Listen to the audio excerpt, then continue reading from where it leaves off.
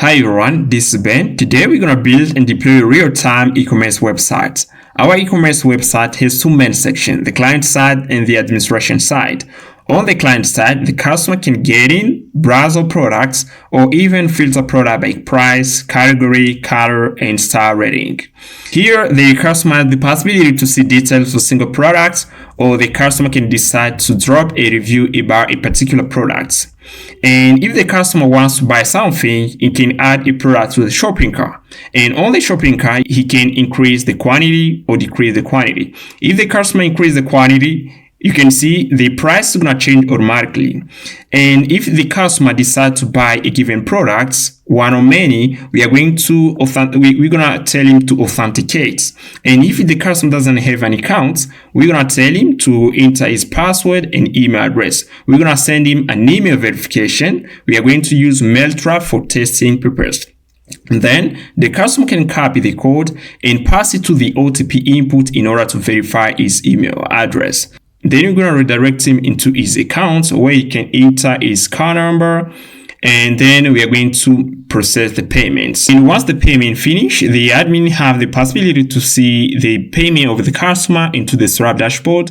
And also we are going to update the admin dashboard in real time. And on the dashboard, the admin have the possibility to see the total earnings and see how much money he earns on a day. And we have also the category page. We are going to group our product by category. We can create a category, edit a category, and we have also the product page where we can create a product, search for a product, and we can edit a product, delete a product. We can add an image for a given product and see pictures of a given product. We have also the payment page where we can see all completed payments, and the users page where we can see all created user. Now here's the stack that we're going to use in order to build our app. We are going to use Nuxt, which is a server-side rendering framework. We're going to use the Nitro Server WebSocket for real-time updates. We're going to use Pinia for state management, Zod for schema validation, Nuxt image component for image optimization. We're going to use View-Use. We're going to use Trap for handling payment. We're going to use Mailtrap for email verification. We're going to use Prisma for database operation like create, update. We're going to use Postgres as database, and we are going to use Tailwind CSS for styling our UI. Alright guys, before we start, I'd like to present you the UI structure of our app. You can see this is the structure of the home page. We are going to have here the app header, and inside of the app header, we're going to have some components. We're going to have the product page, and in here you can see at the left side, we're going to have here filter. It's going to be a components, and inside of it, we have other components. We have the product grid here, and this is how it's going to look like. We're going to have the image, but also at the bottom, we're going to have the star rating components and the price. And we have the single product page here. We are going to display here the main products, and at the bottom, we're going to have a place where a customer can enter and drop a review about a particular product. And we have also another section at the bottom where we can display products with the same category. We have the structure of the shopping cart, and inside of it, we're going to pass it an array of products that we can add into the cart components. And we have also the checkout page, and this is structure. We're going to pass you the use data, the Stripe element. Inside of it, we're going to have here an input and a button. And at the bottom, we are going to display customer orders, and at the right, we're going to display the order summary. And here we have also the off page, and this is going to be a layout. We're going to have in two pages, the sign-in page and the sign-up page. And we have the dashboard. Okay, this is the structure. We're gonna have here a little menu, and left we're gonna have here a little menu and the nav here. And also we have the database structure here. You can see we're gonna have the user table, category table, product star person table. We're gonna have the image table, the product review table, the payment table. Alright guys, now we're going to start by creating a Nuxt free project. We are going to install Node.js. This is the first tool that we need to get Nuxt up and running on our computer. You're going to go to Node.js.org website, and then once here, you're going to download the LTS version. And here you can see this is the actual version of Node.js that I'm running. Yeah. The second thing, we are going to copy this command in order to create the Nuxt project. You're gonna copy this command and put it within your command prompts. Now you can see actually I've already installed my Nuxt project. You can see this is mine, and here we're gonna start by creating layouts. And guys, as I mentioned before, you need to have basics of Nuxt.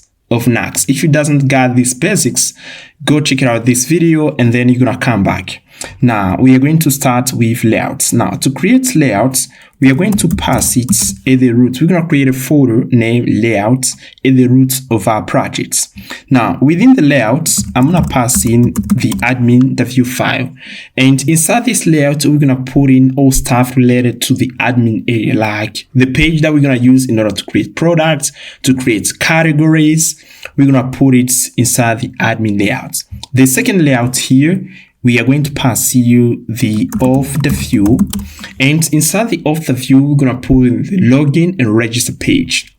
And here, I'm going to put in this code here in here, and I'm going to create the last layout that we're going to name the default the view layout. And inside this layout is where we're going to put in a pages related to the e-commerce websites. Now I'm gonna put in this code here, guys. Now I'm going to create the pages folder at the root of our project. We're gonna put in pages, and here I'm gonna pass it the index, the view. And once we tap npm run dev, we are going to show up first of all this page. And this is the page that we're gonna load when we tap the base URL of our Nuxt app. Now I'm going to create here a folder. I'm going to name it admin, and here I'm going to pass here the old folder. We're going to have another folder here where we're going to put in e-commerce. We're going to name it e-commerce, and here we're going to start with the Auth layout here, guys. Now let me first pass here content inside the index.view file, and as you can see, we're going to use Tailwind CSS to style our UI. And I pass here page slate H screen to take up the full width in y-axis. Now what I'm going to do here, guys, we are going to install Tailwind CSS. And here you're gonna tap Tailwind CSS.nuxt.js.org, and here you're gonna land on this page, and you're gonna copy this command in order to install Tailwind CSS. And once you do that, you're gonna get into your nuxt.config.js file. You're gonna see that you have added a module called nuxt.js/Tailwind CSS. Now I'm going to head in the Auth folder, and in here I'm going to create here the register view, and we're gonna create in the login the view. Yeah, I'm passing login the view, and here I'm putting the contents, and here we're gonna pass here the script tag, and then I'm pass here lang ts. But right now we are not going to use TypeScript, guys. I'm passing setup to says that we're gonna use view composition API. And if you doesn't know what is view composition API, go check out my view course, guys. The link down in the description. Now here I'm gonna pass here pass a function define page meta, and here we are going to pass here the name of the layout that we want to use. I'm passing layout, and here I'm gonna pass here Auth layout, like this. And here I'm passing login, like this. I'm copy this and put it inside the register page, and here I'm passing register like this. Now I'm going to do another thing. We are going to copy this, and then we are going to head in the admin folder. We're gonna creating a file. We're gonna name it dashboard view, and the dashboard view file, it's gonna use the admin layout, and here I'm passing admin, main, yeah, like this. And if you don't specify the layout, they're gonna use the default layout here, guys. And this is this layout, we're gonna use it for our e-commerce folder. And we have also the index.view file, and here I'm gonna pass here just an h1, and then I say welcome page, yeah, like this. And I don't need to specify the layouts because it's gonna be the default layouts. Okay, I think everything is okay right now. I'm going to tap now a command in order to start up our Nuxt app. Pass the npm run dev like this, and then we're gonna start up our Nuxt app. Now we are going to Websocket. You can see if we get inside the package, the JSON file, we got that command here. Now let's see, yeah. Okay, we're gonna wait a bit. Then I'm gonna click here. And also, guys, you can see at the root of our project, we got the app.view file. This is the default file that came with Nuxt when we install it. I'm going to get rid of it here. I'm not remove it. I'm tap here, delete. I don't need it. And here we are going to check here what we're gonna get. And here I'm gonna tap enter. And you can see that we got here welcome page. And here, if I tap here login, I'm going to move to the login page. You can see, yeah, we don't got it. I'm pass here login. Yeah, I need now to specify roots, guys. Now we are going to use Nuxt link. And here, yeah, got the login page here. Register, yeah, we need to pass here the name of the folder. You can see if you already follow this video, which says that Nuxt use file-based routing techniques in order to render a given page. Now I'm pass here the name of the folder. I'm pass here Auth like this, then / login. Yeah, / I'm gonna pass here login. And then you can see we render the login page. If pass here register, we're gonna render it. Now I'm gonna tap here also. We have here admin and pass the admin. Let's see what we're gonna render. And here inside the admin we got a dashboard file. And here if I pass here admin / dashboard, we're gonna render the page. You can see. Now let me get in the dashboard, and then here I'm pass here dashboard. You're gonna see we are going to change the name here. Now guys, we're gonna start the login page and register page, but in this video I just want to mention that we're gonna focus on Nuxt, but not installing our UI, guys. I've already created the login form, guys. We are going to focus on Nuxt.js and on the backends.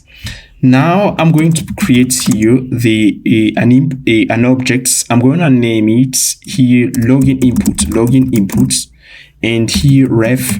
We're gonna pass here ref is equal. We're gonna have here the email, and here we're gonna pass here the password, yeah, like this.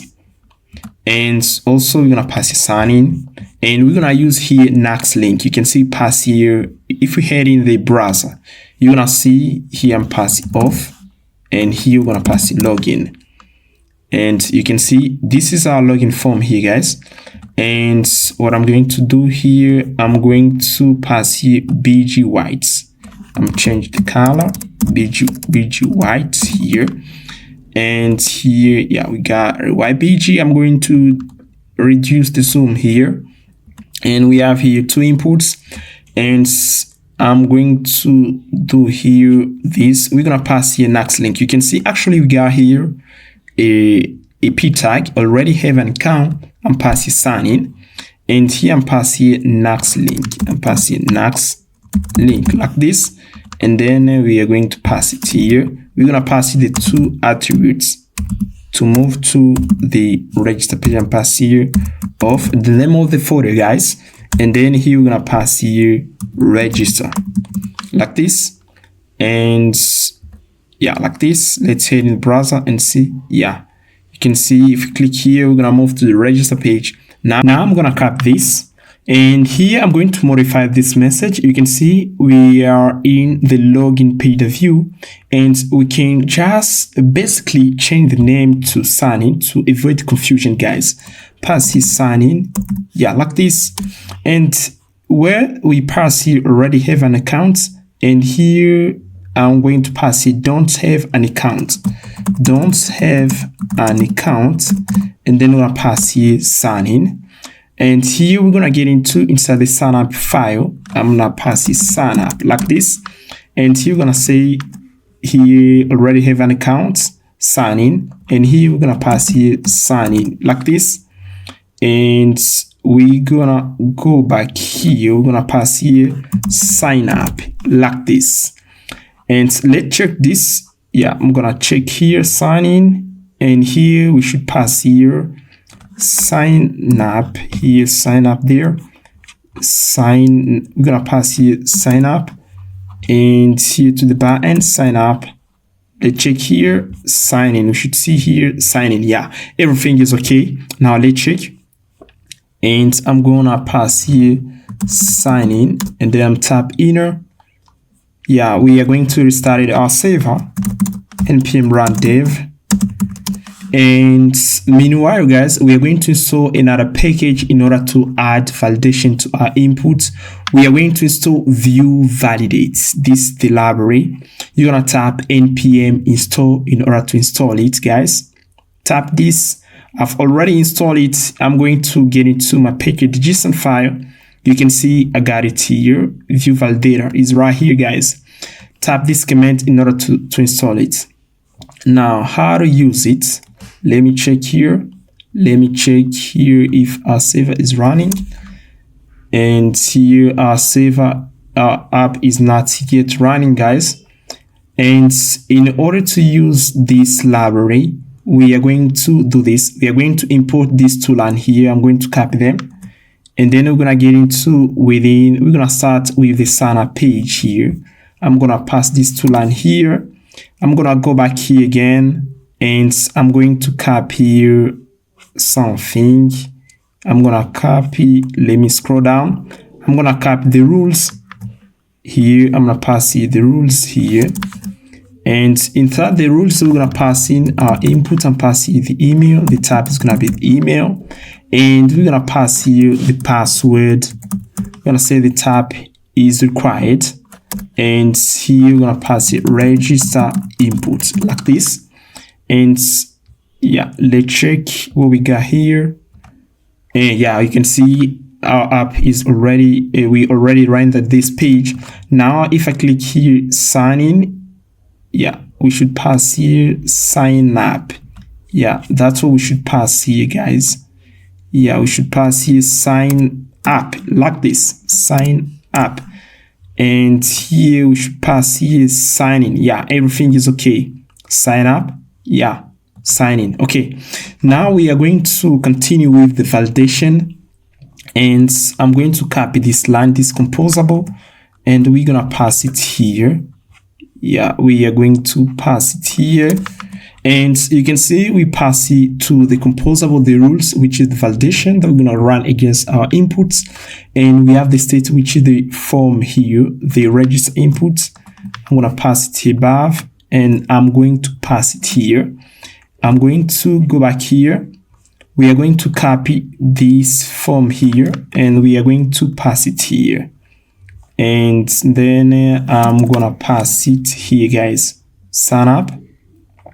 And guys, we are going to do this again. We are going to copy. You can see where we got here the inputs. I'm going to remove that. I'm gonna pass our email input here, and then I'm passing vmore directive, and here we're gonna pass register input that email, and we're gonna get rid of this input, and we're gonna pass it the email, and we're gonna pass it to the email like this. Now what I'm going to do, guys, I'm going to create here another function that we're gonna use in order to submit this data, in order to send this data to the server. I'm pass here function, I'm do this function, pass here async function, and then we'll say submit inputs like this. And here we are going to create a constant in order to check if the inputs, the validation is okay. And here I'm gonna pass here v dollar like this, that value, that validate. And we are going to check if the validation pass here and pass here is valid. If is valid, if the validation isn't valid, we are going to return empty. We're gonna return undefined, and then we're gonna copy that function. We are going to pass it to the backend here, and pass here on click event. We are going to call that function. And also, guys, we are going to change the color here and pass here text red. Yeah, text red, pass even 800. Now we're gonna get into the browser, and then we are going to check this. Move to the sign up page. I'm gonna click sign up.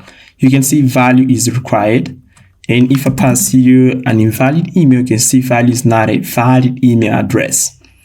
Now what I'm going to do, I'm going to change and pass here 900 for the color.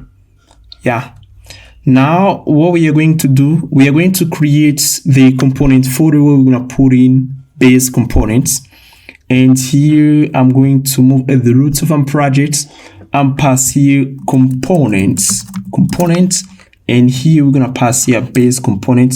We're going to have here the base, pass here the base. We are going to pass here the base input, base backend, base input, pass here base input, the view. Here we're gonna pass here the base backend, base BT, and the view. And also we're gonna create another input. We're gonna name it form error, the view. Yeah, form error, the view. Now I'm going to do this. Let me copy first contents in here, and then I'm put it inside the form error. We are going to start with the form error base components. Now, what I'm going to do, we are going to go back inside the signup.view file, and you can see in order to run the validation given inputs, we should, in order to display the validation message, we are going to iterate through the error object here. Yeah, I'm going to get rid of this, and then we're going to have something like this, guys. We're going to pass here form, we're going to do this, pass here form error like this. And then we're going to put in the input, and this, we're going to copy this code, and we're going to put it inside the form error here. I'm going to pass it here, and here we're going to create the script tag. We're going to define the prop for the components and pass it setup. Yeah, setup. And to define the prop, we use the define prop macro, and pass a prop is equal to define here, props is equal to define props.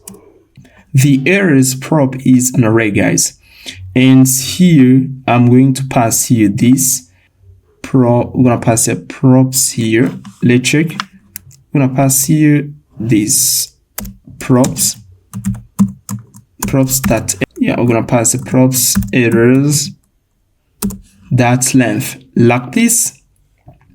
And then we are going to pass here the slot. The slot represents our inputs, and here we are going to format this document like this. Now we're going to get into inside the Nuxt.config.ts file. In order to be able to use the components, we are going to pass here these components properly, and so we're going to pass here the path where our components is based in, where we're going to pass here the path to locate our components. And the path prefix is false. I'm gonna explain you the path prefix a little bit, guys, but if you want to learn more, go check out this video, guys. Now here, let me explain. And here you can see, actually, if we get into this file and we head in browser, and I'm gonna refresh the page here, and here let me check what we got right here. Pass here the length. We got an error. Now I'm going to restart it. I'll see if I can. We're gonna pass here this npm run dev. Yeah, we're gonna do this npm run dev. Now let me explain you what is the path prefix, folks? Now let me explain you what is the path prefix and why we pass here false instead of true. And you can see inside the component folder, we can have a folder like this. We can have a folder foo. And if the form header component is located inside the foo folder, in order to use it, we are going to do this. I'm going to get in here, and in order to use the component, we're going to pass here foo. And then foo is the name of the folder where the form header is located. And here we should pass here path prefix to true. But as we are not going to, we don't want to use path prefix. We want only to pass the name of the components that we want to use. That's why I pass here false. Yeah. And then we are going to be able to import it, every component that we're going to locate it inside the component folder, even though the component is located into a nested folder. Now pass here false, and here we are going to get rid of this, and then we are going to check here. We are going to see here what we got here. I'm going to refresh here, and we got an error. We are going to fix it. Let me go back here and props that errors that length. Yeah, like this, you can see we got this error because we haven't yet passed the error prop to our form error components. We are going to pass it here, and we're gonna do this. We are going to pass. Yeah, let me go here, and we are going to pass it here. This. Yeah, we are going to pass here v dot errors. Yeah, let me copy this. We're going to copy this, and here and pass here errors. Errors is equal to v dot email. Yeah, like this. Then we're gonna get rid of the error. And here, let me check now. I'm gonna refresh the page again. Yeah, you can see the error disappear, and if we click here, it's gonna work. Now we're gonna work on the base inputs, and now I'm going to copy this, and instead of doing this, guys, we're going to pass here only the base inputs, and then we're gonna pass here vmodel. Vmodel, we are going to pass here email like this. It's pretty easy to read, guys, and our sign up the view file becomes clean a little bit. Now we're gonna go back inside the base input the view file. And here we are going to pass this code here.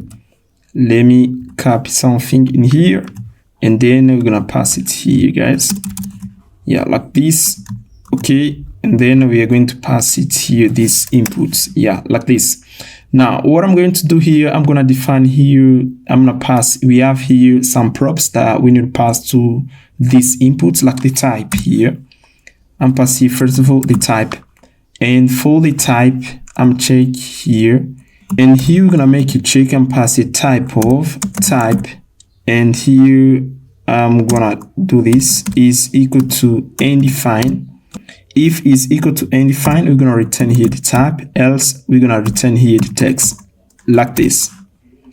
And then here we are going to pass here for the name, we're gonna let it like this. For the placeholder, we are going to pass here also the place order, pass here the place order, and here I'm gonna pass it here place order like this. And we have here also the vmodel. I'm passing the value.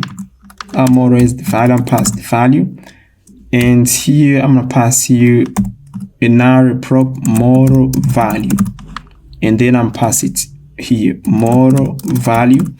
And now I'm going to get rid of the vmodel directive, and then I'm going to create here an event in order to update the model value. Once we are going to, when we're going to be typing into the input, we are going to update the value.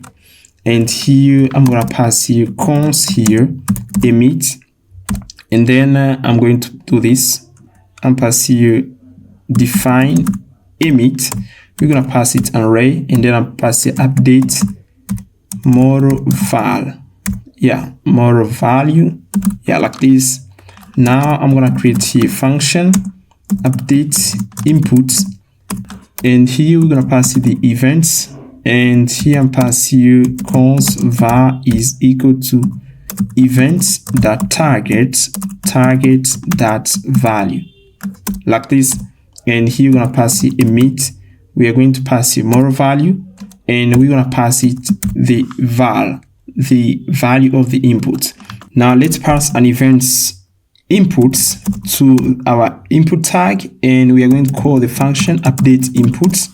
And we made a mistake to the events. We should pass here more val. Yeah, more val. This is the name of the event that we use in order to update the input, and I'm gonna pass it here. Yeah, like this. Now let's get into the sign-up the view file. We're gonna pass here vmoro, and here we're gonna pass here register input.email. We're gonna pass here the type here. Let me pass here the type is equal to text here, the type of the email, and yeah, pass here text like this. And also I'm going to pass here the place order. We're gonna pass here info@gmail.com. Yeah, like this. Everything is okay. Now we're gonna try this. Now let me pass this first here, and then we're gonna try this. Now let's get into the browser, and here if I tap here something, you can see that actually just pass to the email property the data. Now I'm going to duplicate this, and then we are going to pass here. We're gonna do that for the password inputs. Yeah, I'm gonna copy this, I'm gonna get rid of these inputs, and we're gonna pass here the password, and here we're gonna pass here password like this, and here I'm passing here password. Yeah, like this. Everything is okay, guys. Now I'm going to work on the base BTN, and here I got a button here. I'm gonna copy this, and then I'm pass it into the sign-up the view file, and you're gonna see what we got right here. Now you can see in here, yeah, we got this button here, and we got an icon which is spinning. And when we are going to make an HTTP request to the server, we are going to disable the button, and then we're gonna show up this spin up icon. Now I'm going to do this. I'm gonna copy this button here, and we're gonna pass it into the base BTN here, and I'm gonna copy content inside the form header, copy all of this, and then we're gonna pass it here. Yeah, we're gonna pass it here, and then we are going to pass the button into the template tag. Yeah, like this. And for our button, we're gonna pass it to prop. We're gonna pass it loading, and also we are going to pass it here the label. I'm passing here the label, and here we are going to say if the loading. We're gonna pass here loading. We are going to pass the loading to disabled here. We're gonna pass it disabled is equal to loading. If disabled is equal to true, we are going to disable the button, else false. And for the SVG here, I'm gonna pass here vif, and then I'm passing visual, and here we're going to pass here loading like this. Now we're going to move here to the label. I'm gonna pass here the label like this, and we just finished. Now we are going to use the base BTN into the sign-up the view, and here I'm gonna pass it here, pass it base BTN like this, and then we're gonna pass it the label. We're gonna pass the label is equal to sign up, and also we're gonna pass it the event, and also we're gonna pass it the loading, yeah, this property. And so right now I'm passing it through, and let's see what we're gonna get here. I'm going to get rid of this button, and let's check here, and you can see we got here sign up. Now we're gonna center the spin up icon with a label. We are going to get into inside the base BTN, and here we're going to pass here flex justify center. Now we're going to install Pinia, which is the state management library. We're going to go to pinia.vue.js.org website. And in here, guys, you're going to type this command, Nuxt alares module add Pinia. And then you're going to see Pinia into the modules array. You're going to install Pinia. We are going to install Prisma for handling database operation. You're going to type this command, npm install app Pinia at Prisma / Nuxt. You're going to copy this command in order to install Prisma. And then you're going to see Prisma into the modules array. We are going to install another library. We are going to install JSON Web Token in order to generate the access and refresh token. Tap this command in order to install it. We are going to install here bcrypt in order to hash the passwords. We are going to install another package, which is the Vue toast notification to show notification message. Now we are going to go back into our code here, and we are going to start with the Vue toast notification. We are going to do something like this. I'm going to create the root of our project. We are going to create here a URLs folder and pass here URLs. And inside the URLs folder, we're going to put in a file. We're going to name it toast notification.ts. And we're going to put in content. And here I'm going to copy this environment variable. I'm going to put it into the env file. You can see I'm gonna put it in here. Yeah, I'm going to remove this. I'm gonna pass it here. We have JSON web token key. We're gonna use this key in order to create an access token, and this one to create a refresh token. For the database, I'm gonna show you how to do the database connection with Postgres and with MySQL. I'm gonna comment this one first.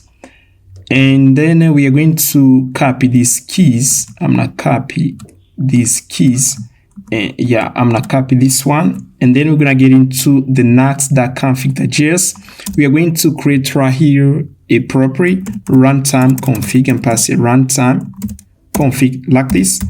And we are going to say the JSON web token here is a private key. I'm going to get rid of this. This is a private key. We're gonna remove this, and here we're gonna pass here process.env. We're gonna pass here this key. Yeah, like this. I'm going to duplicate this. We're going to pass here the refresh token, also the database connection, and pass it here. And for the database connection, we're gonna do the same thing. I'm gonna copy this, and then we're gonna pass it here. And these are private key.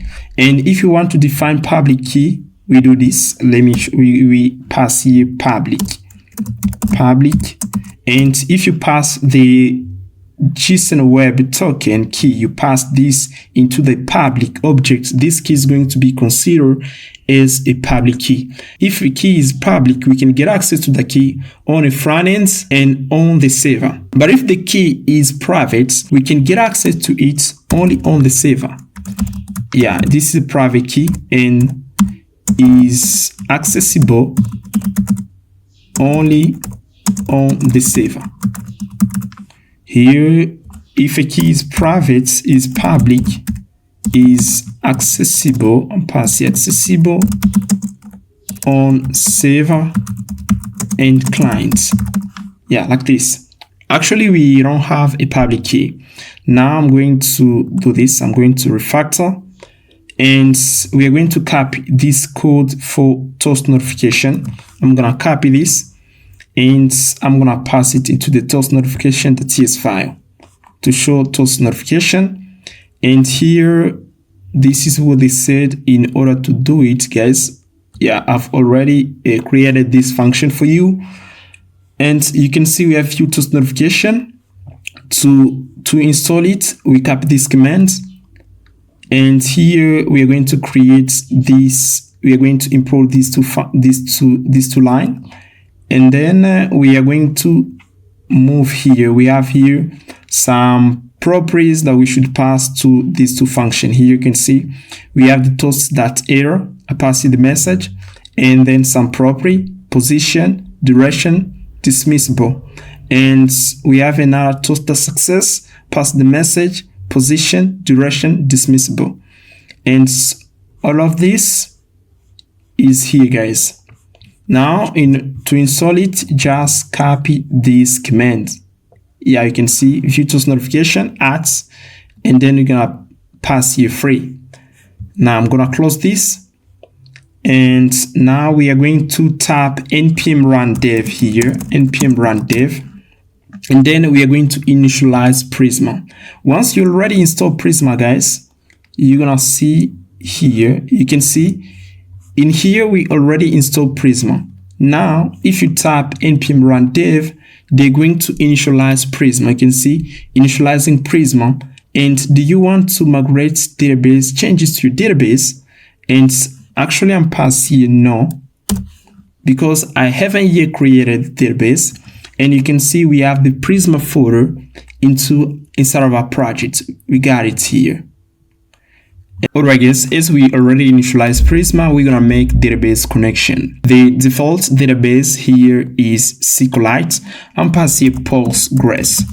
And I'm going to show you how to make database connection to a Postgres database into a MySQL database.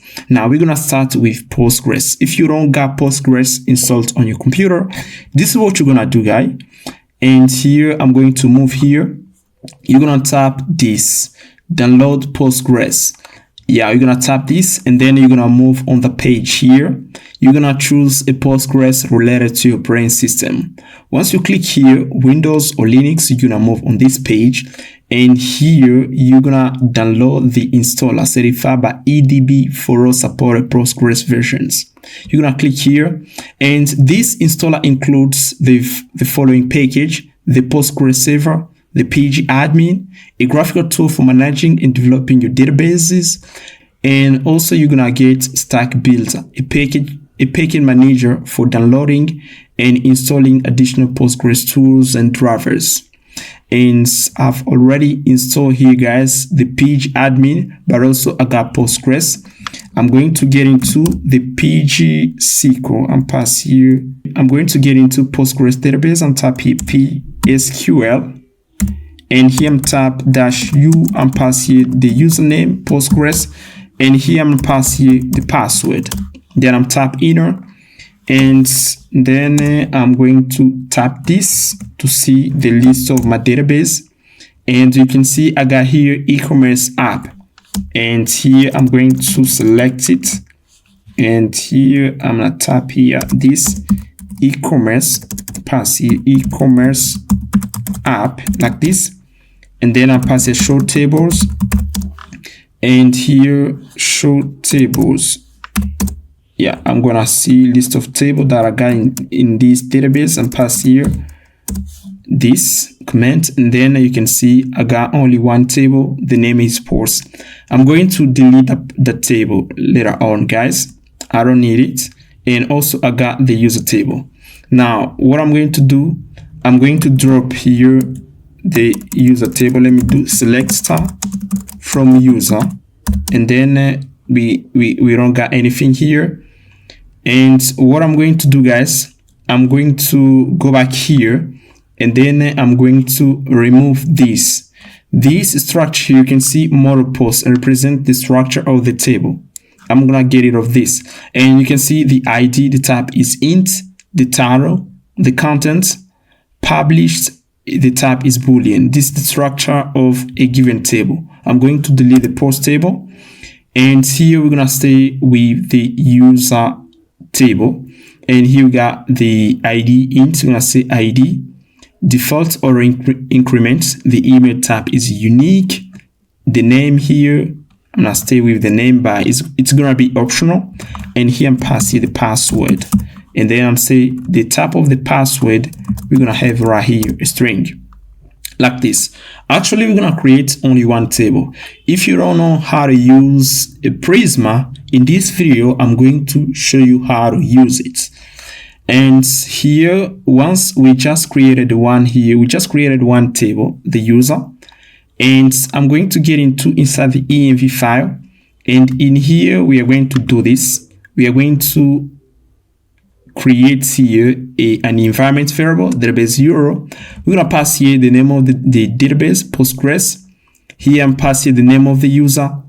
Here my password, localhost, the port is 5432, and here the name of the database. Once you just pass here database credentials, guys, the user, the password, localhost, the DB name, you're going to run this command. And here I'm going to move here, and then I'm going to tap this command, npx prisma migrates dev -- name init, and then I'm tap enter. And then we are going to migrate the table, tap enter. And here we are going to edit it. You can see there are source DB, Postgres, database, e-commerce app, else localhost. And here you can see we got a prompt here. The prompt us, we need to reset the database schema 8. Do you want to continue? Yeah, I'm tap yes. And then they're gonna reset my database. And we are going to wait a bit, guys. We're gonna wait a bit. And then we just reset the database. Yeah, the connection is set, guys, because we just do migration. Everything is okay. Now, if you are using MySQL database, this is what you're gonna do. I'm going to open here example. I got example. I'm gonna open example. Now, guys, we're gonna learn how to do database connection with MySQL.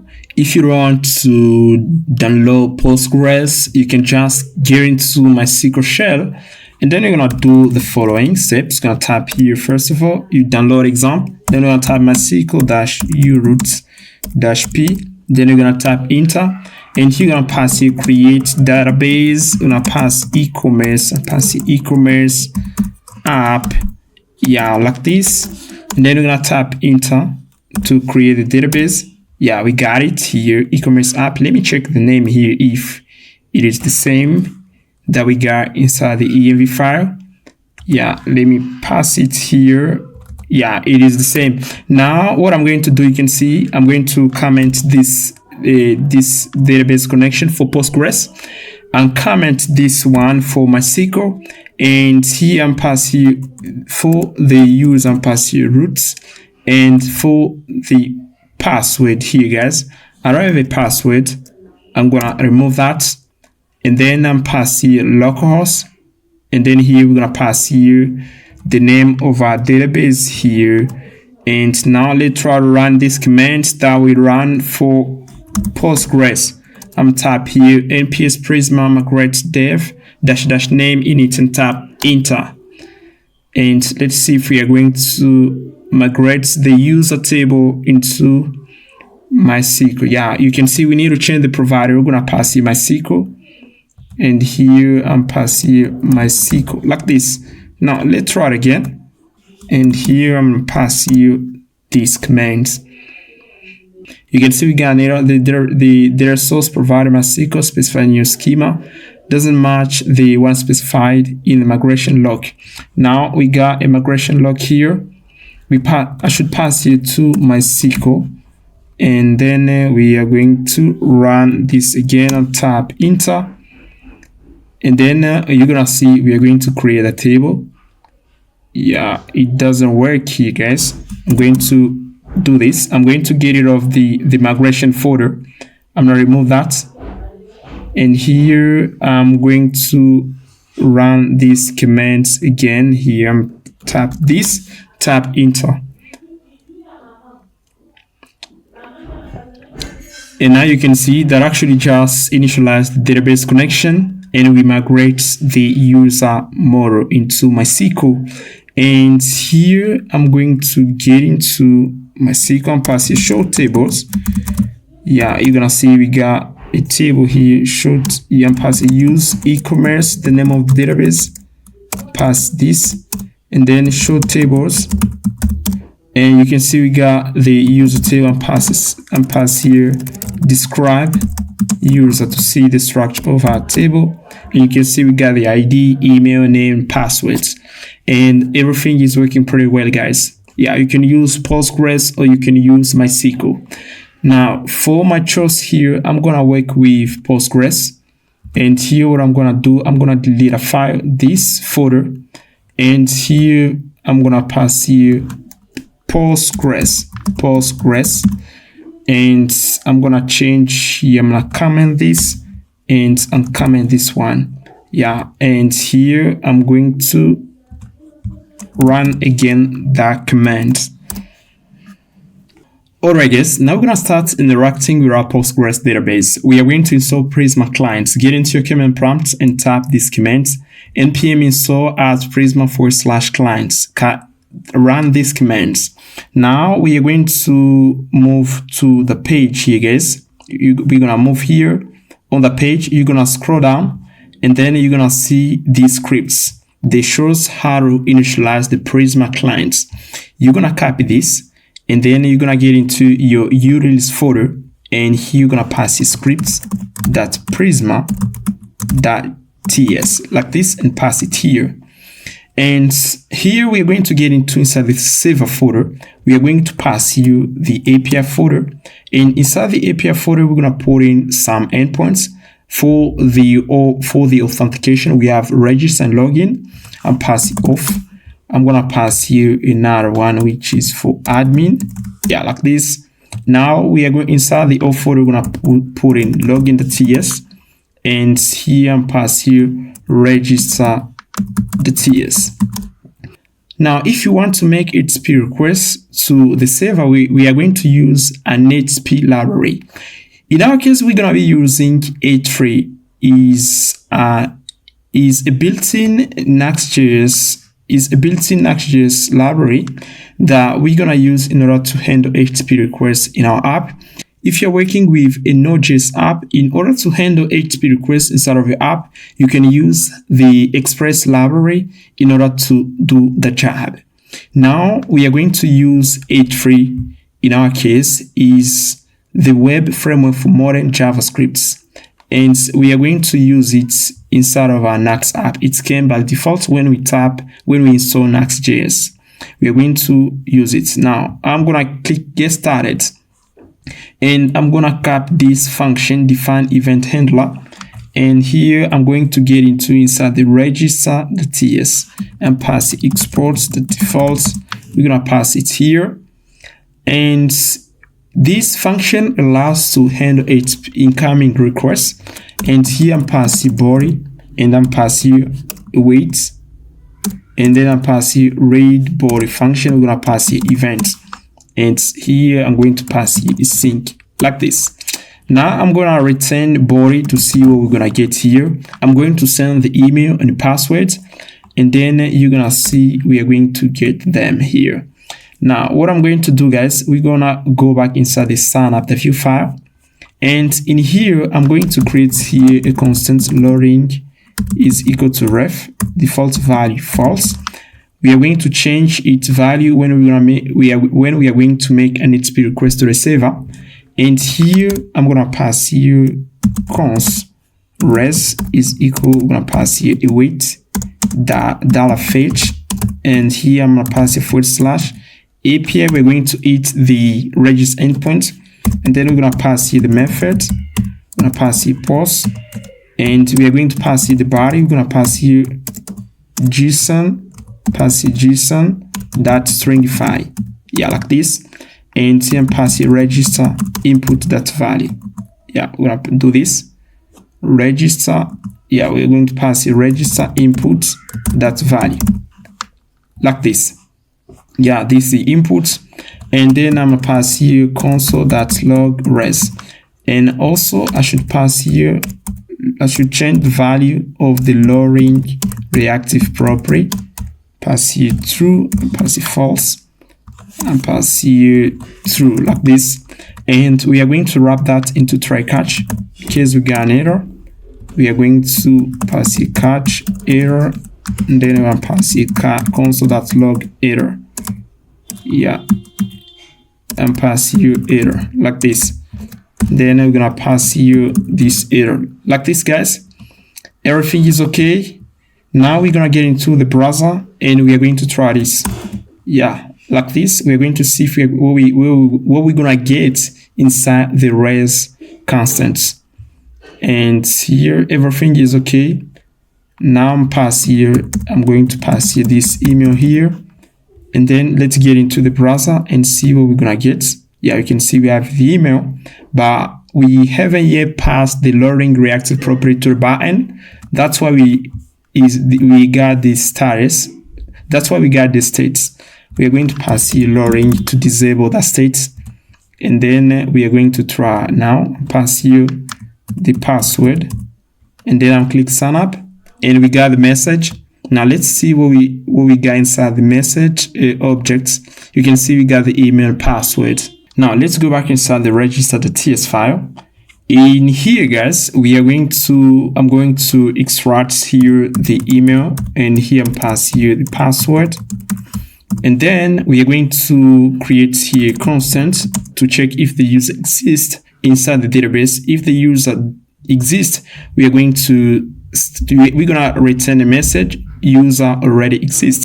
And then I'm going to create here a constant user exists. Here user exists is equal to Prisma. We are going to call here Prisma and pass here Prisma. We are going to import it from the util folder and then pass here user that found unique function. And then I'm gonna pass here where we are going to pass here where email and then is equal to email like this. And if the user exists, yeah, we are going to pass a throw creates error. Yeah, this is the function that we use in order to run error in H3. This function is not part of Nuxt.js, but it's part of H3. If you want to learn more about H3, you can come here on this website.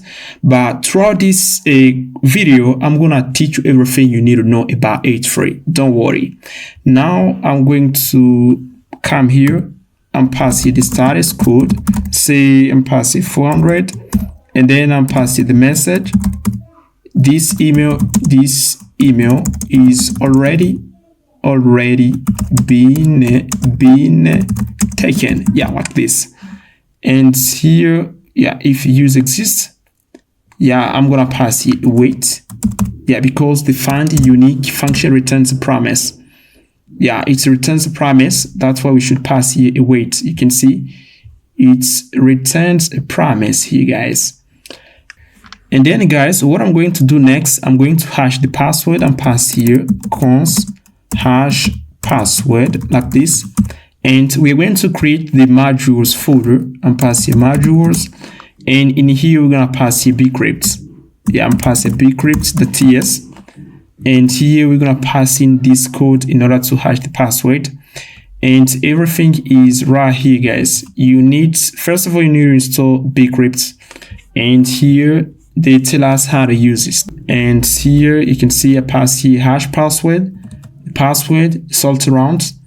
And then we call bcrypt that hash password, pass it the salt around. And here we have here another function to check if the password is valid, which is the compare. We pass it the text password and here the hash password. Now we are going to go back inside the register and here I'm passing await. And I'm going to pass here hash. I'm going to call the function hash password. We're going to pass here the password. Now I'm going to pass here user is equal to Prisma. I'll pass here that user that creates. And then here we are going to pass here this in order to create a use data. And then I'm going to pass here the email and password. After this, guys, we are going to return a message. Yeah, we got an error here. I'm passing hash. Yeah, I'm passing hash pw like this. Here hash pw. Yeah, like this. Then I'm gonna pass here the created user, and here we should pass here wait like this. And I'm going to get into the sign up view to check if everything is okay. I'm gonna check here. And I'm trying to pass here an email that we're gonna use for testing purpose. And here I'm gonna pass here, you can see For the second input, we pass for the validation, we should pass here password instead of email. And then let's get into the browser and we're gonna try this. I'm going to pass here the email, and here we're gonna pass here the password, and then we're gonna pass it 126, and then we're gonna click here sign up. And yeah, let's see what we got inside the console. User created, and we got the created user here, guys. You can see we got the created user. And here I'm going to get into my database to check if we really create the user. Pass select star from user. I'm using Postgres. If you're using MySQL, it's gonna work the same. No change, guys. You can see I just created the user. Yeah, we got the email and the hash password. Now, the second thing, we're going to run validation against these inputs. You know, where in web development, we should make validation on the front end, but also on the back end. And here we are going to use Zod, and I'm going to get into the server folder. I'm going to create right here, validate inputs. Yeah, pass here, validate user inputs. Yeah, validate user TS like this, and then I'm passing this code. Now we're gonna pass here import, and here we're gonna pass here login schema like this. We just import it, and if we send an invalid email or an invalid password, they're going to throw this error here. Now we are going to add email verification here, guys. We are going to pass here, once we just created the user, we are going to send him an email verification to validate his email. Now we are going to go at mailtrap.com here. We're gonna move here, and you're gonna create an account to Mailtrap for testing purposes. Once you create an account, you're gonna move here to the section. I'm gonna click here email API SMTP, and here I'm going to move here, guys. Yeah, we are going to get into email testing, and once you get into email testing, you're gonna see demo inbox, and then here you're gonna copy your credentials. I'm gonna get into Node.js, and if you copy, you can see you got here the host is sandbox.smtp.mailtrap.io. This is the host and the ports, and here my username and password, or you can grab them from here, from this section. And after that, you're gonna install another package, which is Nuxt Node Mailer. Install the package, and then what you're gonna do next, you're gonna copy this command here, and you're gonna copy this configuration, add it into your nuxt.config.js file, .ts file. And after that, we are going to copy this line in order to send email. Now, what I'm going to do, I'm gonna get into first inside the nuxt.config.ts. You can see I've already added these credentials here, and here I'm passing no reply, and then I'm passing app.com. This is the name of this is my email, app.com, and here I'm passing e-commerce. I'm passing e-commerce app, and no reply as app.com like this. This is gonna be our email, and here we're gonna pass it the port and pass it number, and then I'm passing process. Yeah, I'm passing process.env.mailtrap. Yeah, we're gonna pass it the port. Let me see what I pass here. Mail ports. You're gonna also create an environment variable. You're gonna add them here. Mail ports. Now that's what I'm gonna pass here. Mail ports. Yeah, mail ports, and here secure false, and yeah, everything is okay here, guys. And now we are going to install another package, guys, that we're gonna use to enter this verification code that we're gonna send to the user. We are going to install the view OTP inputs, because when the user created an account, we are going to send him a code, a one-time code that the user is gonna use in order to validate his email. And install the view OTP code, the view free OTP inputs, install that package, and then in order to use it, you're gonna copy all of this. You're gonna get into your pages. In here, in all folder, I'm gonna create here another file. I'm gonna name it email verification. verification, the view. You're gonna create a file. You're gonna copy this, everything in here. You're gonna copy everything here, but also you're gonna copy this style here, guys. And then you're gonna paste it into this file. Yeah, like this. You can see I just paste it here. And here we got the script code. We got the template code, but also we have the CSS code. And let me try this first. I'm gonna try to pass here this. I'm going to pass here the localhost. Let me get into my current prompt. Yeah, my server is up and running. I'm click here and see what I'm gonna get here. And pass here auth / and then I pass here email, like email verification, and I'm tap enter. And you can see we got the email verification page here, and we got the input here, guys.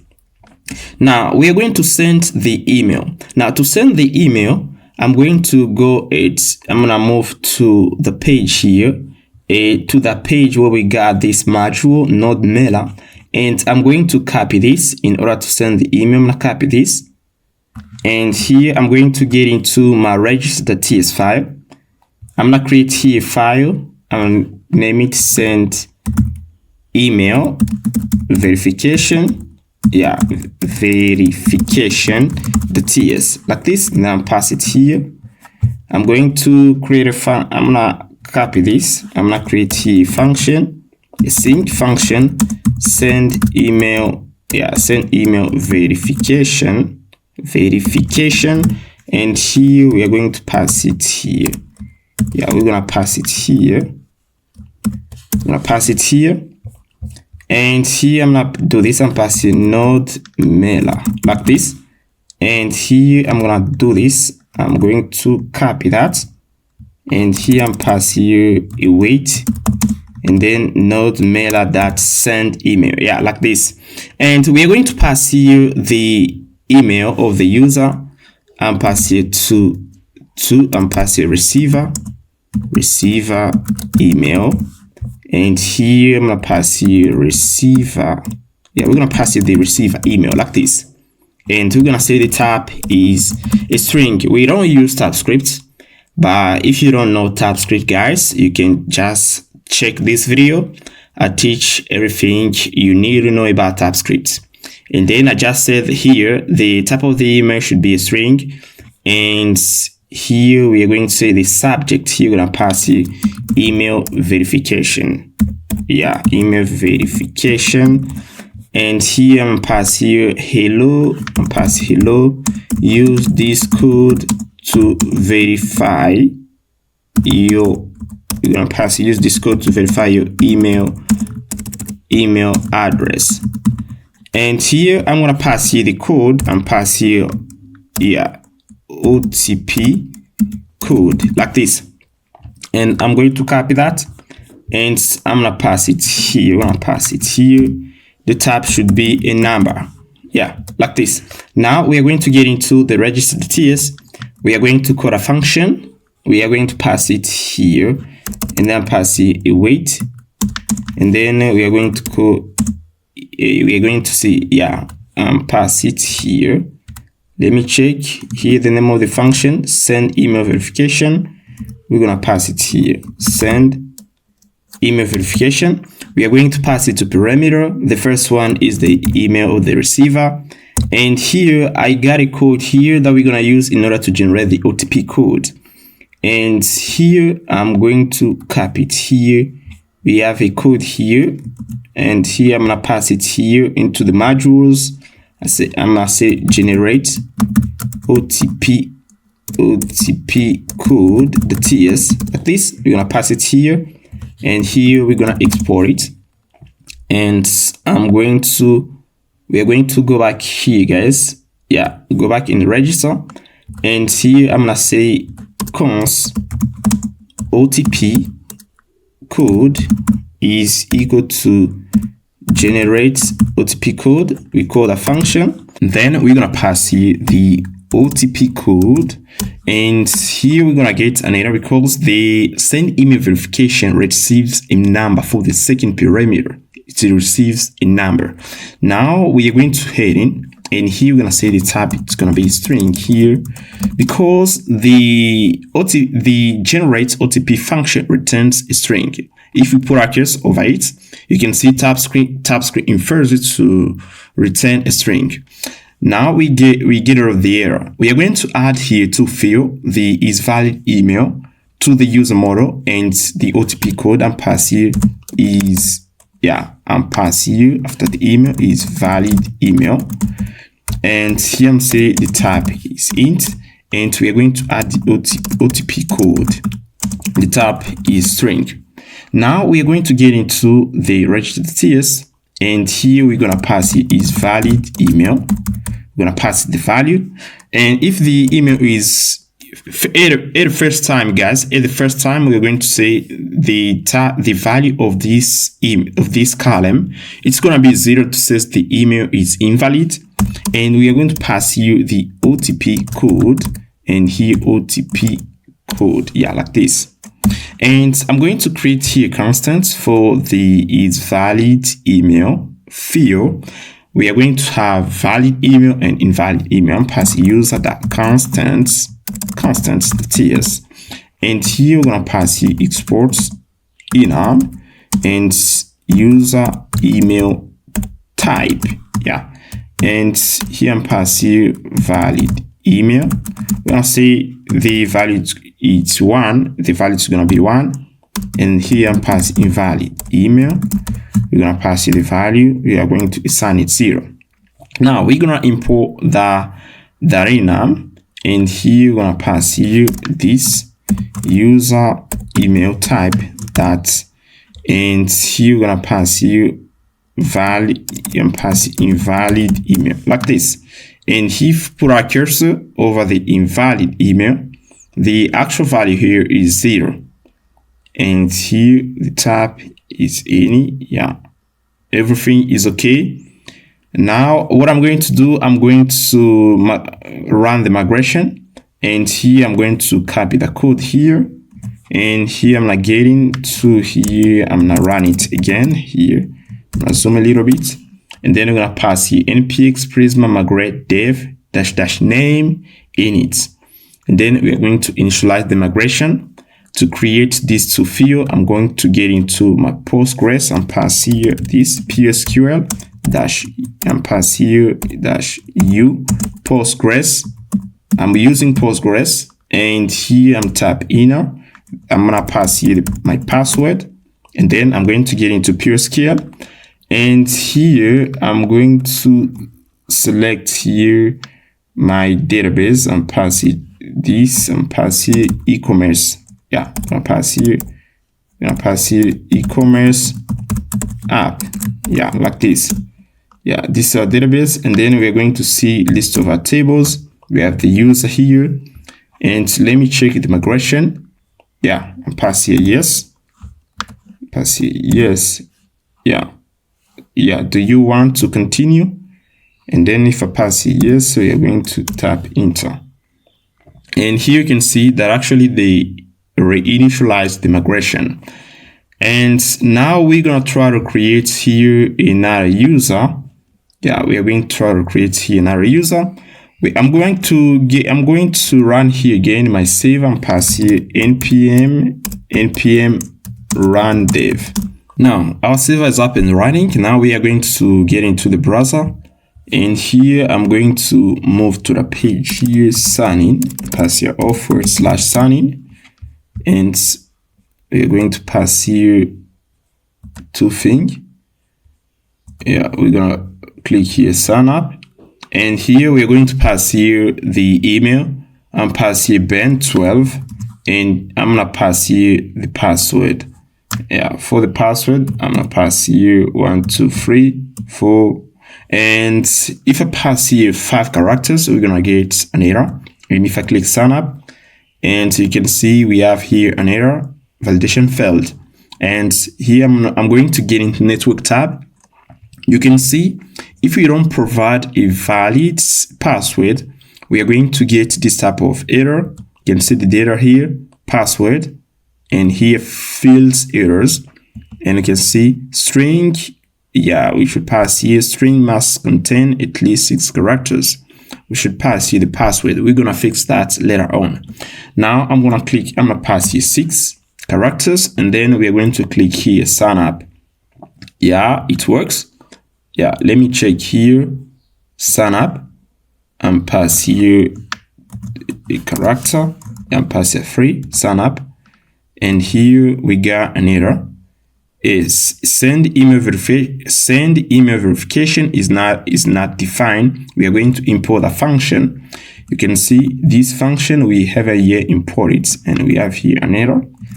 And I'm going to import it. Import. I'm gonna pass here send. Yeah, I'm gonna pass here send email. Pass here. We're going to get into inside the send email verification. We are going to pass here export, so that we're gonna import it, and then I'll pass here send email verification like this. And as we import it, we are going to be able to send an email. And here I'm gonna click here again, sign up, and then we're going to send an email. You can see we're going to wait a bit. Yeah, it works. Now let's get into mail trap, and you can see email verification. It works, guys. It works pretty well. Now let's click here, and you can see hello, use this code to verify your email address. And this is the code here, guys, of 6 characters that we're gonna pass to the email verification inputs. And what I'm going to do here, guys, I'm going to move here, and I'm gonna pass here a space. Yeah, like this. Yeah, like this.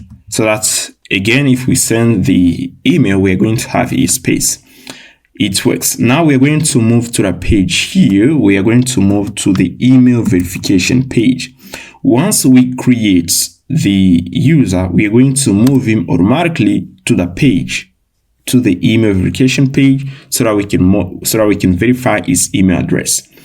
Now, the first thing here, guys, we are going to add here 2 inputs. You know, our email address has, our email verification code has 6 characters. We need to pass them here.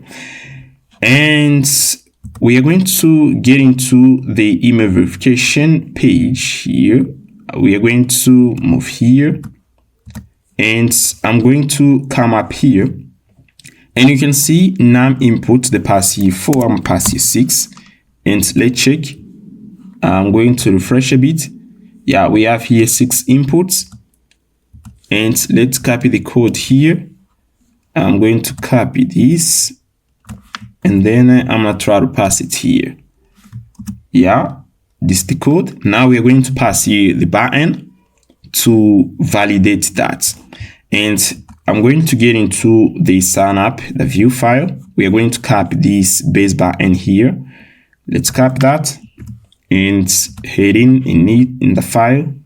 We are going to, I'm gonna comment this, and here we're gonna pass it the base button, and I'm going to, I'm gonna remove that, and I'm going to create the lowering reactive property here, const lowering, and then we are going to pass here verify your email address, pass your email address. Yeah, like this. Let's check. Yeah, I'm going to increase the width. I'm going to pass here the width 100%. Yeah, like this. Let's check again. Yeah, it doesn't work. Now what I'm going to do, I'm going to move up here, and I'm going to remove this to see what we're gonna get here. Yeah, it works, guys. Now we're going to get into inside the API folder, or folder we're gonna create in our endpoints that we're gonna use in order to validate the user email. And here I'm going to pass here, we're gonna pass here email verification. Yeah, TS. I'm going to copy everything in the login.ts, in this register.ts. I'm gonna copy everything in here, and then we are going to pass it here. Yeah, we're gonna pass it here, and we're going to send here 2 inputs. We're going to send the email and the OTP code. I'm passing OTP, we'll pass it the OTP code. OTP code. Yeah, these are two inputs. These are two inputs that we're gonna send in order to validate the email. We are going to return a message, invalid email address. Yeah, like this. This is what we're gonna send to the user if we don't find him into the database. Then we're gonna check the existing OTP code and pass here const existing user code and pass the OTP code. And here we're gonna pass the user exist.otp code. And here I'm gonna do this if parse int here and existing OTP code is equal to OTP code and pass it parse int. Yeah, we are going to check if they're equal. And here I'm passing OTP. Yeah, OTP code like this. If the existing OTP code is equal to the send OTP code, I'm going to update here this column. I'm passing here. We're going to update the is valid email column. And here we're gonna call this enum tab, user email tab that's valid email like this. This is the actual value that we're gonna pass to that column. And then here we are going to return a message. I'm gonna remove this. And then I'm gonna copy this. I'm going to pass it here. And we're going to say user create. We're going to say your email has been verified. Your email has been verified. Yeah, verified successfully. Yeah, successfully like this. And here we're going to pass here we're going to pass here another object and pass here redirect is equal to true. Like this, we're going to use the appropriate in order to decide if you're going to redirect the user to the login form. And yeah, like this. And else we're going to pass it status code invalid email. Now we're going to move to the register.ts file, and in here and pass here redirect here to true. Like this, we are going to redirect the user to the email verification page. And here I'm going to get inside the sign-up.view file. Yeah, in here I'm going to create a constant use and pass here router is equal to use router composable, and then we're gonna do router.push. Yeah, we are going to do this. Yeah, here I'm gonna pass you this router.push. Yeah, like this. And here we're going to pass you the page is we're going to pass it off email verification. Yeah, email verification. Like this. And once we just push the user to the page here, yeah, once we just push the user to the page, I'm going to pass here this email. Yeah, we should send the email. Let me show you what we're gonna do. I'm going to copy this code here. Yeah, we're going to copy all of this, and then we're going to pass it here, and pass it here. Say verify email. We're going to pass here verify email. I'm going to remove the validation, and here we're gonna send here two inputs. Yeah, I'm gonna comment this, and here we're going to pass here off / email verification, which is the name of the endpoint verification. Yeah, off / email verification, and here we're going to send here the OTP code here. This is the value, and here OTP input, and here I'm gonna do this OTP input that value. We're going to pass here JSON string file, and then we're gonna pass here the OTP code and that value, and also we are going to pass here the email. And in order to get the email, we are going to use a pair, which is state management. We are going to pass the value of the email from the sign up page to the email verification. We are going to use pair. In this way, pair is going to play a role of a bridge between the sign up page and the email verification page. And here, what I'm going to do, in order to get the email, we're going to use pair. We already installed pair, guys. I'm passing pair. And here, we're going to copy a pair. So I'm going to move here. and then I'm going to copy that. This is a boilerplate of a Pinear store, and we are going to copy this Pinear store. I'm going to get inside of our app, and then we're going to create a stores folder at the roots of our project. We're going to pass here stores and pass the sign up store, the tiers, and then we're going to pass in the code. And here I'm going to create here a constant and pass here cons, and I'm going to name it user inputs. Yeah, because we need to pass this input to 2 pages, and this input, we got it into the sign up page here. And here, I'm going to copy this input. You can see we have the register input here. I'm going to copy that. Yeah, we have it here. And this input, we're going to put it into the Pinear store. Yeah, we're going to pass it here so that we are going to be able to get access to the input in 2 pages. And we are going to put it here and pass it here. Yeah, here. And then I'm going to return that input. Yeah, I'm going to pass it here. Yeah, here. And we're going to import the define Pinear store function. Yeah, like this. And the name of the Pinear store, we're going to name it sign up store. Yeah, sign up store. And in order to use the Pinear store, we are going to import it into the sign up page and pass it use sign up store like this. And then we are going to get into the sign up page here. We are going to pass here this, and here we are going to pass here cons, and here we can pass here sign up, yeah, sign up store like this is equal to use sign up store. And here I'm going to extract that input and pass here cons and pass here register input is equal to store to ref to preserve reactivity. And if you doesn't know what is the store to ref function, go check it out this video, guys. And then here I'm passing the sign up store to preserve reactivity. Yeah, like this. And now I'm going to copy this. And here I'm going to get inside the email verification, the view file. And then I'm going to pass it here. And here I'm going to do this. Register input that email. Yeah, like this. Yeah, register input that value. And here that email, like this. We are going to get access to the value of the email. Yeah, like this. And here we got an error. Yeah, JSON stringify.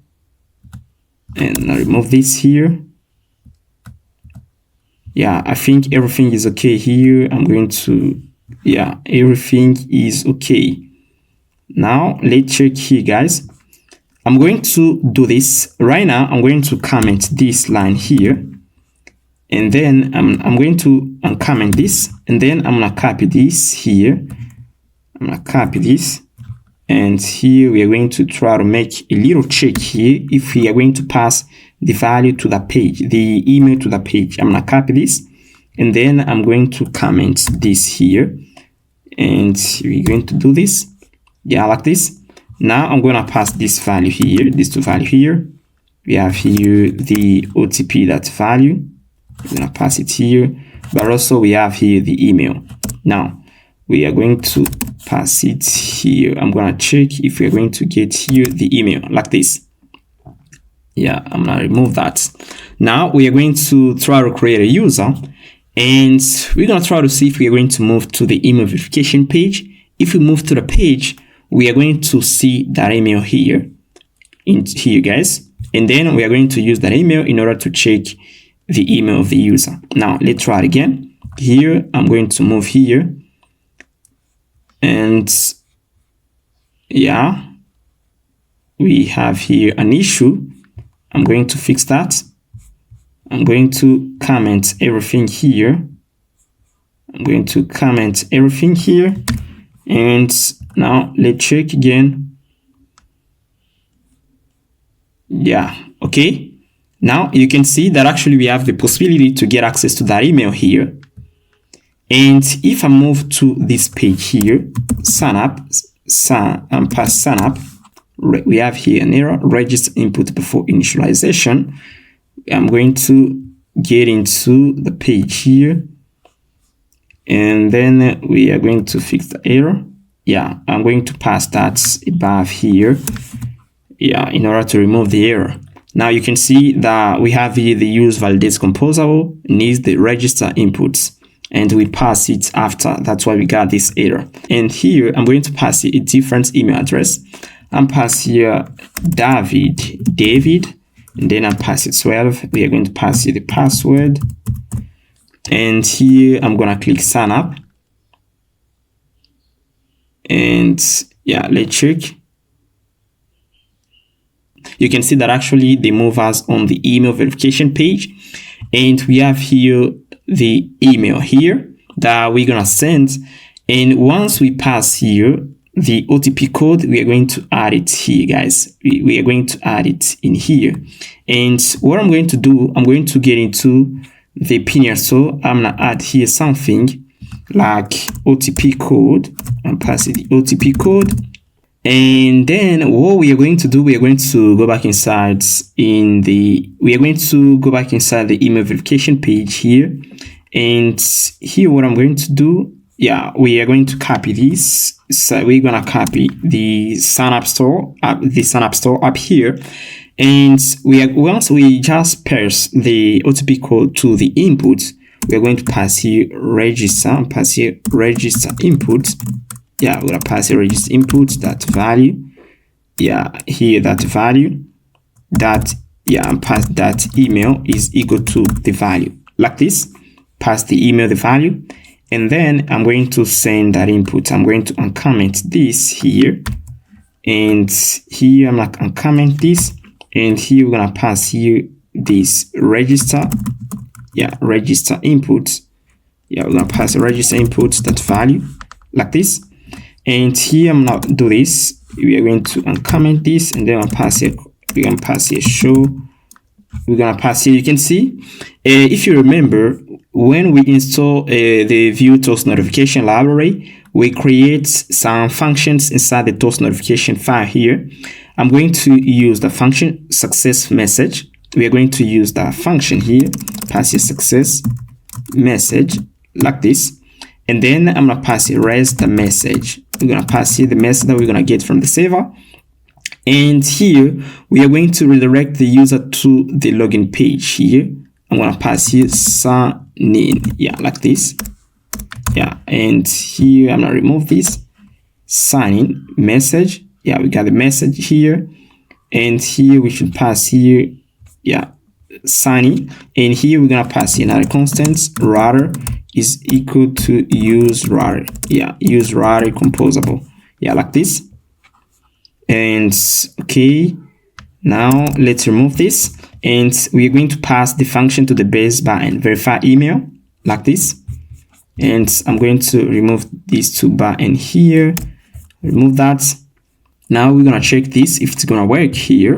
I'm going to get into the browser, and now I'm gonna move to the sign up page here and pass the sign up, and here and pass the sign up, and I'm gonna pass here another email. You can pass here Chris, and here the password of Chris 126, and then we're going to click sign up again, and here you're gonna see what we are going to get. Yeah, you can see actually we got here chris@gmail.com. Now let's copy the OTP code into Mailtrap, and here we got Chris, and here this is the OTP code. I copy that, and then we're gonna pass it here, and then I'm going to click here verify your email address. We're gonna click here.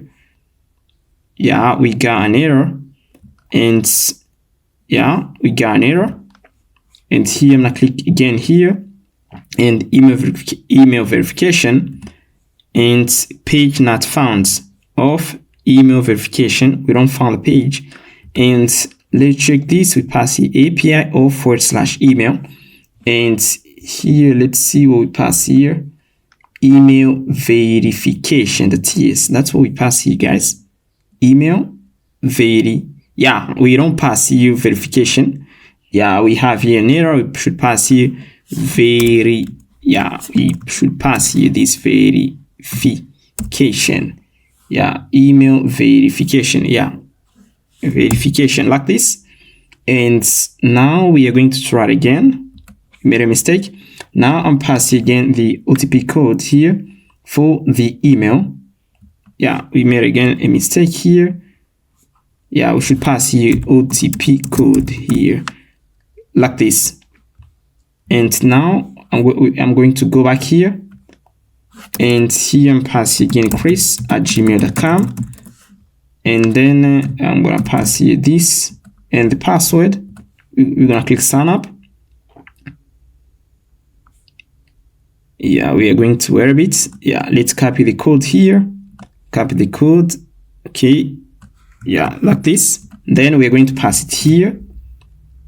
This is the code, the OTP code. We are going to copy that here. Yeah, let's copy the code here, and then we're going to pass it here. Yeah, like this.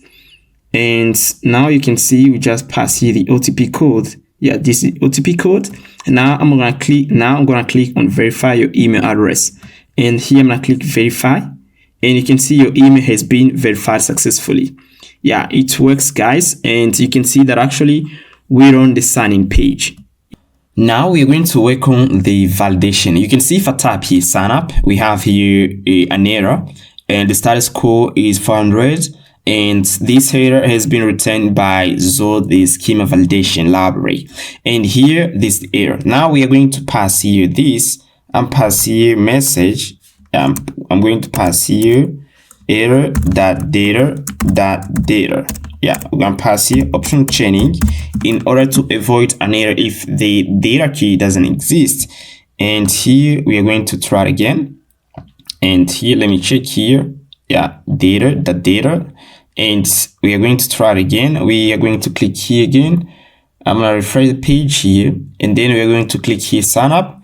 And you can see we got here an object and the form errors. Yeah, an object contains two keys, the form errors. It's an empty array and the fields errors.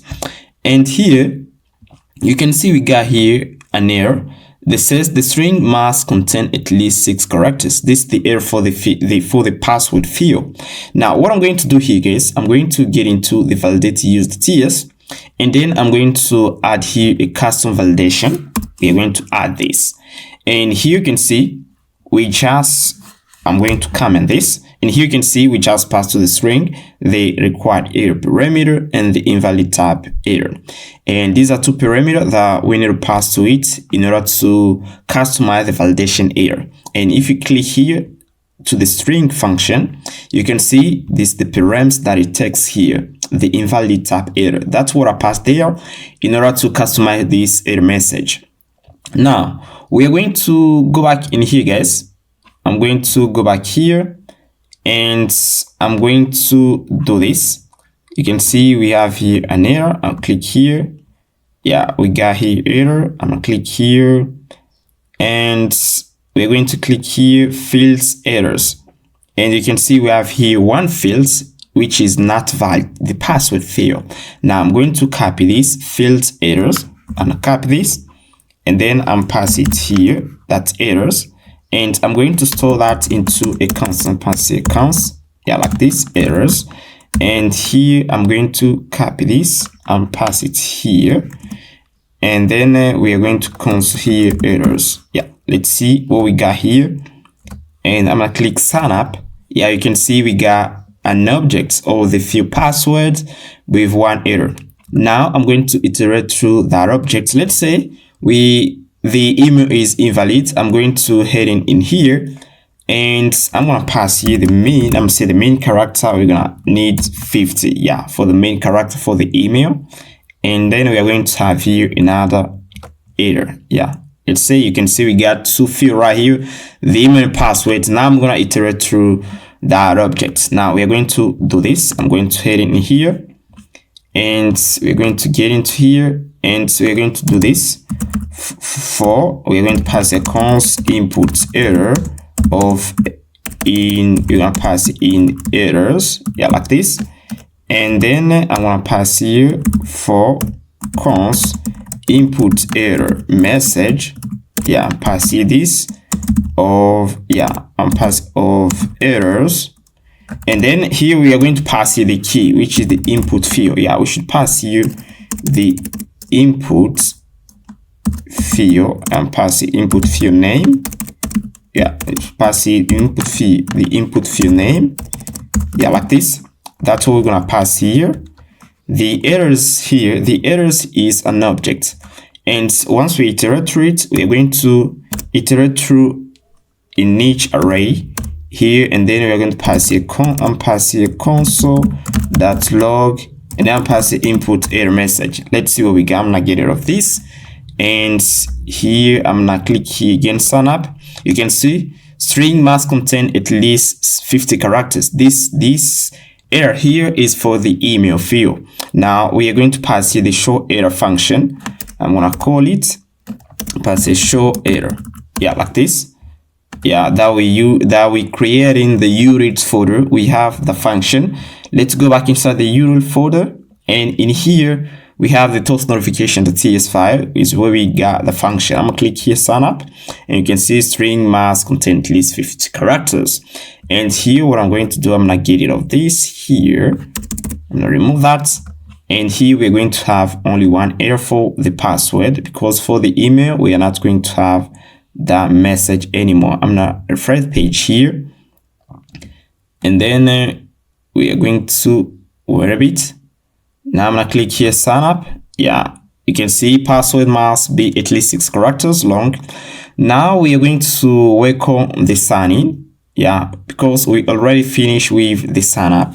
Now we're going to get into in the login.ts file. Yeah, we're going to get in, and here we're going to request 2 inputs, the email password. Now I'm gonna copy everything in here, and then I'm put it in the login.ts file. And we're going to get rid of this function, the OTP, and here we are going to use here another function. First of all, here we're going to request for the email password, and here we're going to run validation against these 2 inputs, and here we're going to check if the user exists. Yeah, we're going to check if the user exists. If we just found the user, if we don't find the user, yeah, I'm gonna pass here. If we don't find that user, we are going to say email or password invalid. Email or password, pass here password invalid, like this. And here we are going to check if the password is valid. I'm gonna check. I'm going to create function is valid password. Yeah, is valid. We are going to get into the bcrypt file. Here you can see we have here a function we need to call compare password. We're gonna pass the text password and the hash passwords. Now here I'm gonna copy this. We are going to pass it. Yeah, we're going to get into the login.ts, and here we're gonna call the function compare password. We are going to pass the plain text password, and the hash password we're gonna pass a user exists that password, like this. This is the hash password that we retrieve from the database. And then here we're gonna pass here is valid. We're gonna check if the password is valid, and if pass here is match. Yeah, and here if is match, we're gonna say is equal to true. We are going to generate the access and refresh token. That's what we're gonna do. Now we are going to create also another file inside the modules folder that we're gonna name JSON web token. Yeah, like this. Token.js, the TS, like this. We are going to import first of all the JSON web token. Now in here we're gonna create in 2 functions. The first one is sign access token. The second one is sign refresh token. Yeah, for generating the access token, we're gonna use this function, passive function sign access token, like this. We are going to pass it the user ID. Type is going to be a string, and here we are going to return a new promise. And then here we are going to call the sign function, pass here JSON web token, and then pass here sign. We are going to pass here the payload. The payload is an object that contains properties of the issue of the token, which is the user. And then we're going to pass here the key, and we're going to pass here the generated token. Yeah, like this. Now what I'm going to do here, guys, I'm going to check here if we got an error. We are going to reject it. Yeah, like I'm going to pass here reject error. If we don't got that error, we are going to resolve here the token. Yeah, we are going to return the token like this. And then what I'm going to do here, guys, I'm going to create a function here. We call it JSON Web Token Payload. And here you can see the payload is an object here that contains some properties like the issue of the token, which is basically the user. We pass here the username. We pass here the subject, the user ID. The audience is the user ID. The expiration date and the time where the token was issued. Yeah. Now I'm going to call the function here. I'm going to come here and then pass a const payload and is equal to JSON Web Token Payload. We're going to pass the user ID like this. And we are going to create also the key here. Pass here const key is equal to process.env. And then we are going to copy that. We are going to pass it here. And for the second one, we're going to say sign refresh. Yeah, sign refresh token. And then I'm going to copy the key here. I'm going to pass it here, guys. Yeah, like this. Pass here exports. And here I'm passing here exports. Now we're going to get into the login.ts file. And in here, guys, I'm going to call these two functions. I'm going to do this const. Yeah, I'm passing. I'm gonna pass here access access token, and here we're gonna pass here refresh token. Yeah, like this. Now I'm gonna call and pass await, and then we are going to call the function parameters.o in order to run multiple parameters at a time. And here we're gonna pass here the sign refresh token, the sign access token, and we're gonna pass here the user, the existing user, that's ID like this. And also we're going to pass here the sign refresh token, and then pass user. We're gonna pass user that exists here, exists, and then I'm passing that ID. And you can see we got here an error. This says we should pass here the ID. The ID here is a number, but we pass here a string. The ID here should be a string, but we pass there a number. That's what we are going to do. I'm gonna pass a number like this, a number, and here I'm passing a number. Everywhere we got a string, I'm passing a number in order to remove the typing error. Yeah, like this. And here, yeah, the error disappeared. Now we are going to do this. I'm going to remove that.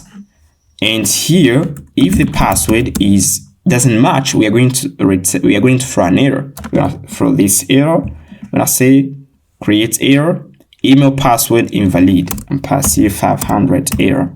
Yeah, I'm passing 422, which means I'm processable entity 422, and here 400. I'm passing 422. Yeah, like this. And then we are going to get the access and refresh token. Now, what I'm going to do here, guys, I'm going to copy this, and then I'm gonna pass in here. We are going to pass here. We are going to pass a message. We're gonna say we're gonna pass a user logged in successfully. Yeah, and here we are going to pass here the data. And then let me create this constant. I'm gonna pass it here const data, and is equal to token. We're gonna pass here the token, and here we have here two tokens, the access and refresh token. I pass here access token. I'm gonna pass here is equal to access token, and we're gonna pass here refresh token is equal to refresh token. And here we are going to pass here the logged in user. I'm pass here user exists. Yeah, I'm going to return that. And here I'm gonna add here property is logged in, and then I'm pass it true like this. He is logged in. Yeah, and then I'm going to pass here the data property like this. Now we're going to get into the login, the view file, and then we're going to add that endpoint. Now we're going to go into the pages folder. Now I'm going to copy here something like this. I'm going to copy all of this. Yeah, I'm gonna copy that. And then I'm going to get into the sign in the view file. We're gonna pass this here, and we're going to create here property loading.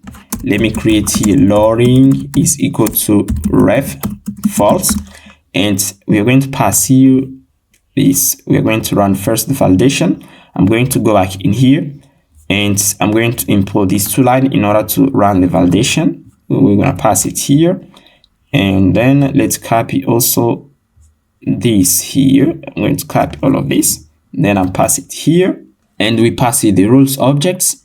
And here I'm going to remove the sign up store. We're going to remove this. We're going to stay with the validation here. Rather, we're going to remove that. Yeah, and here we're going to pass the login input.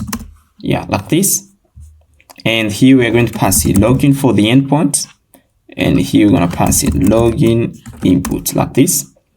And I'm going to remove this. Yeah, this. And yeah, for the input here, we are going to get into the standard view file. And then I'm going to copy this input here plus the base backend. I'm going to copy everything here. I'm going to remove this here. And then we're going to pass it in here, guys. I'm going to remove this to this here. Yeah, we're going to remove this. And here we're going to pass here sign in. Yeah, sign in. And here login inputs. And that's what we're going to pass it here. Yeah, everything is okay here, guys. Now we are going to change. We are going to copy the function. We're going to pass it to the bar. And yeah, we already passed it here. And then we are going to check a little bit. Everything is okay in here, guys. Now we are going to try this. We are going to get into the browser and then we are going to try this. Yeah, everything is okay so far. Now we are going to get into the browser, guys. Yeah, now let's get in the browser and see what we're gonna get here. I'm gonna refresh the page here. And then we are going, you can see sign in. Now I'm gonna click here, sign in. You can see, please provide a valid email address, but also the password must be at least 6 characters long. Everything is okay.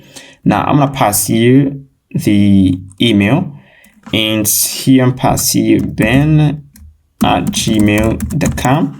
and also I'm passing you an invalid password. That's still we're gonna get. Yeah, we don't have here a message. And here I'm gonna click here sign in again.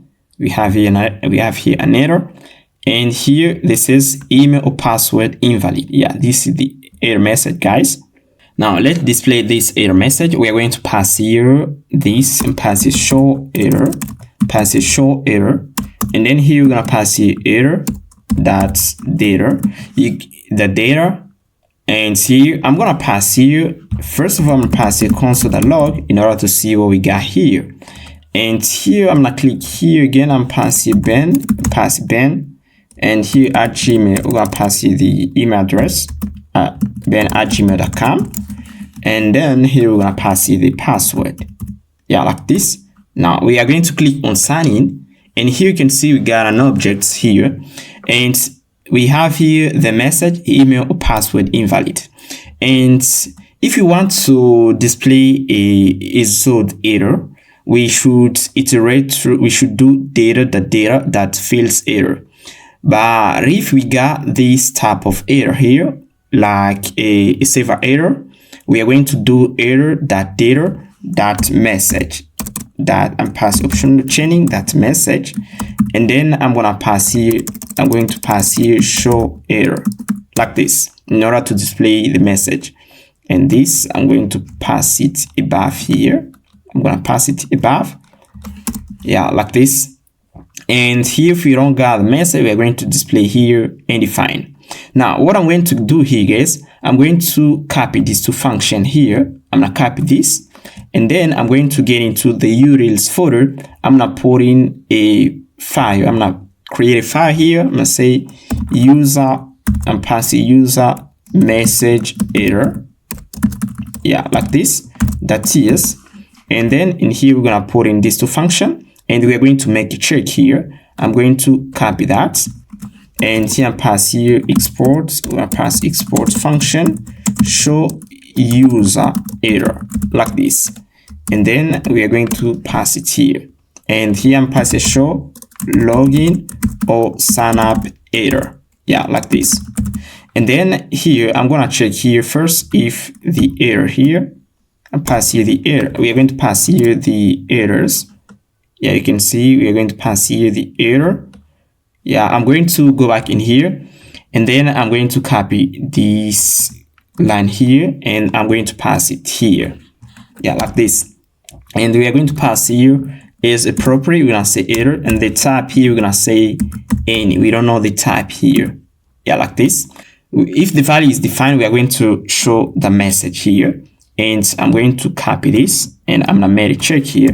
If I'm gonna pass if type of, I'm gonna pass if type of error that data that message is different from undefined, and pass here undefined. We are going to show the message. Yeah, like this. I'm gonna copy this, and then I'm going to pass it here, and I'm gonna pass here else if. Pass else if. We're going to check here if the type of errors is not defined. Type of errors is different from undefined, and undefined we are going to show that errors. I'm gonna copy that, and then I'm pass it here. Yeah, like this. Now we're going to call the function show login error, show login or sign up error. We're going to call it into the sign in the view file. We're going to pass it here, and then pass it the parameter, which is the error, like this. And then we're going to try this here, and I'm click here. Yeah, validation failed, and here I'm pass here an invalid email info at gmail.com. Pass it gmail.com. and an invalid password here, and then I'll click here sign in. You can see validation failed, and we don't got any message from the server, and pass here 56, and here, yeah, email password invalid. It works, guys. Yeah, email or password invalid. It works. And here I'm gonna move to sign up. I'm going to copy the function here, and then I'm going to pass it to the sign up file. We're going to pass it here. I'm going to remove that and pass it here like this. And then we're going to move here, and then we're going to try and pass here the password. And then I'm going to click here sign up. You can see we got here validation failed. And yeah, we got the message. We don't display the error message. Let me check here into the network tab. We should see here, we should see this message. I'm gonna click here. This type of message password must be at least 6 characters. That is the message we should see when we click on the sign up, but we don't actually see it, and it doesn't work. I'm going to try to check here. We're going to move here, and then I'm going to remove this first, and then we are going to see what we're gonna get here. Yeah, like this. And then I'm gonna click here again, sign up, and actually we got the message. Password must be at least 6 characters. 6 characters long. Yeah, we got the message. And everything is working pretty well, guys. Now we are going to try to log in. We are going to pass you valid credentials. And here I'm going to get into the database here, into my Postgres database, and then I'm going to grab credential here. I'm pass here PSQL, pass PSQL-u, now I'm pass Postgres, and then we're going to pass here enter, pass here the password, and then we are going to select the database here and pass here connect e-commerce app. Yeah, like this. And here we're going to display all tables and pass a select star from user. Pass here select star from user. Pass a user. Yeah, like this. And we have here one user with a valid email address. You can see the email is valid right here. Is valid email address. And you can see we have here Chris. And that's what we're gonna use in order to check, in order to log in, in order to check if we are going to get the access and refresh token. Now I'm gonna pass it here, and here I'm going to get into the console again. Yeah, I'm gonna do this. We're going to move into the sign-in, and here, yeah, we just console the response here, and here I'm gonna pass here valid password 126, and then I'll click sign in. And here we can see we got a message here, guys. User logged in, but also we have the data property. Now let me check. We have the token here the access and refresh token. Everything is okay, but also the logged in user. And here, let me check if you don't return the password here. Yeah, the ID, email, Chris is valid, the OTP, and the name here. But also you can see, guys, we just return here the password, which is not good. We are going to remove the password. I'm going to return only the name and email. Name and email and the ID. That's what we're going to pass it here. We are going to go back in here. And here I'm going to pass here, you're going to pass here this. I'm passing the name and user exists that name here. We're going to pass it email that user exists that email. But also we are going to pass here the ID, which is a better practice. User exists that ID. Yeah, like this. And then here I'm going to format this document. I'm going to do this. Yeah, it's better, guys. And we're going to make one more check here, guys. You can see in here we should check if the email of the user is valid. And then if the email of the user is valid, we are going to retain the access and refresh token. We don't do that. You can see in here we got a field is valid email. That's what we need to check here, guys. If the user doesn't verify his email, we are going to return him a message, email or password is invalid.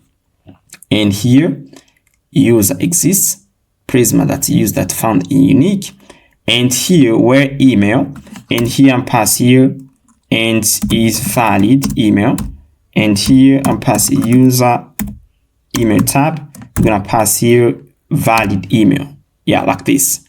And if we don't find the email or the email is invalid, we are going to return email or password invalid. Yeah. Everything is okay, guys.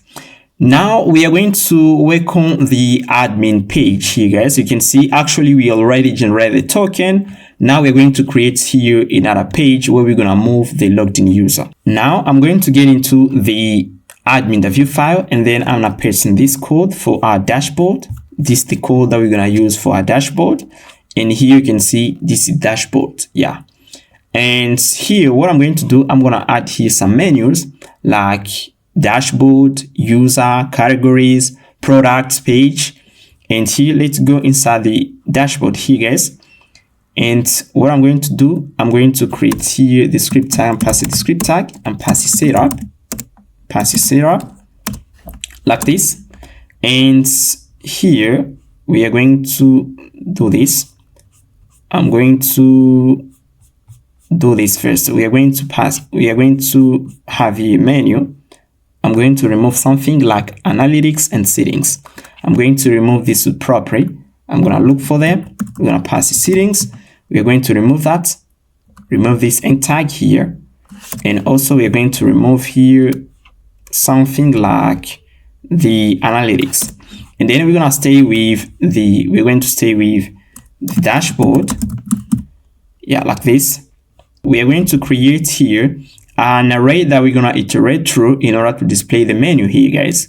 We are going to pass here v4, and then we are going to pass here, we're going to pass a link in links. Yeah, link in links like this.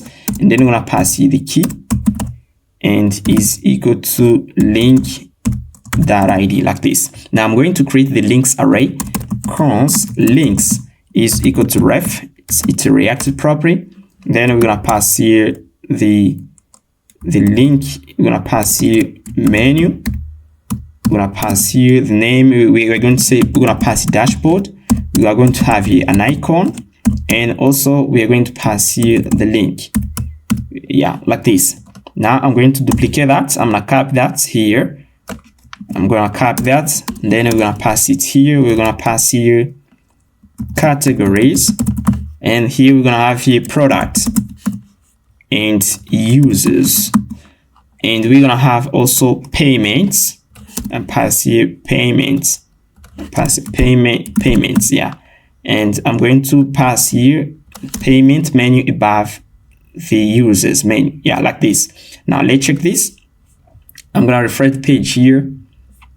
Yeah, we have here dashboard everywhere. Now I'm going to pass here this. We are going to look for dashboard, and here we're gonna pass you v4. We just pass you v4, and here we're gonna pass you link that menu like this. And then let's see, you can see what we got here: dashboard, categories, products, payments, and users. Now we're gonna add icon for our menu. You can see we have dashboard, categories, products, payments, users, and we are going to use hero icons. And I've already copied some icons from heroicons.com. You can see we have the icons folder into the component folder. We have the category icon, dashboard icon, payment icon, and the product icon. Now, what I'm going to do here, I'm going to pass you the icon for the dashboard, pass the dashboard icon like this. And here, I'm going to pass you the link like, and pass admin /dash. I'm passing you admin /dashboard like this. And here I'm gonna pass you the link where the comma, and then here we're gonna pass you the category icon. We import it, and here we are going to pass you the link. I'm gonna copy this. We are going to pass you this, and here we're gonna pass you categories, and here we're gonna import the product icon, and we're gonna pass you the link. Like this. We're going to pass you product. Like this, and we are going to do the same thing for the payment and pass a payment icon, and we have here the link. You're gonna pass a payment. We're gonna pass a payment, and we have the user icon. Like this. We import it, and also we're gonna pass here the link. We're gonna name it users. Like this. Now, what we are going to do, guys, we are going to go at the bottom here. We have two reactive property. I'm not remove them from here. I'm going to create them here. I'm pass it here. We're gonna pass here cons, and here we're gonna pass here ref is equal to true, and here is equal to true. We are going to pass here ref is equal to false like this. Also we are going to pass here cons like this.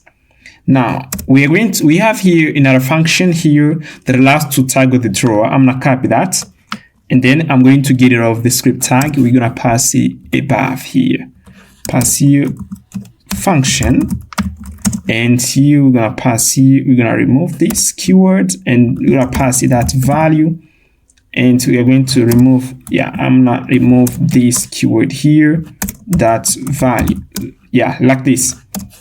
And everything is okay here, guys. And I'm going to get into the browser to check this, and I'm gonna refresh the page here, and we haven't yet displayed the link, the icon property. I'm going to use here a dynamic component. I'm passing component like this, and pass a component, and then I'm going to remove that. I'm gonna remove that. And we are going to pass it the is property, is to check if is a component, and pass a link that icon like this. Everything is okay like this. Like this. Now we're going to check. You can see we have icons here for each menu: dashboard, categories, products, payments, users. Now I'm going to create the categories page and users page to try to see if we're going to move to that pages if we click on the link here. Now I'm going to get into we are going to head in the admin folder, and in here I'm passing categories,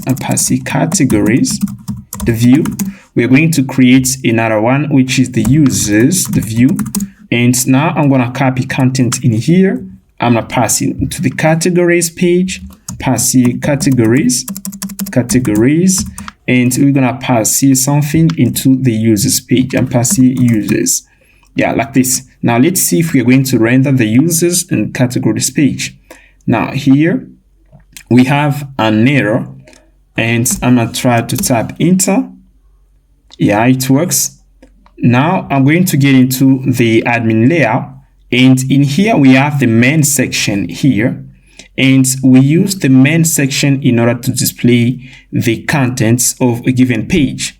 Now I'm going to copy this. I'm going to copy this, and then I'm going to pass here the slot here. We are going to pass here the slot and pass this slot. Yeah, like this. Yeah, I'm going to pass here. I'm going to remove that. And then we are going to pass here this slot. Yeah, like this, in order to render the contents. And this content I'm going to put into the dashboard and pass it here and see what we're going to get. Yeah. And I'm going to move to the categories page. Yeah, I'm going to tap enter. And then you can see we got dashboard. Let me move to the categories page here. And here I'm going to pass the categories. And here we should see here dashboard. And I'm going to comment this. Yeah, I'm going to remove this. And we have here dash. Yeah, I'm going to comment this instead of removing it. I'm going to go back here. And then I'm going to comment this. We have dashboard, categories, and here users. Yeah, users. Now, let me try to render the users page and pass the users. And then, yeah, you can see we have here users. But actually, we got an error. Page not found, users, admin/users. Yeah, let me check. Users, and here users. Now, I'm going to restart the server again. I'm type here npm run dev. And then, yeah, instead of restarting the server, I'm going to create other pages like products, pass the products, the view. I'm going to pass the payments, the view. And then I'm going to copy content in here. And then I'm going to pass it to the payments, pass the payments, yeah, payments. And also we're going to pass it to the products, pass here products, yeah, products. Yeah, like this. And then, yeah, we got contents in every page here. Now I'm going to tap npm run dev to restart again the server. Pass npm run dev. Yeah, actually you can see we just render the users page. You can see we have the users here. The users, this is the user page. And we have the category page. Yeah, I'm going to pass here Nuxt link so that we're going to be able to toggle between pages. And we're going to head in the admin layout. And in here, we have here the v4 directive. Yeah, I'm passing Nuxt link like this. And here I'm passing Nuxt, yeah, Nuxt link like this. And we're going to pass it the two here. I'm passing the two property, the two attributes. And then I pass link that link. Yeah, I'm passing the link that link. And here I'm going to pass here menu like this. And then we're going to pass here menu, and here menu that link, menu like this. And then let's try to see what we're gonna get here. I'm gonna refresh the page, and then you can see if I click on admin, we're going to move to dashboard. Yeah, if I click on dashboard, we're gonna move to the dashboard page. I click categories, products. Yeah, we move to the products page. I'm going to pass here an S, yeah, in order to match the page here. Yeah, we are going to pass here products. Yeah, like this, payments and users. It works. Now, what I'm going to do next is to add here a color in order to show on which menu we are. And here I'm going to get into the admin layout again. And here at the bottom, I'm going to remove this code, and then I'm past this. And this code here, guys, it allows to show on which page we are. We are going to add a background color here, guys. You can see when we just visit a given link, we just add a property. We just add a class, a CSS class called Link Exact Active. Yeah, let me show you. I'm going to click here, inspect, and then I'm going to get into the, yeah, you're gonna see. I'm going to increase the width here, and let me move this down. Yeah, I'm gonna move this down, and then we have here this end tag. This is the categories, And then you can see if I move to the product, we are going to add a class on it.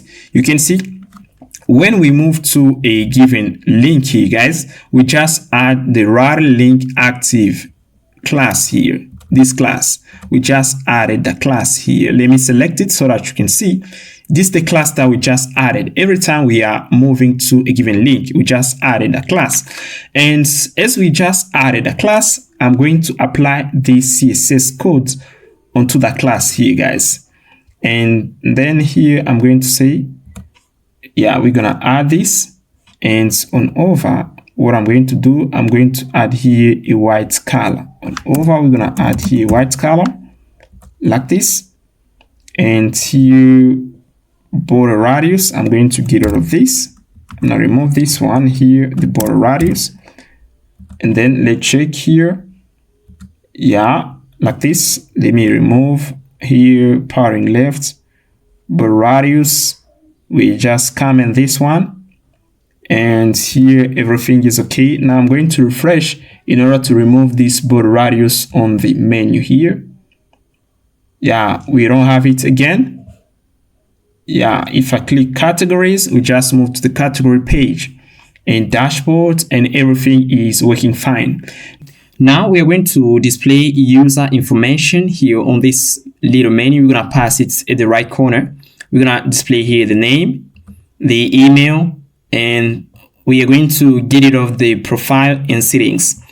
And now what I'm going to do, guys, we are going to get into in here.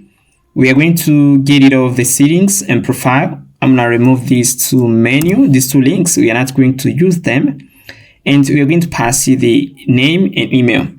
Now we are going to move into the login page. We are going to, yeah, we're gonna get into the Auth folder, and here sign in. And here, once we just logged in the user, we got the access and the refresh token, but also we got the name and email of the logged in user. You can see if we get into the login.ts, we have this data here. Yeah, we have your name, email, and the ID. Now I'm gonna store this data into the use cookie composable so that we are going to be able to retrieve them. Now I'm going to go back into the sign in the view, and here I'm pass here a constant. We have here a constant. I'm going to pass here this composable and pass it above use cookie. I define the max age, and then here I'm gonna do this in order to pass the value. Pass user cookie that value is equal to res. Like this, we just set the value.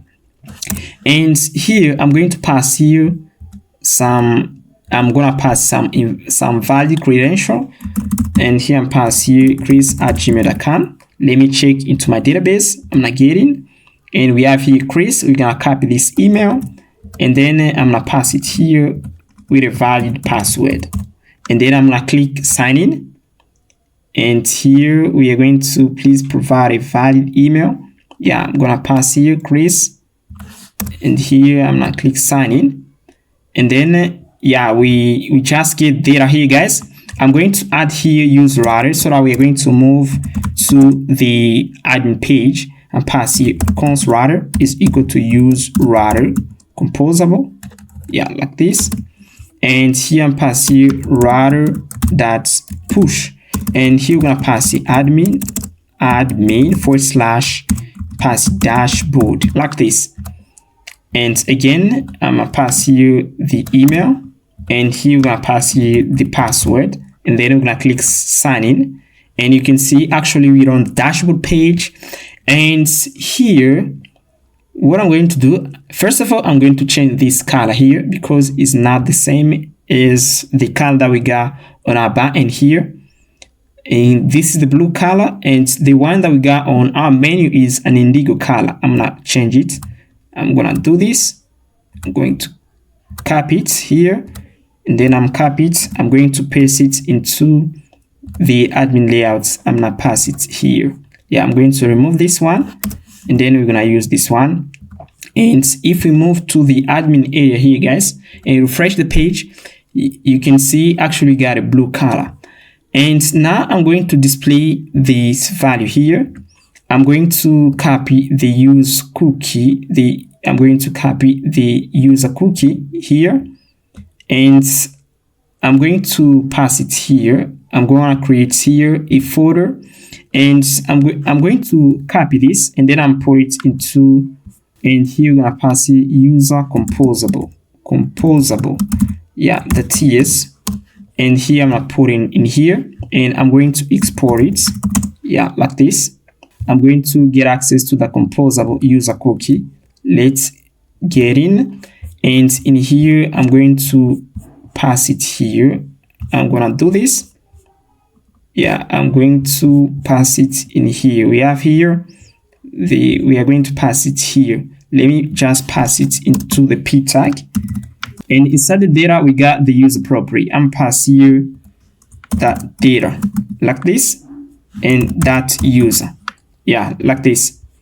And then we are going to have here the name is now email, and the ID. I'm gonna pass here that email like this. And we're gonna copy that. Yeah, we're going to copy that, and we're gonna pass it here, and yeah, like this. And also we are going to display the name here, guys. And what I'm going to do, guys, I'm going to add another input to the sign up page here. I'm going to go back in here, and here I'm gonna add here another input, which is the name, and pass here the name like this. Yeah, we're gonna pass the name, and here I'm gonna remove this, and I'm going to go up, and I'm going to get into the sign up store here, and then we are going to add the name here. I'm not heading the stores folder. We got the stores folder here. We're gonna pass here also the name. I'm gonna let it empty, and we're going to get into the register the TS file. So the save folder, we are going to add it here, and I'm going to pass here the name here, and here name, and here we're going to pass here, we're gonna extract also the name, and here I'm going to run validation against the name too. And for the name, we're going to say the type is going to be a string. Let me get into, I'm going to get into the, we are going to head in the login. We're going to get into the validate use the TS. And here we're going to add the validation here for the name here. I'm going to copy this. And here I'm going to pass it the name. We're going to say name here is required. And we're going to pass in name must be at least three characters. Yeah, I'm passing 3 characters like this. And then yeah, we don't have here the name. And then here I'm going to move to the, I'm gonna move here to the sign up page and pass it off /sign up. And then we're gonna see what we're gonna get. And you can see we have here an error, guys. We're going to pass here a comma. I'm gonna pass here comma. And we're gonna go back inside the sign up, and also we are going to create we are going to add the name into the validation row. I'm passing name, and then we're gonna pass here required like this, and then we're going to remove the error. Now let's try this. I'm gonna refresh the page, and here we're going to get rid of that. Yeah. And yeah, we pass here required. I need to add also semicolon here. Yeah, name. Yeah, let's check here. Name here. And here, I don't know why we got this error. I'm going to refresh the page. Yeah, it disappeared. Now we're gonna pass here the name Alberts. And here I'm pass here alberts@gmail.com. And we're going to pass here the password of Alberts. We're gonna pass here 1 to 6, and I'm gonna click sign up. We need to enter here the verification code, and to do so, I'm gonna get in here, and I'm going to comment this. Yeah, so yeah, I'm gonna remove that. Now I'm going to move it mailtrap.com, pass here mailtrap. And then you can see we have the message here from Alberts. We are going to copy this code here, And then we are going to go back here. We're going to pass the code here, and then we're going to click verify. Your email has been verified successfully, and we're on the sign-in page. And what I'm going to do here, guys, once we just move to the page here, we just move from the email verification page to the sign-in page. I want to pass you window.href. We are going to do redirection and pass it off /sign-in. And here we are going to pass you location.href. Yeah, like this. You can see when we just move to the page, we don't render the page very well. That's why you can see we have here info@gmail.com at the middle of the input. The place order is at the middle of the input. Now I'm going to refresh the page here. You can see we got another error here. A composable that require access to the Nuxt instance was called outside of a plugin, Nuxt hook, Nuxt middleware. Yeah, we are going to, you can see we pass in the URLs folder, we pass in this composable, we pass it here. I'm going to pass it inside the sign in the view. We remove it here. I'm gonna pass it here so that we are not going to have an error. Yeah, like this. Now I'm gonna pass you the email of Alberts at gmail.com, and then we're gonna pass the password. And here I'm gonna click sign in. You can see we have an error, guys. Yeah, the name is required. We use this login schema to the sign-in page and to the sign-up page. Now I'm going to copy that. I'm gonna create here another schema that we're gonna name here. I'm gonna name this one. We are going to name it register. We're gonna pass here sign in, sign up. We're gonna pass the sign up schema. In this one, we are going to name it. We're gonna name it the login schema, the sign-in schema, and pass the sign-in schema. Now let's head in the register, and here we're going to call here the sign up schema. Yeah, like this. Got here the sign up schema, and also we're going to get into the login.ts. We're gonna pass here the sign-in schema. Pass here sign in, pass here sign in. Yeah, sign. Yeah, and pass the sign-in schema, and pass the sign-in schema. Yeah, let me check here. We are going to pass here the sign-in. Yeah, and pass the sign-in. Yeah, and pass the sign-in schema like this. I'm gonna copy this. We're gonna put it into the login.ts. Yeah, like this. And here we're gonna pass here the sign-in schema. And also we're going to check into the register TS, pass here the sign up schema, and pass it here.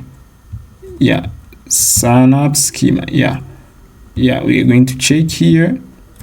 We are going to go back here, and here we're gonna pass it the sign up schema like this. And we just export these two schema. Yeah, everything is okay, guys. Yeah, now we're going to try to log in again. I'm gonna click sign in. You can see that actually we just display the name of the login user, the email, and now we're going to work on the categories page. Then we're going to move to products, users, and we're going to work on the logout button later on. Now, what I'm going to do, I'm going to refresh the page here and show you something. And you can see, guys, we got the same error that we got previously about the use cookie. Yeah, you can see a composable that require access to the Nuxt instance was called outside of the plugin. And we should call the composable into a view file. That's why we got this type of error. Now, what I'm going to do, I'm going to get in here. I'm going to copy this. And now I'm going to remove the file because the use cookie doesn't work into a outside of view file. Now we are going to get into inside the admin layout. Yeah, we got layout here, and we are going to pass it at the top here to avoid this error. Yeah, like this. And then we are going to remove the error. If I refresh here, yeah, you can see we don't got the error. And here, what I'm going to do, guys, you can see we pass here the max age. This max age here, I'm going to create an object for that.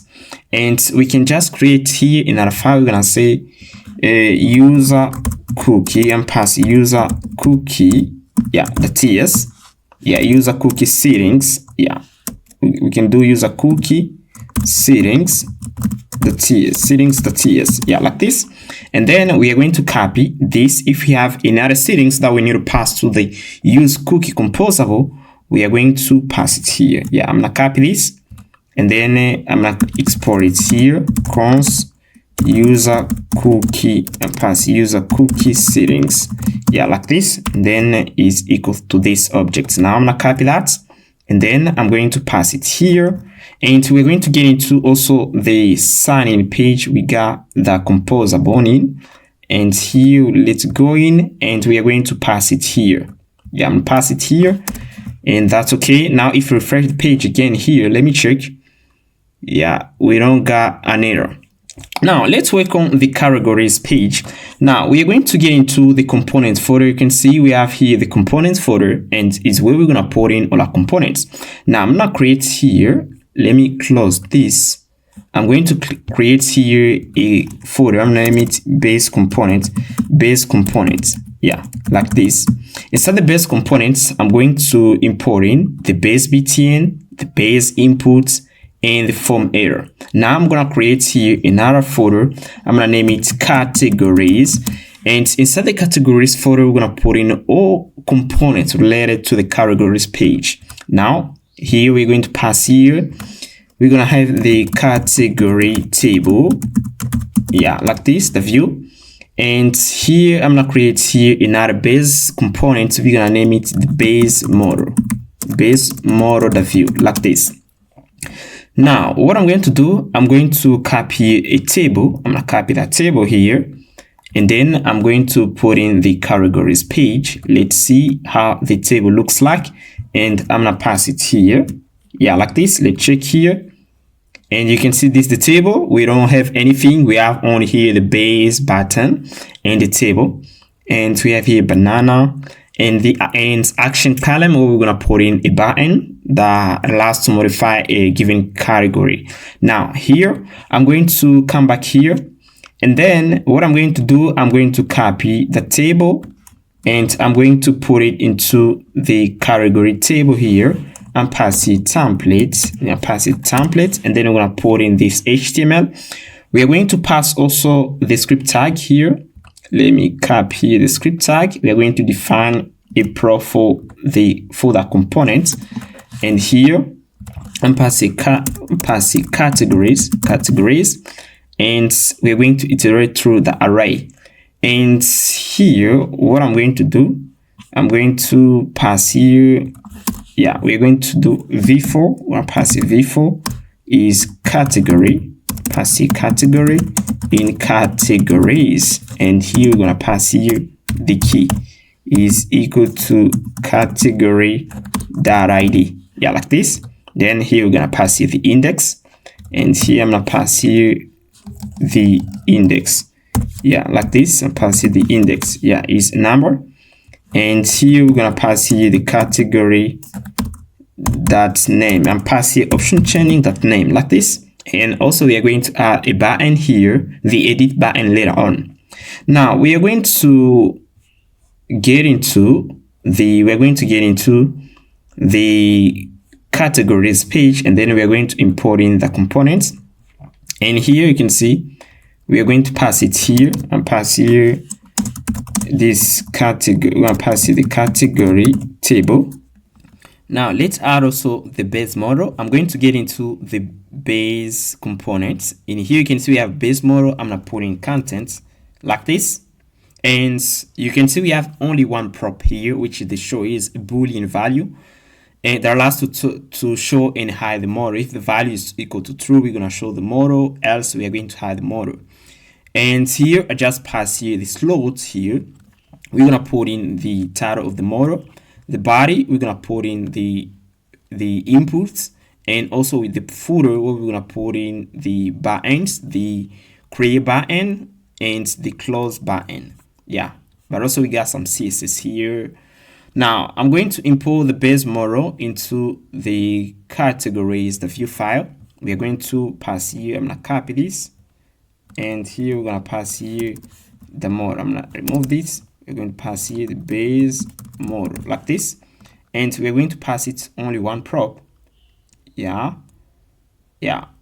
I'm going to remove that. I'm gonna comment this, and here you can see we have categories and pass here category model. I'm gonna do this, and then inside this file we are going to import in the base model. That's what we're gonna do.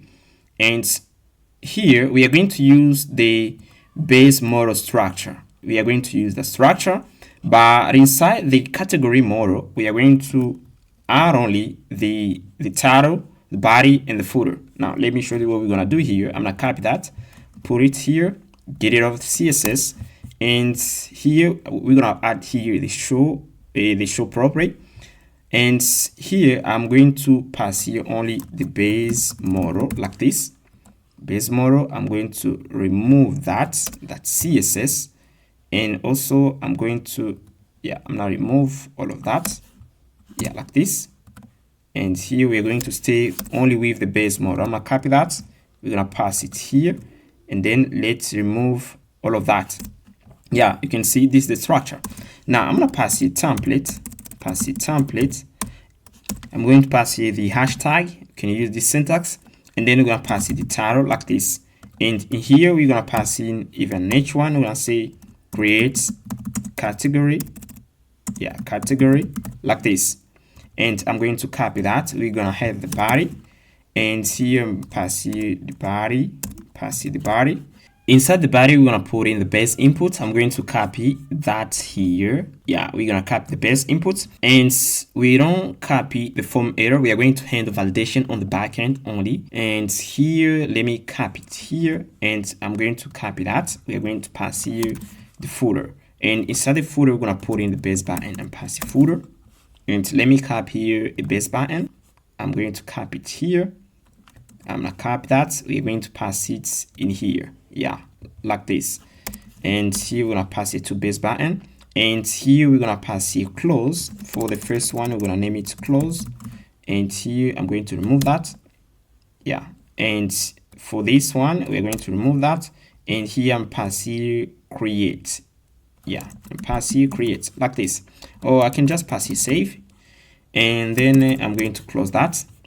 Now what I'm going to do next, I'm going to create here an input, const a category input is equal to ref, we're gonna pass here the name empty, and then we're gonna pass here category input, that's name, and here I'm going to remove this, like this.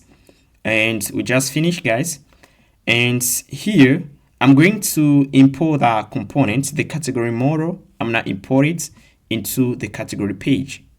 Let's get into the categories view, and here I'm gonna pass you this one. I'm gonna uncomment this, and then we're gonna pass here the category model, the category model, and here I'm going to pass you category model, like this. Now we are going to pass here true, and see if we are going to pop up the model and pass it true. And here for the label, I'm passing show property, pass here the true, to see if we are going to pop up the model, like this.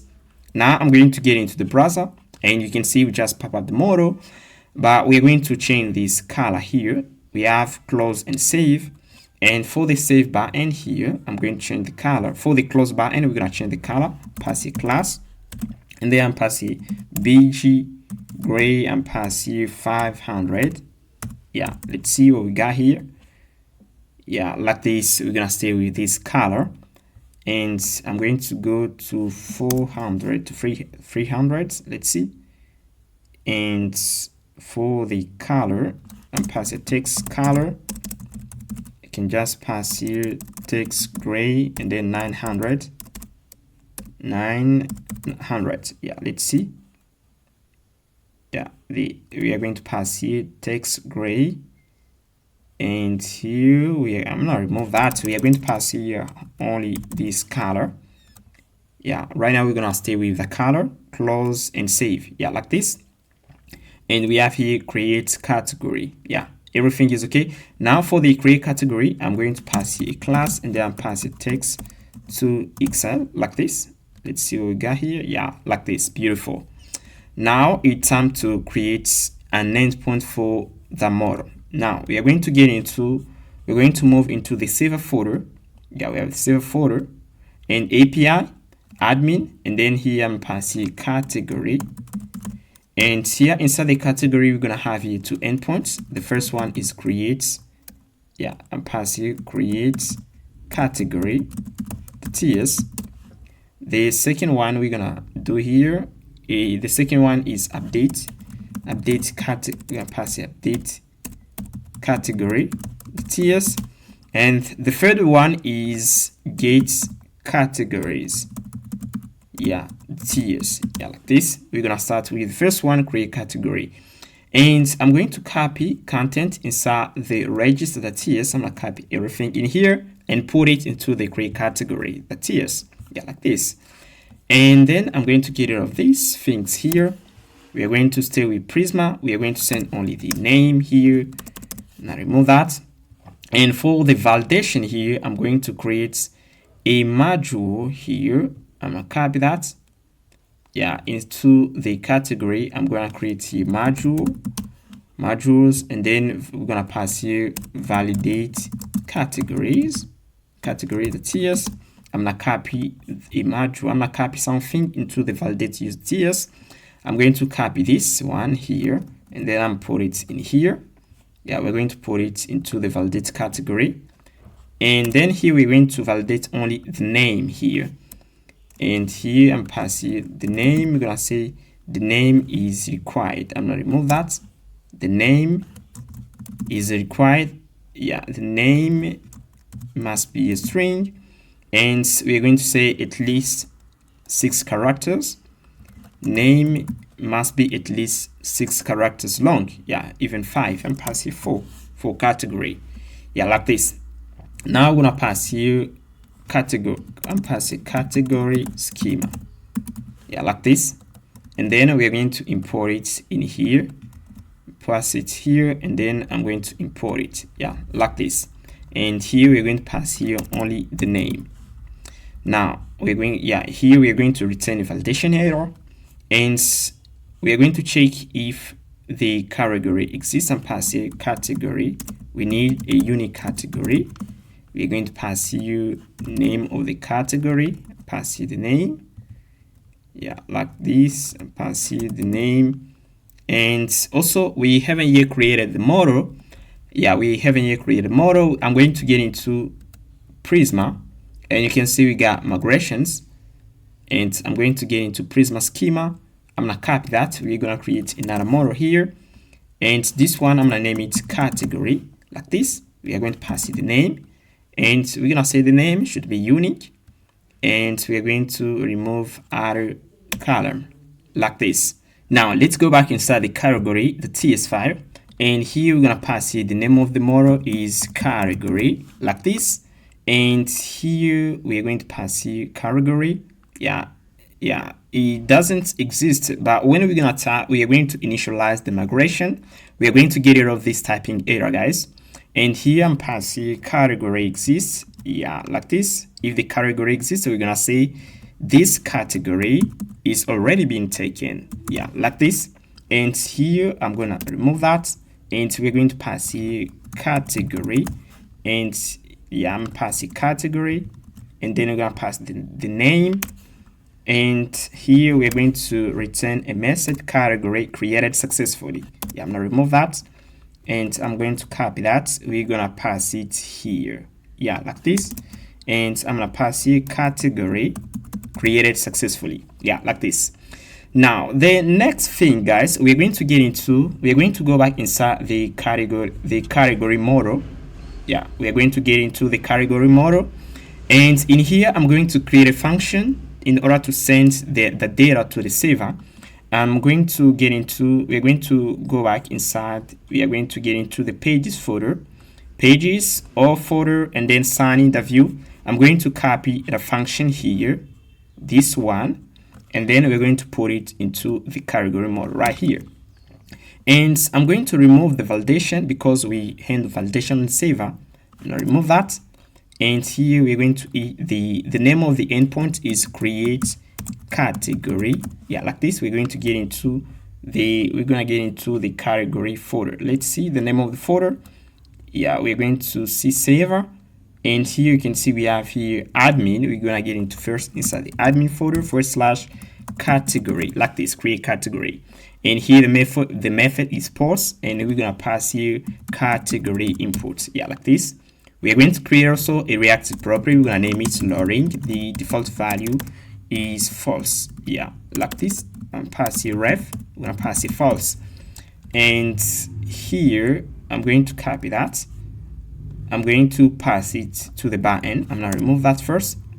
And here I'm gonna call the function success method and pass here the message. Yeah, like this.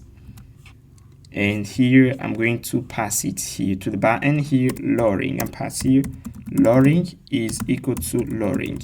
Yeah, like this. We're gonna pass it backend and click events. We are going to call submit input. Yeah, like this. Also, we're gonna pass here another event and pass and click event. We're going to close the model. If you click on the close button and pass it show is equal to false, like this. Now let's get into the categories page. In here, we're gonna define a function. We're gonna name it show category model. Yeah, like this. We are going to pass here a reactive property const show model, and default value we're gonna pass it false. Yeah. And we are going to pass a show model that value is equal to false, like this. And here we're gonna pass it the button, and yeah, like this. Now let's try to pop up the model.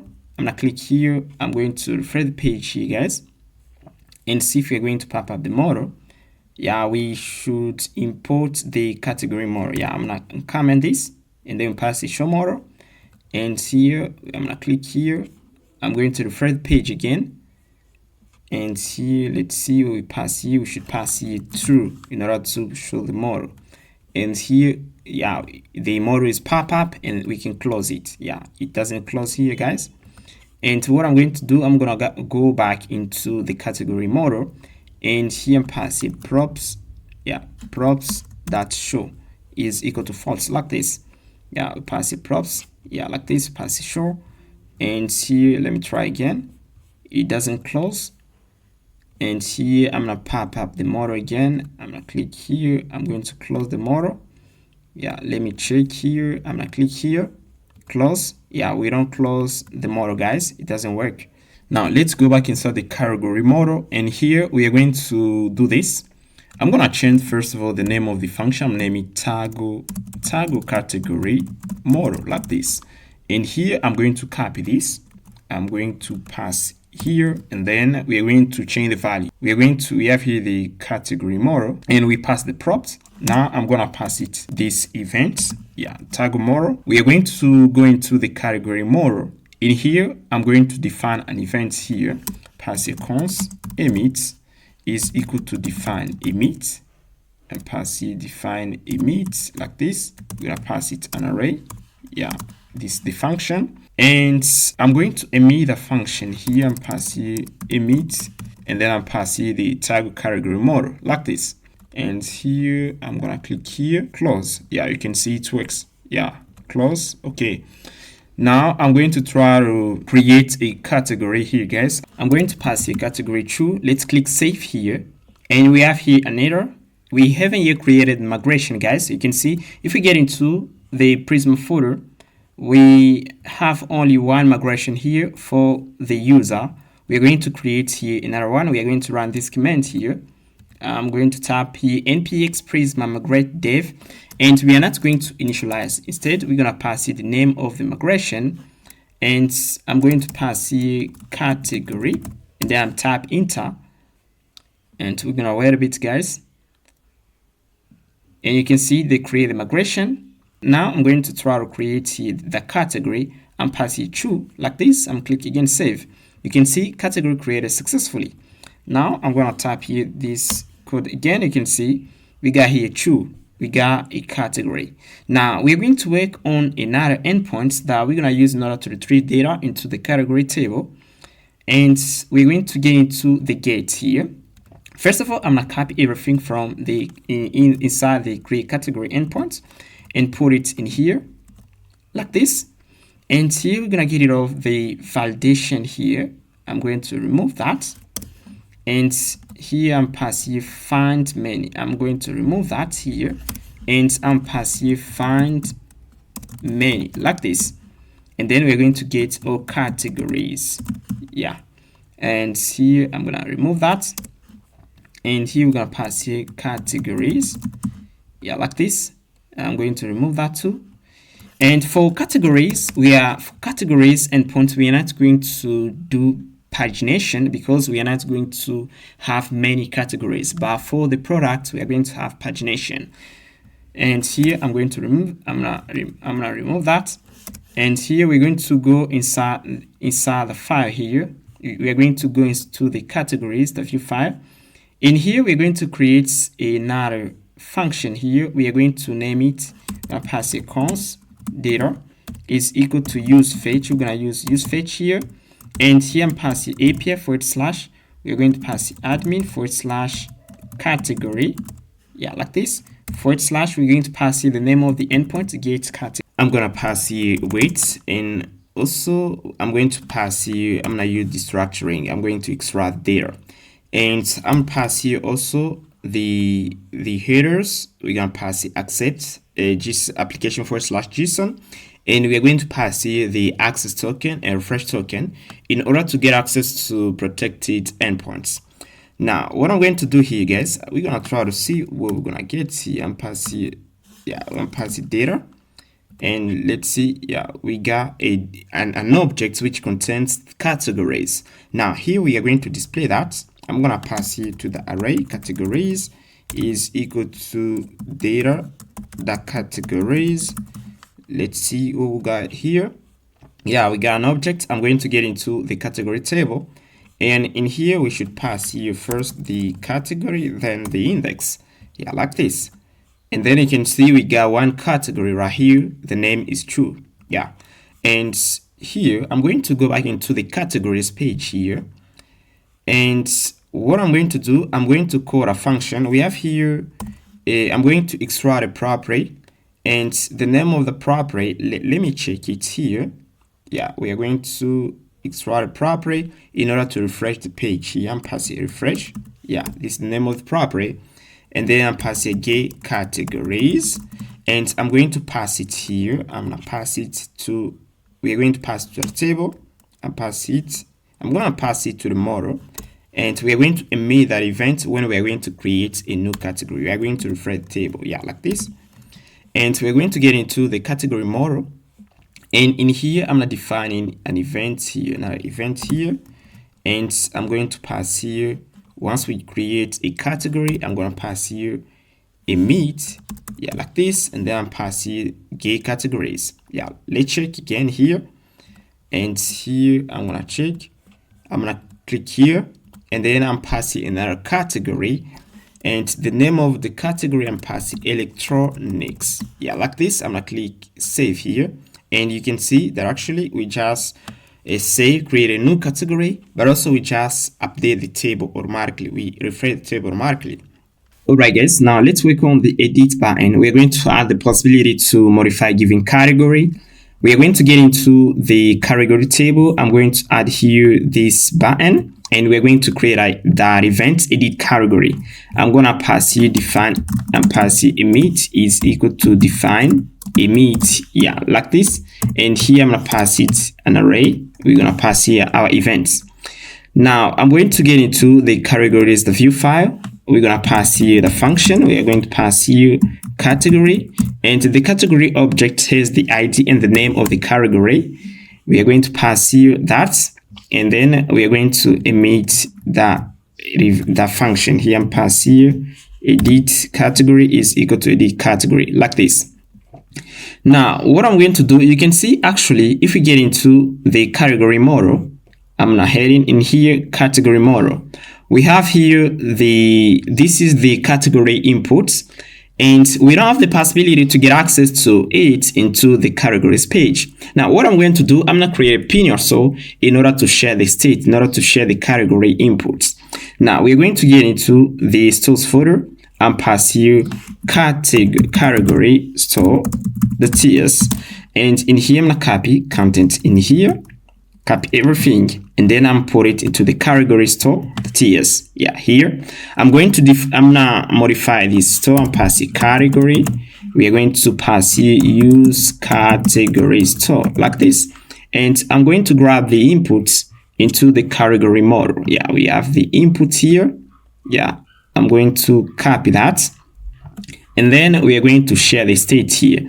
Yeah, we have, I'm gonna copy that only, and then I'm going to put it into I'm gonna put it into the category model. Yeah, we have the category store, we have it here. I'm gonna pass it here, and then we are going to return it. We're gonna pass it here, guys. Now I'm going to call the use category store into the category model. Do this. We are going to pass it cons and pass it category store is equal to use category store like this, and we are going to extract the property which is the category inputs and pass it here. And to preserve reactivity, we're gonna use the store to ref function, store to ref, and here you're gonna pass it category store. Yeah, like this. And in order to preserve reactivity, yeah, as we just preserve reactivity, then we are going to get access to the property. Now I'm gonna add here another input.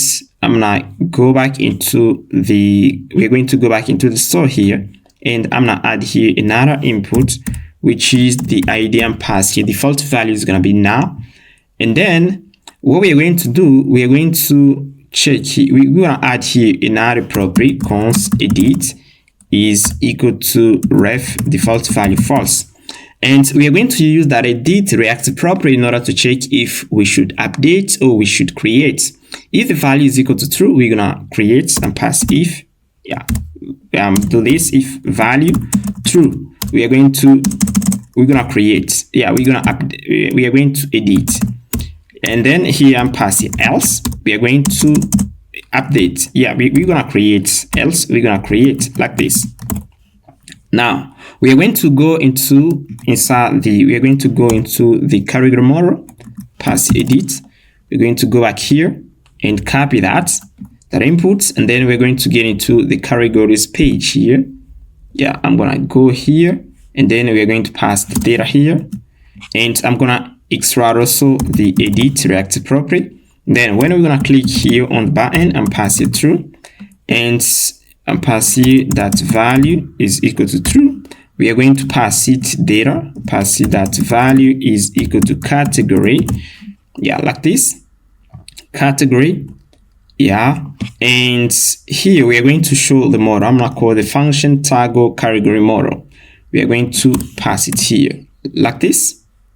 It's gonna work.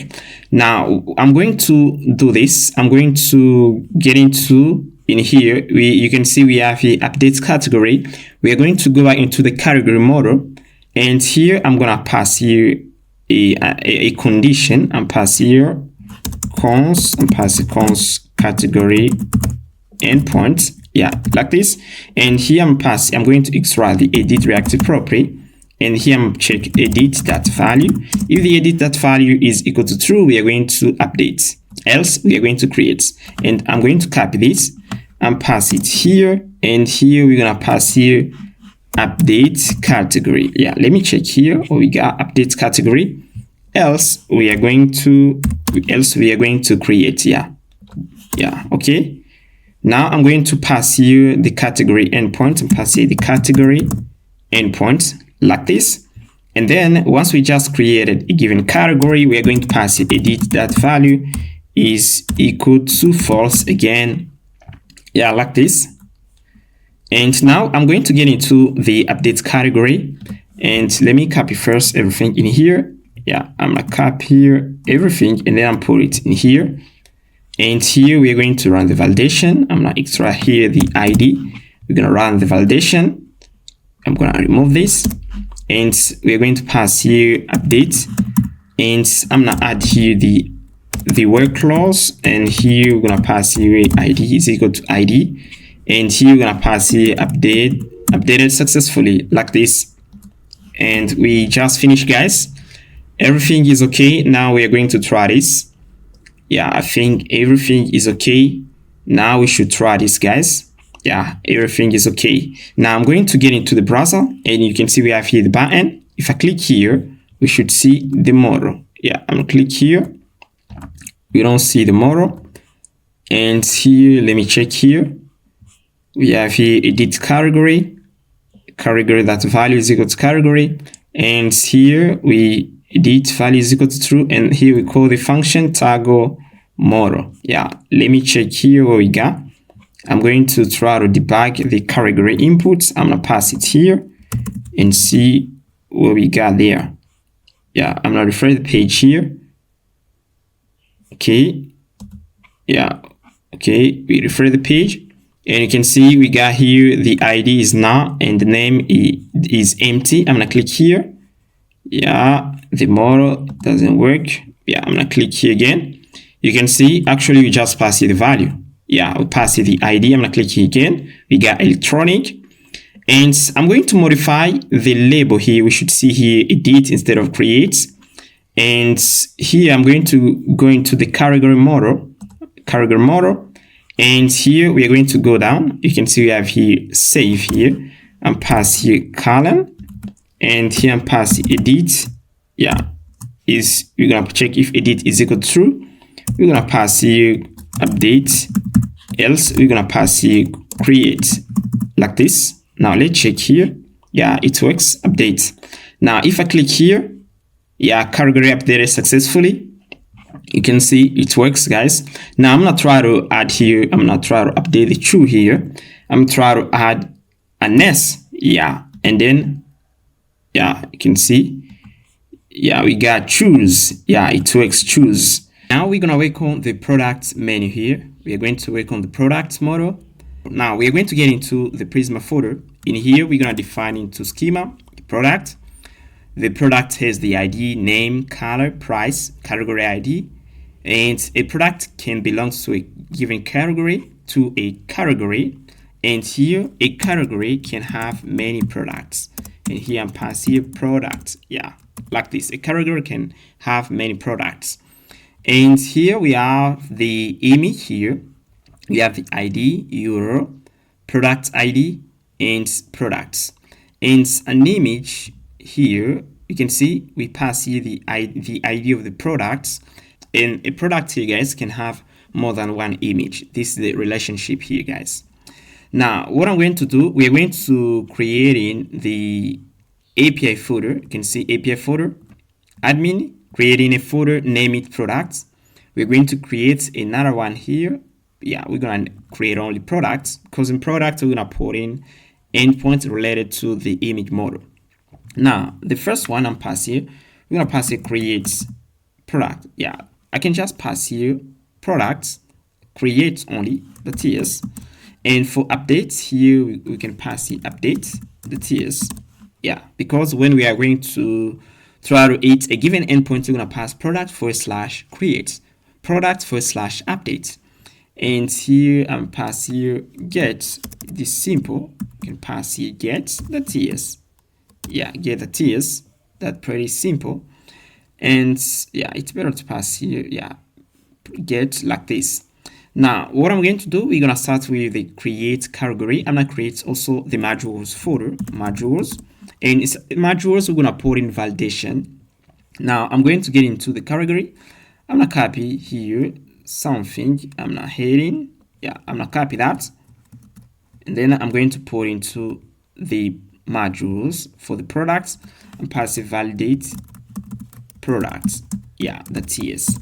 And for the products, we have some field, like we have some field here. I'm gonna copy everything in here. Yeah, I'm gonna copy this. Yeah, the name, color, price, and category ID. I'm gonna copy that. And then I'm going to put it into the validate. I'm gonna put it into the validate product here, guys. We're gonna pass here the name. The name is required. The name must be a string. We are going to require at least 4 characters. Okay, and we're going to copy the same thing we're going to do for the color. Pass here color. we're gonna do the validation for the price. I'm gonna copy this and we're gonna pass, you're gonna say here, we're gonna pass it the number, we're gonna pass here number. I'm going to remove that, and that too we're going to pass here. We're gonna say the tab, it should be a number like this, and we're gonna say the price should be positive, and then I'm pass here price should be greater than pass it than 0, yeah, like this.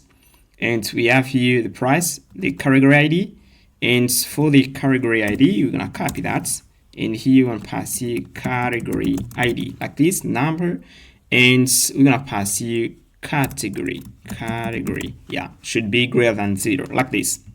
We just done here, and I'm gonna rename the schema. We are going to pass here product schema like this, product schema, and everything is okay right here, guys. We have here the color, we should pass here the price, yeah, okay.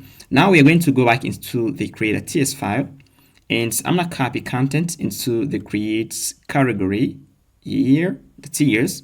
I'm gonna copy everything in here, and then I'm put it into the create the TS file, yeah, in here. And we're going to extract right here, so like the name, color, category ID, yeah, category ID. You're gonna extract also the price. These are the needed column, and here we're going to pass you product schema, yeah, like this. We import it and name, and here I'm going to, we have a product schema. We're gonna pass you the color, the category ID, and we're gonna pass the price. Then we're going to return a validation error, and here I'm gonna remove that. Here we are going to create a product and pass a product like this, and here product, yeah, product, and we're gonna say product created successfully.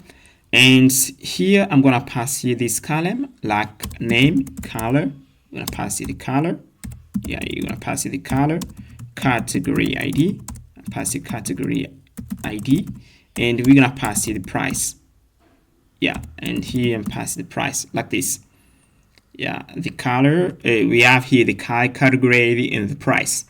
Now we are going to go back into, we are going to create a page here. You can see we are going to get into pages, and we have here products. Now in here I'm going to create here the, we're going to have the model for the, we are going to have the model for products, and we're going to have also the product table. We're going to have also the product table components. Now I'm going to get into the components. We have here categories. I'm going to create here products like this. We're going to have here two components, product model, the view, and we're going to have also the product table, the view, yeah, like this. Now let's copy contents into the category model. I'm going to copy that and put it in here. And in here, guys, we are going to have a store for the product. You can see, because we're going to use the same logic that we did for the category. You can see, in order to update a given category, we create here a pinner store in order to share the inputs. And here I'm going to create here the product, pass product store, TS, and copy contents in here.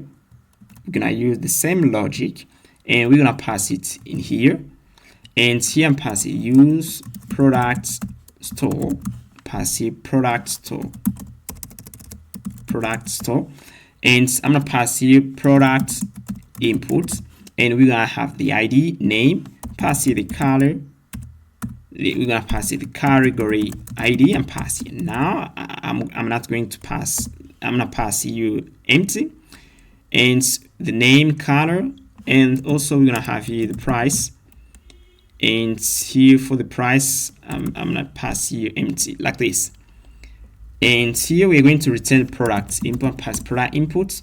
And now we're going to get into the product model. Here we have the product model. We are going to pass a use and pass a product store. We're going to use the product store, and here I'm passing product store like this. We are going to extract here the product input, and here I'm passing this. We're going to pass it here. Product, pass a product input like this. Now we are going to copy that, yeah, I'm going to, we have here the product model. Let me check here. Yeah, and I'm going to have here this function where we pass here tag category. We're gonna pass here tag product model, and here we're gonna pass here get products. Yeah, like this. We are going to emit a function in order to refresh the table. And here we have submit, and I'm pass here products. And here right now we're gonna pass here update, and here we're gonna pass here create, and here product. We're gonna pass here the product endpoints, product endpoints, and here product endpoints, like this.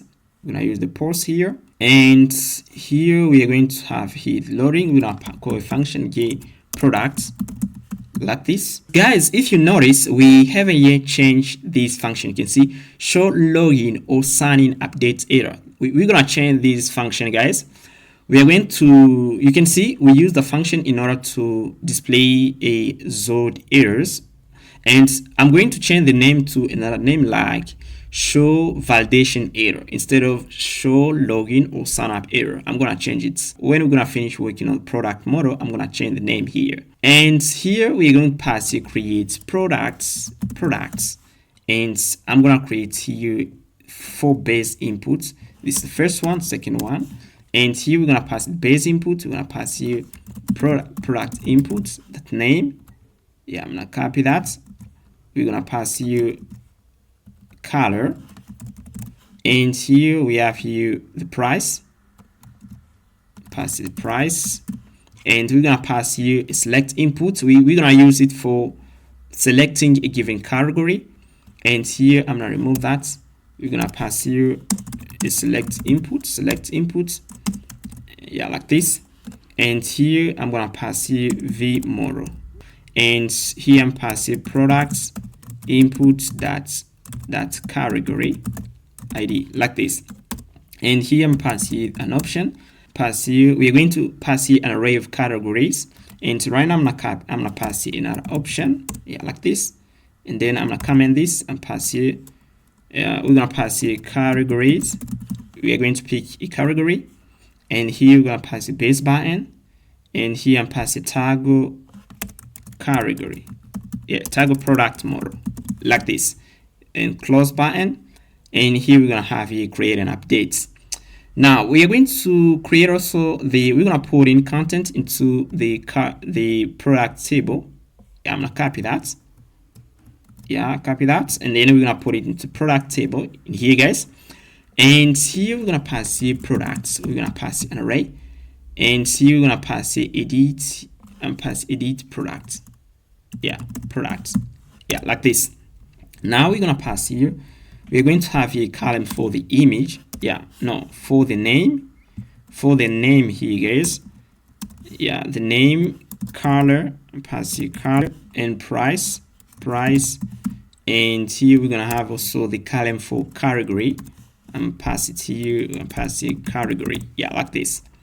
Now I'm going to remove that. I'm gonna remove that. Yeah, I'm gonna remove that here, guys. We are going to create a column. I'm gonna get rid of that right now. We are going to add it later on. Now what I'm going to do, I'm going to get into the product page. Inside the product page, we are going to put in something like some function in order to pop up the model and see what we got right now on the model. Now I'm going to get into, inside the product. Yeah, you can see we have here, we're going to get into we're gonna move into the admin folder. We have here product. I'm gonna copy contents into the category. I'm gonna copy everything in here and put it into products. Yeah, here. And then I'm going to modify here. And we have here the show model function, the show model React property, tag category. We're gonna pass here tag product model. We have here a function in order to fetch categories. Yeah, we are going to stay with it here. Yeah, we're gonna stay with the function. Right now I'm gonna comment this, and we have here category model. I'm gonna get rid of that. We're going to cap here. We have here, and we got something like the product store. I'm gonna copy that, and we're gonna put it into the product view file. We're gonna pass it here. and we are going to pass here product, and pass a product, and here we're gonna pass a product, yeah, like this. And here I'm pass it here, we are going to pass a product input like this. Edit products, toggle products, we're gonna pass here toggle product model. That's what we're gonna pass in here. Now I'm going to get rid of the category table. I'm gonna comment this, and for the model I'm passing you product model like this. We're gonna stay with that. Remove that, we're gonna pass a product.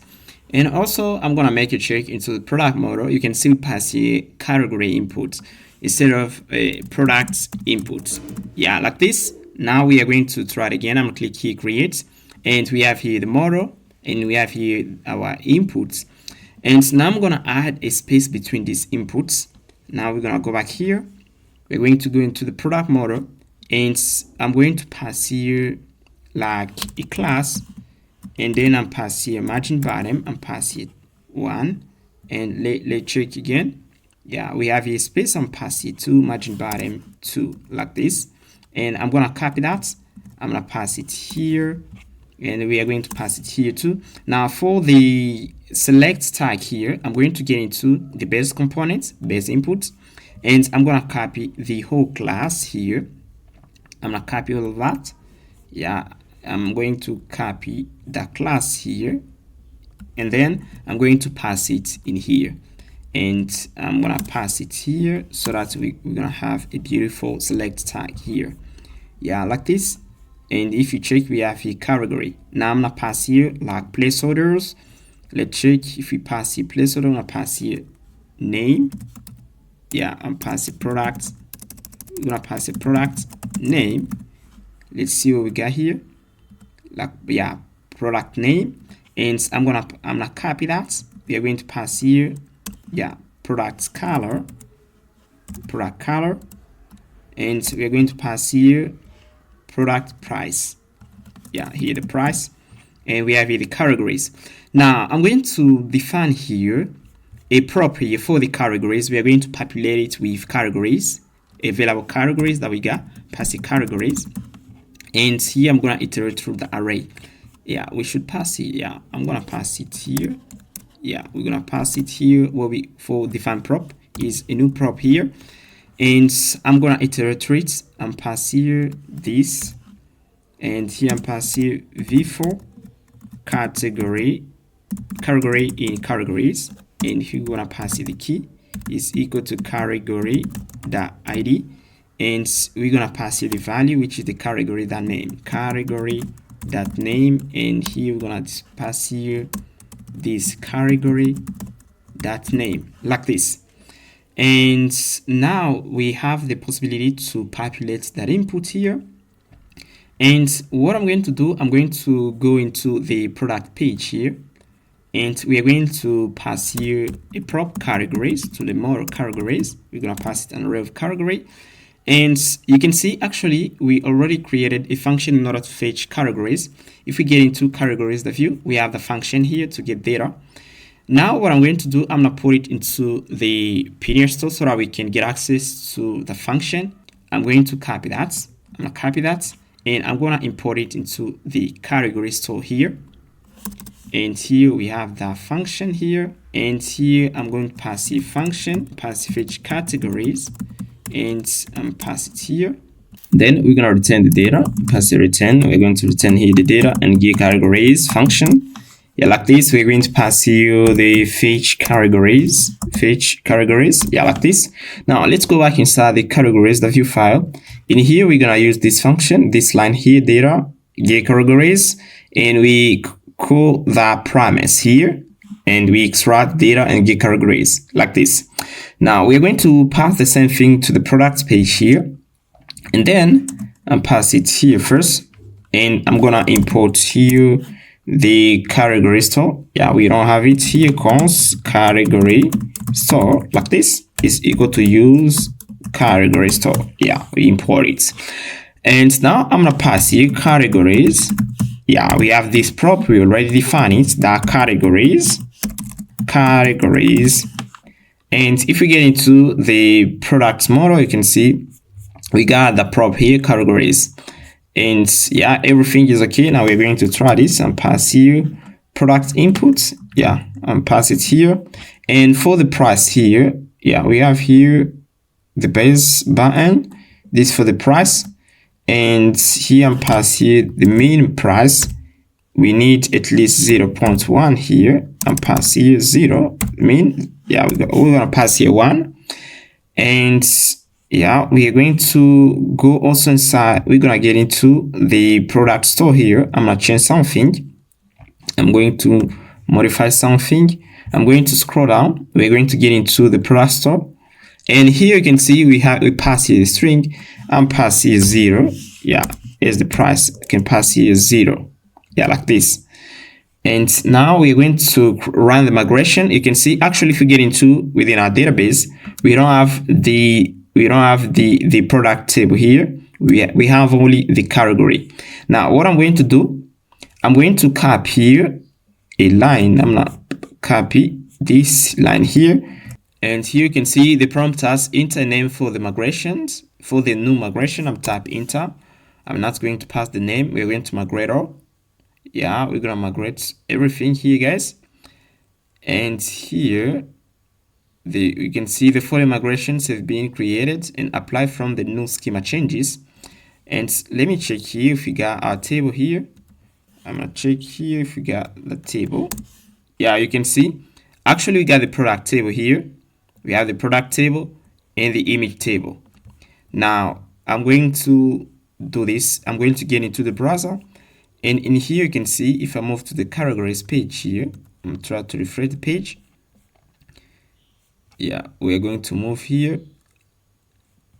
Yeah, we got data. You can see it works. We got data. And here I'm going to move to category. And here I'm going to click here. You can see we're going to pass the product name. I can pass even here iron and color red here, price, and pass it 12. And category electronics, and I'm gonna click here 120. I'm gonna click here create, and name must be at least 4 characters long. Yeah, I'm gonna get into the console, and then we're going to check here. Now in here, guys, if you notice, we pass here I'm gonna pass here for the name of the product. We pass here free. And here you can see for the color, we pass here the name for the validation. That's why we got a confusion. Now we should pass here color. Yeah, that's why we got this type of color. I'm copy that. Here I'm passing to color. Yeah, we're gonna pass here. Let me move it here. We're gonna pass here color and here color. Like this. And once we send the name of the color, you can see we passed red. We got this type of error. You can see red here. The red color has 3 characters. That's why we got this type of like name is required. We think about the product and pass it the name here. Pass here product name. Yeah, like this. And I'm gonna copy that. We're gonna pass it here to avoid confusion. Yeah, like this. Now I'm gonna try to create a product again here. And I click here and color must be, yeah, we are going for the color. We're gonna pass here free. Now it's clear. Okay, now I'm gonna click create. Yeah, color must be, yeah, let me check here. Color, we pass here 3 characters long, guys. Yeah, pass here free and here too free. Yeah, like this. Everything is okay. Now let's create here, and here we just create a product created successfully. Now we're going to move to other thing, like we are going to work on the products. Yeah, we're going to work on the product table. Now I'm going to get into again inside the product here, product table, and then I'm going to import a table into, we're going to import a table into the product page here, and then here we're going to pass here product table like this. That's what we're going to pass here, and I'm going to remove that here. And then I'm passing the product table like this. Actually, I'm going to comment this. And what I'm going to do, I'm going to define an endpoint here, guys. And I'm going to move into the server. I'm going to pass here products. And here we got get, here we got anything. I'm going to copy content and get categories. I'm going to copy that. and then I'm put it in here. Yeah, in get here like this. And then we're going to pass here products, and here products like this. And we're going to return an error. Now, this is the type of data that we're going to expect from this endpoint here, guys. We are going to have this type of data. We are going to have an array. A product belongs to a category, and a category can belong to many products. This is the relationship that we define. Now, I'm going to come here and pass here query. We're going to have it query, and I'm going to pass here get query function. We're going to pass event, and here I'm passing const search. And here we pass a jQuery in order to get access to the parameter. And I'm passing query dot search. I'm going to assert it as a string like this. And now I'm gonna pass here the where clause. I'm gonna pass here the where clause like this. Yeah, I'm gonna remove that. I'm gonna pass here this, and then we're gonna pass here where.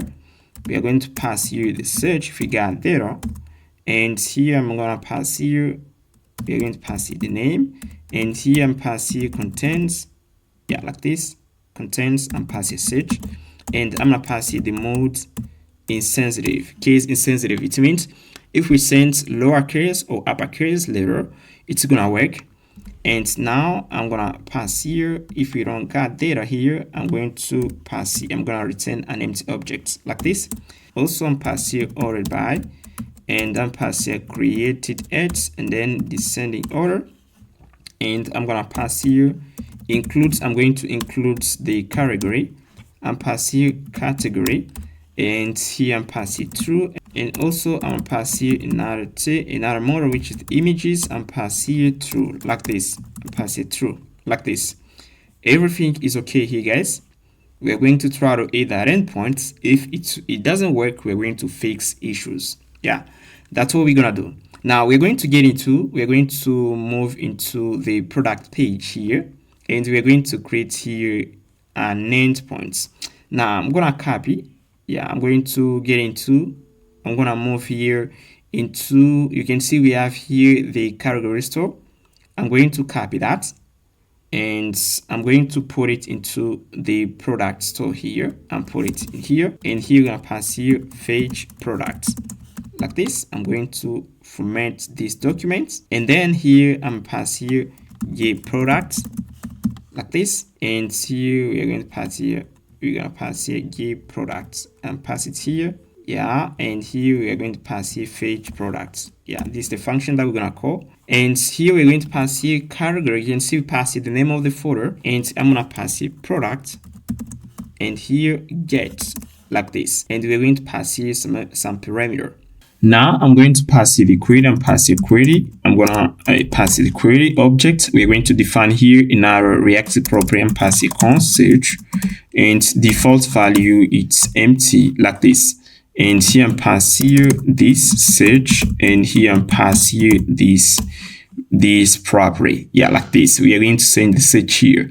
And also what I'm going to do here, guys, you can see actually we haven't yet get data. We haven't yet passed here the token. We are going to pass it later on. We are going to pass it token. Now, what I'm going to do, I'm going to try to fetch the data. We are going to get into the product page here. Let me get in the product page, and here we pass it the categories. I'm going to copy that, and now here we're going to pass it the product store like this, and here we're going to pass here fetch. I'm pass here I'm passing get product. Like this. I don't know if we pass it here. Get products, and here I'm going to go back here. We're going to pass here the data. You can see we got data here. I'm gonna pass here product data to remove the typing error here, guys. And now I'm going to try to console here. Pass here fetch. We're gonna pass here fetch products. Like this. Now I'm gonna try to pass the data here. I'm gonna pass here above the table and see what we're gonna get. I'm pass it here. Now what I'm going to do, I'm going to get into the network tab here and see what we are sending. I'm gonna move here to the categories. I'm gonna close that. You can see we pass here search. The actual value here, guys, is empty. Yeah, page not found. We pass here API /admin/products. Yeah, we pass a bad endpoint here. You can see we have here a typo. We should pass a product like this. And then we are going to get data. If we refresh the page here, and yeah, you can see actually we got the data. Yeah, because we just fixed the typo. And we have here the products. And yeah, this is the products. And we have here the category and the image. The image here is an array. Now, what I'm going to do, I'm going to pass the data to the product table. We are going to get into the product table, and then we are going to iterate through the array. Let me move here, product table, products, and here I'm going to pass here v4, say v4, and products in products, and I'm going to pass here the key is equal to products.id. Yeah, like this. Okay, products in products, yeah, like this. Products in products. And then we're going to pass you the index. Yeah, pass you the index. Yeah, index. Let me check into the categories here. We have here, yeah, category and then the index. Yeah, I'm gonna copy this and then we're gonna pass it here. We're going to pass it here. Yeah, the index.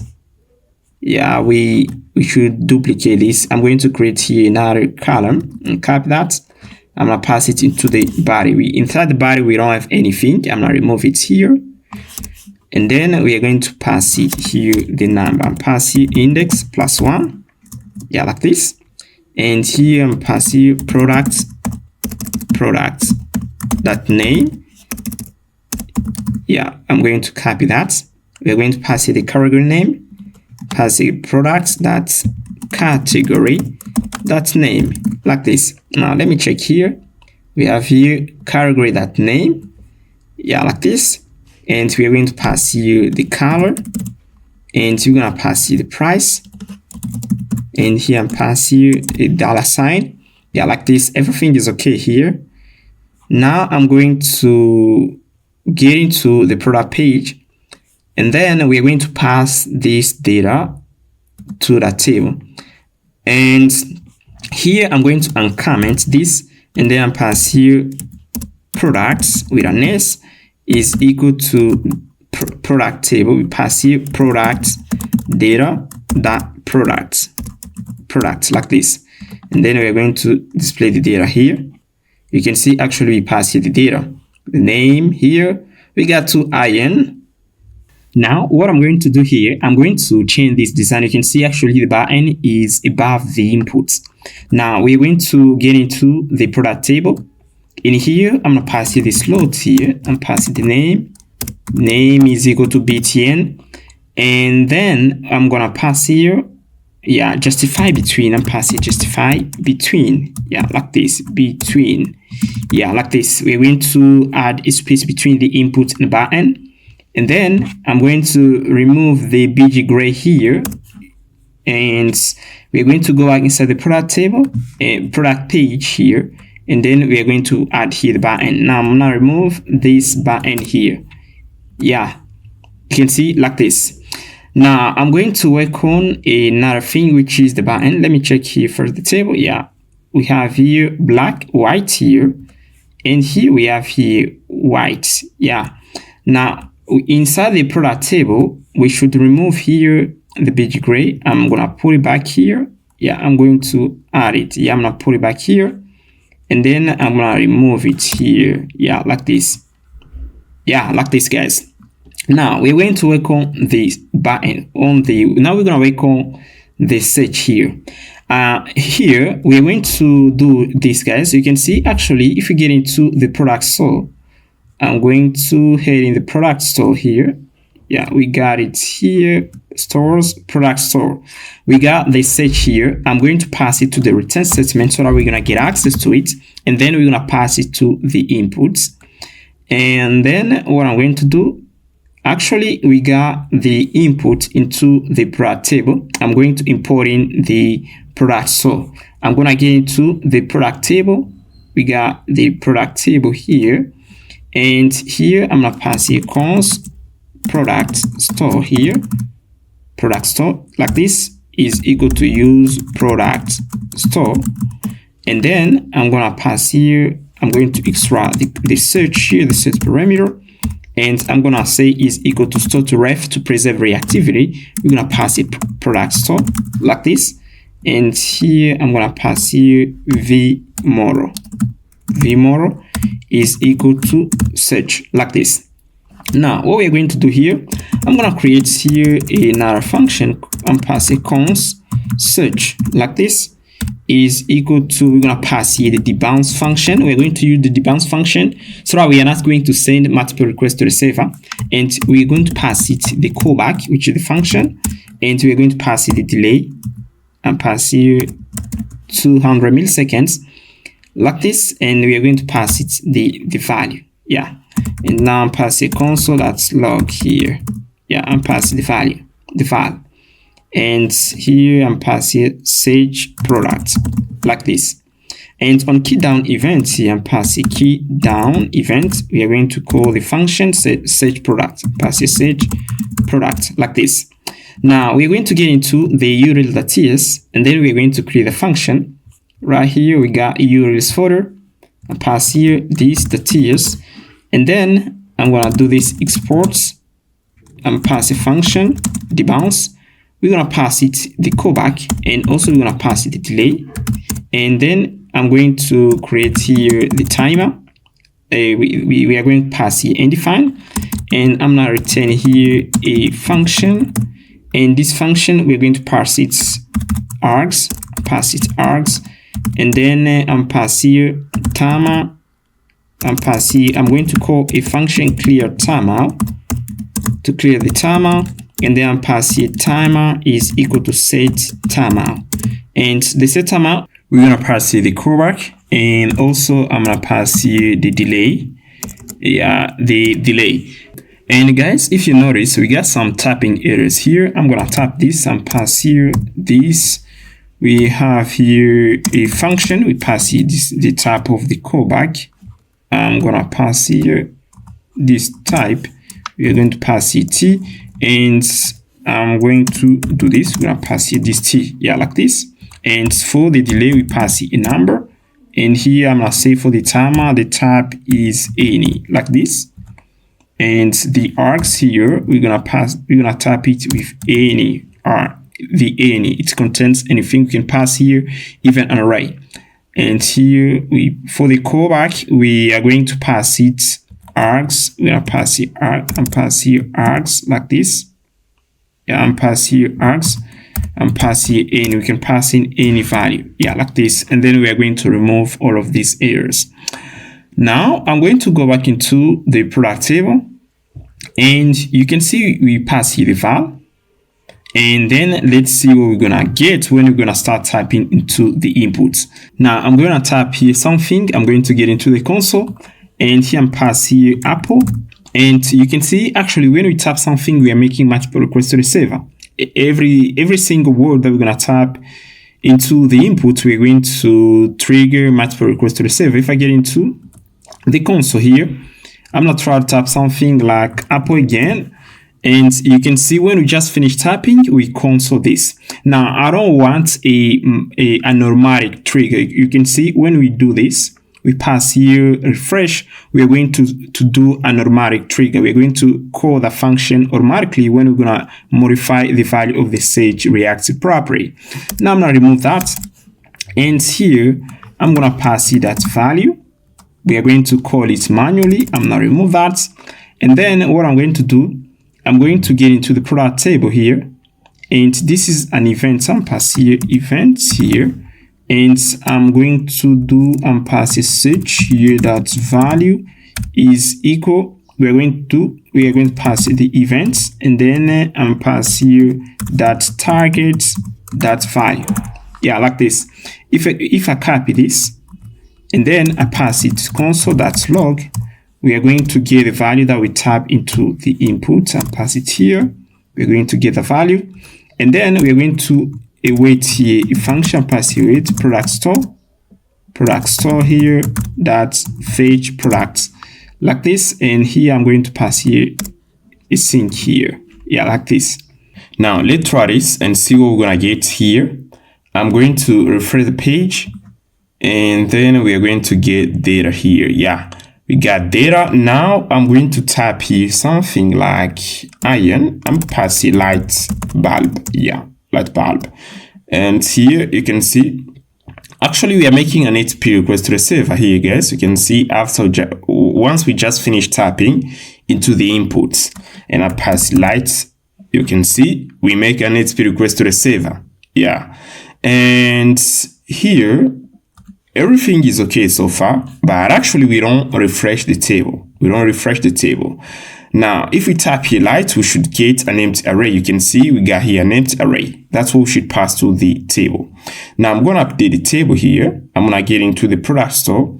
And in here, as we don't got an updated value, I'm going to do this. I'm going to pass here products. I'm going to create a reactive property. Product data is equal to ref. And here I'm pass it now as value. And then I'm going to get rid of this. And here I'm pass the product data. That value is equal to, we're going to pass here data that value like this. You can see if you put our cursor over the data reactive property, this TypeScript infers the data to be of this type here. Yeah, and if you want to get rid of this error, we should add these tabs. We should add this TypeScript definition to the product data property. Now, in order to remove this error real quickly, I'm gonna type this as any. Yeah, like this, and then we get rid of the error. Now I'm gonna get into the product view. In here, I'm going to remove that. I'm gonna remove this. I'm going to comment this. Give products. Here we have a function. Give products. Let me check if you use the function here. Yeah, we are going to need a function in case we need to update the table. I'm going to stay with the line here. I'm going to stay with this, and then I'm gonna remove this one here, and then I'm going to extract that. You can see we're going to pass here the appropriate product data like this. We're gonna pass there, and we are going to extract it in here. And here I'm pass the product data, and we are going to, and it's gonna stay reactive because we pass here start ref. And here get data, I'm gonna copy that, and I'm gonna pass it here. I'm going to, yeah, we are not going to get it. Yeah, I'm not remove it here, guys, because we don't return anything here. And here it's better to remove that here. I'm going to try to find another way to call a function when we are going to need to update we are going to need to refresh the table. Now I'm not comment this, and then let's get into the browser, guys. I'm gonna refresh the page here, and then we're going to get data here. Now I'm gonna try to type here something like light bulb. I'm passing light bulb. Yeah, light. You can see actually refresh the table. If I pass here iron, we are going to get data here. Yeah, we got iron into the table. Alright, guys, now we're gonna implement the pagination inside of our app here, and I'm going to get into the product store. In here, we are going to define here some constants like the page. The default value we're gonna pass here 1. We are going to pass here the limit. Default value is gonna be 10. We are going to return in every single request. We're gonna return 10 rows, and here I'm gonna pass here the page. And pass it, we're gonna pass here page dot value. Yeah, page dot value, but also we're gonna pass here limits, and then here and pass here limit dot value. Now let's get into the get.ts endpoints. In here, guys, we are going to pass here this. We're going to pass the page, and here I'm just checking if we got any file. We're going to assign the page here 1. And as well as for the limit constants here.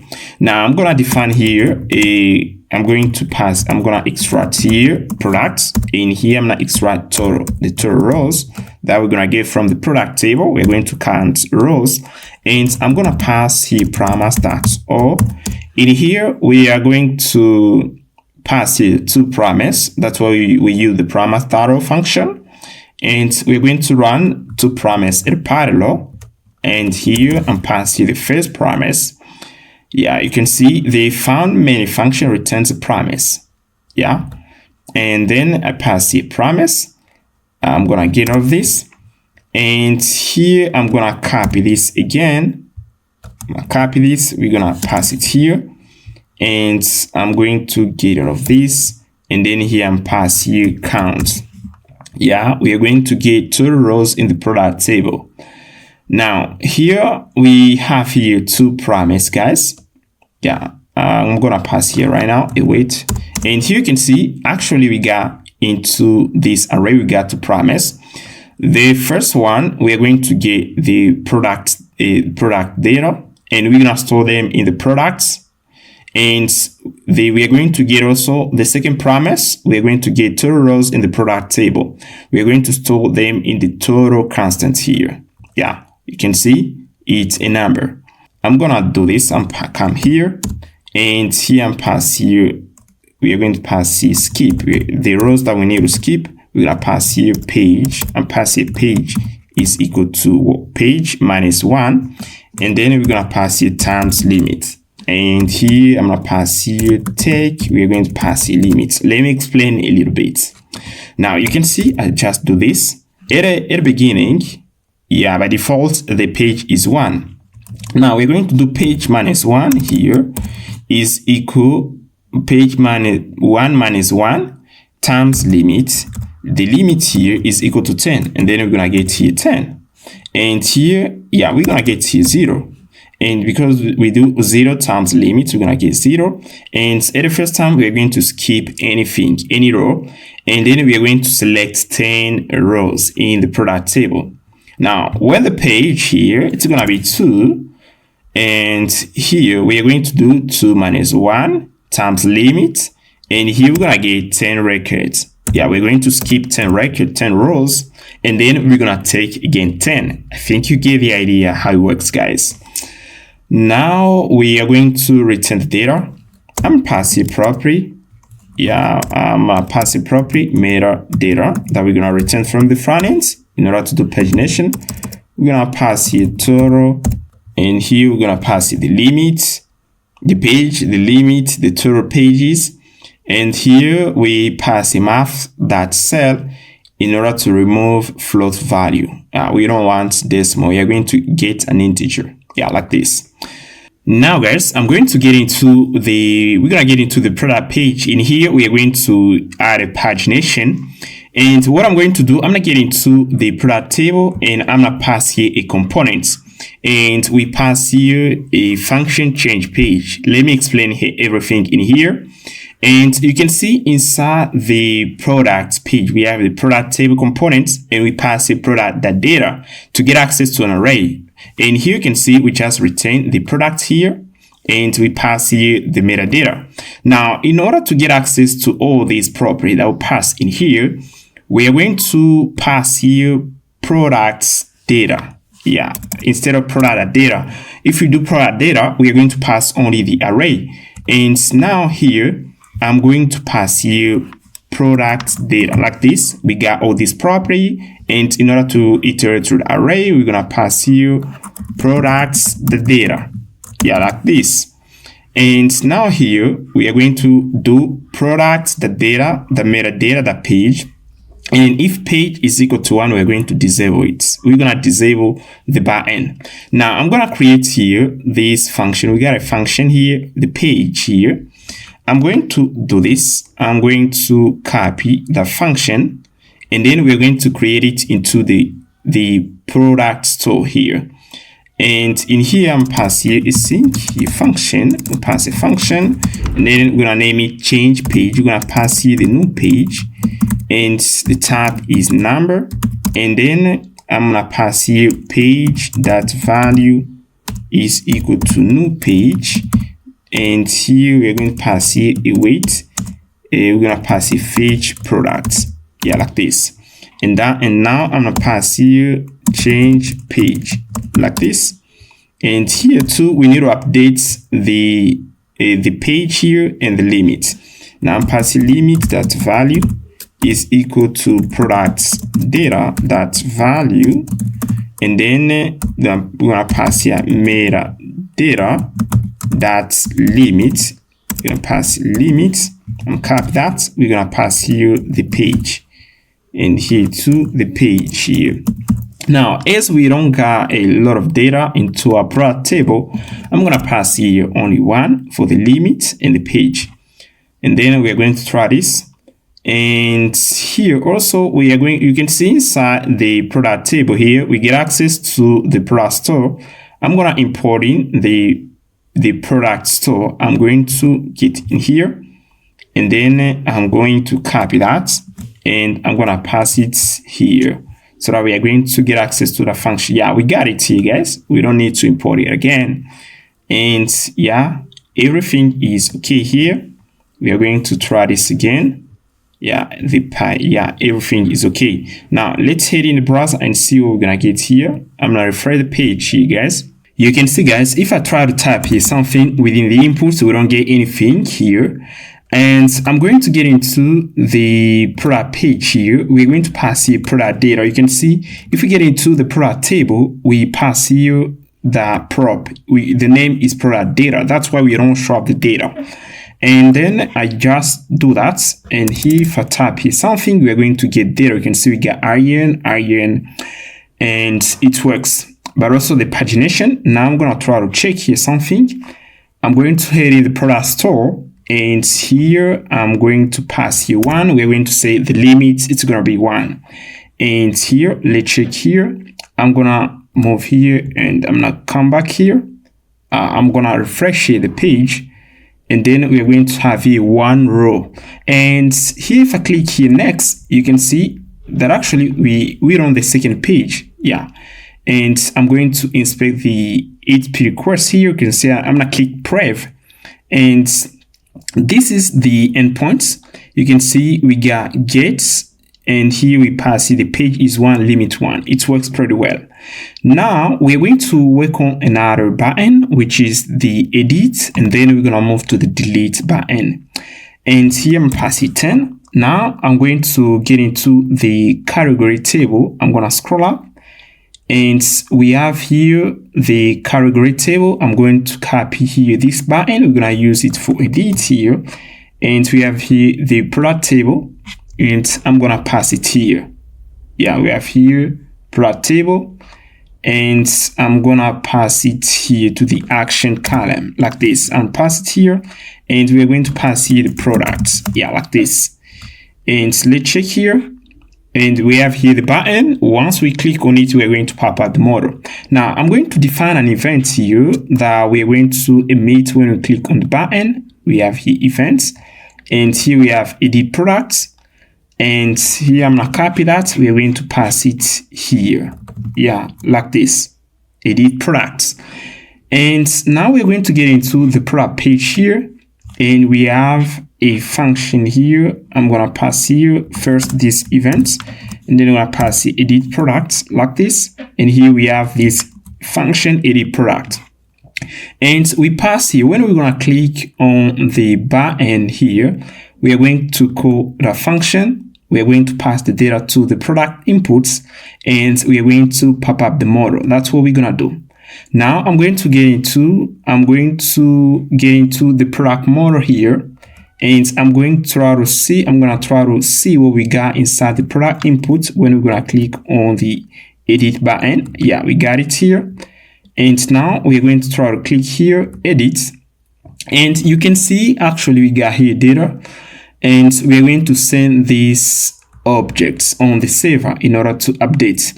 Now we're going to create here another endpoint. You can see if we get into we have here an endpoint to create a product, to get a list of products, and here we have here edit updates. I'm going to put in something. I'm going to copy content in the create products. I'm copy everything in here and put it into the update endpoints like this. And in here, we're going to request for the name, color, category ID, price. And we're going to validate these inputs. And here, I'm going to pass the updates instead of create. and we're gonna pass it the word clause, and here I'm passing ID. We are going to request for the ID. You can see actually if we get into the browser, we have here the ID. And now I'm gonna pass here to the ID. Yeah, like this. And here everything is okay. Product schema, okay. And we pass here the ID. And here we're gonna say products updated successfully, like this, updated successfully. And then we are going to try to click on the button here. You can see we got here updates. And I'm gonna change the name here. We got IN, I'm passing light bulb. Yeah, like this. And even though you can see we pass a light bulb, and we are going to pass here the color. We can say white here, and the price 12. And here we got electronics. Yeah, we're gonna let it in electronic. And I'm gonna click here updates and see what we're gonna get. You can see product updated successfully. Now what we're going to do here, guys, you can see we are able to update a given product here. We can update a given product. Now what I'm going to do here, I'm going to reset the inputs. Once we just create or we just update, we are going to reset the inputs. Now I'm going to get into the products model in here, and in here I'm gonna copy that input right here, product inputs, that value. I'm gonna pass it here, and I'm going to assign it an empty object to reset it. Once we just created a product, or once we just updated even product, we're gonna reset the product inputs. Now here you can see I'm going to try to create here another product, and now I'm gonna create here another category and pass here clothes. Yeah, I'm passing clothes, and here I click create. Yeah, we got the category here. I'm gonna choose here clothes, and here we're gonna pass it t-shirt, and I'm pass here blue color, and for the price we're gonna pass here $4. And then I'm gonna click here create, and you can see actually just reset the inputs. Yeah, it works, and we can see the product here. And yeah, we don't see the product here, guys. Yeah, we got t-shirts. Now what I'm going to do, you can see when we create a product, we don't refresh the table. We have here an events get products. We got it here, get products, but we don't actually call that event here. We're going to get into the products here, the product page, and I'm gonna pass here that events. Yeah, we are going to pass the model, and here we are going to pass here that events. Yeah, I'm gonna pass here is equal to get products. And once we just created products, I'm gonna call it. We are going to do product store here. We're gonna pass here product store that, and here we're gonna call a function fetch product like this, and then we're going to update and then we're gonna refresh the table. Yeah, like this. It's gonna work. Yeah, I can just remove that, and then we're going to try it again.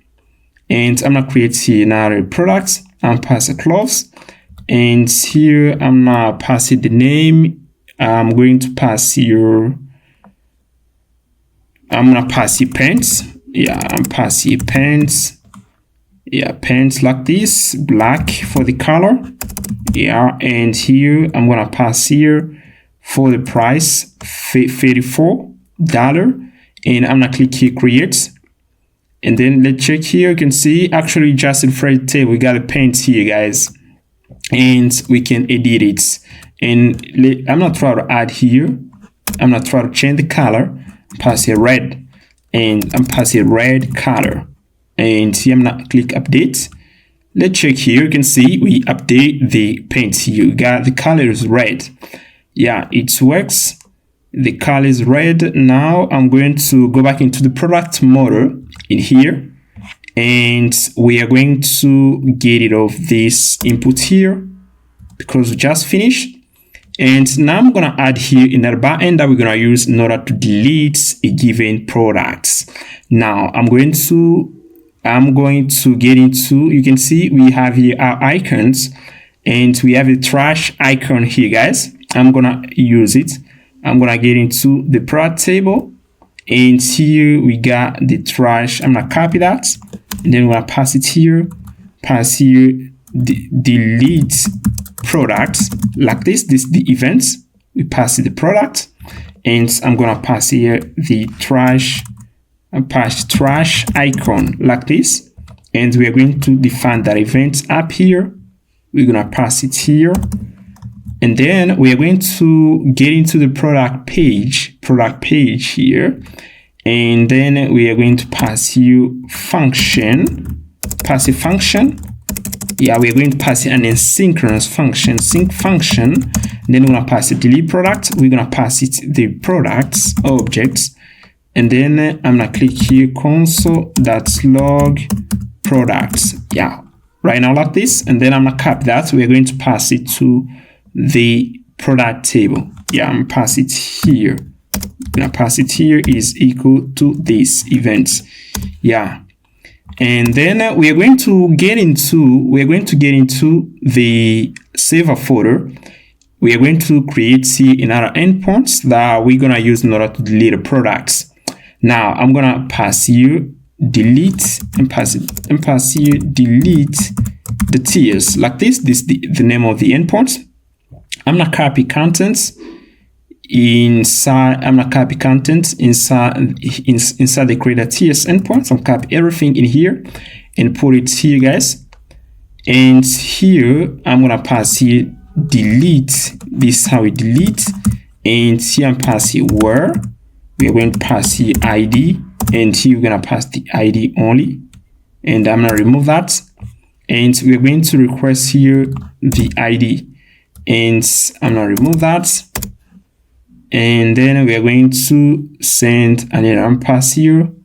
I'm going to pass you this ID. We're gonna say ID is required. I'm passing ID like this. And you can see this is a product schema. I'm going to get into the modules. I'm gonna copy that. And here I'm gonna pass it here, and then I say delete product schema, and pass here this.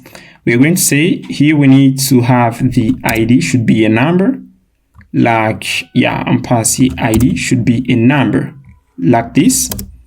ID should be a number, and here I'm going to pass here ID should be a number like this. And then we're gonna use the delete product schema.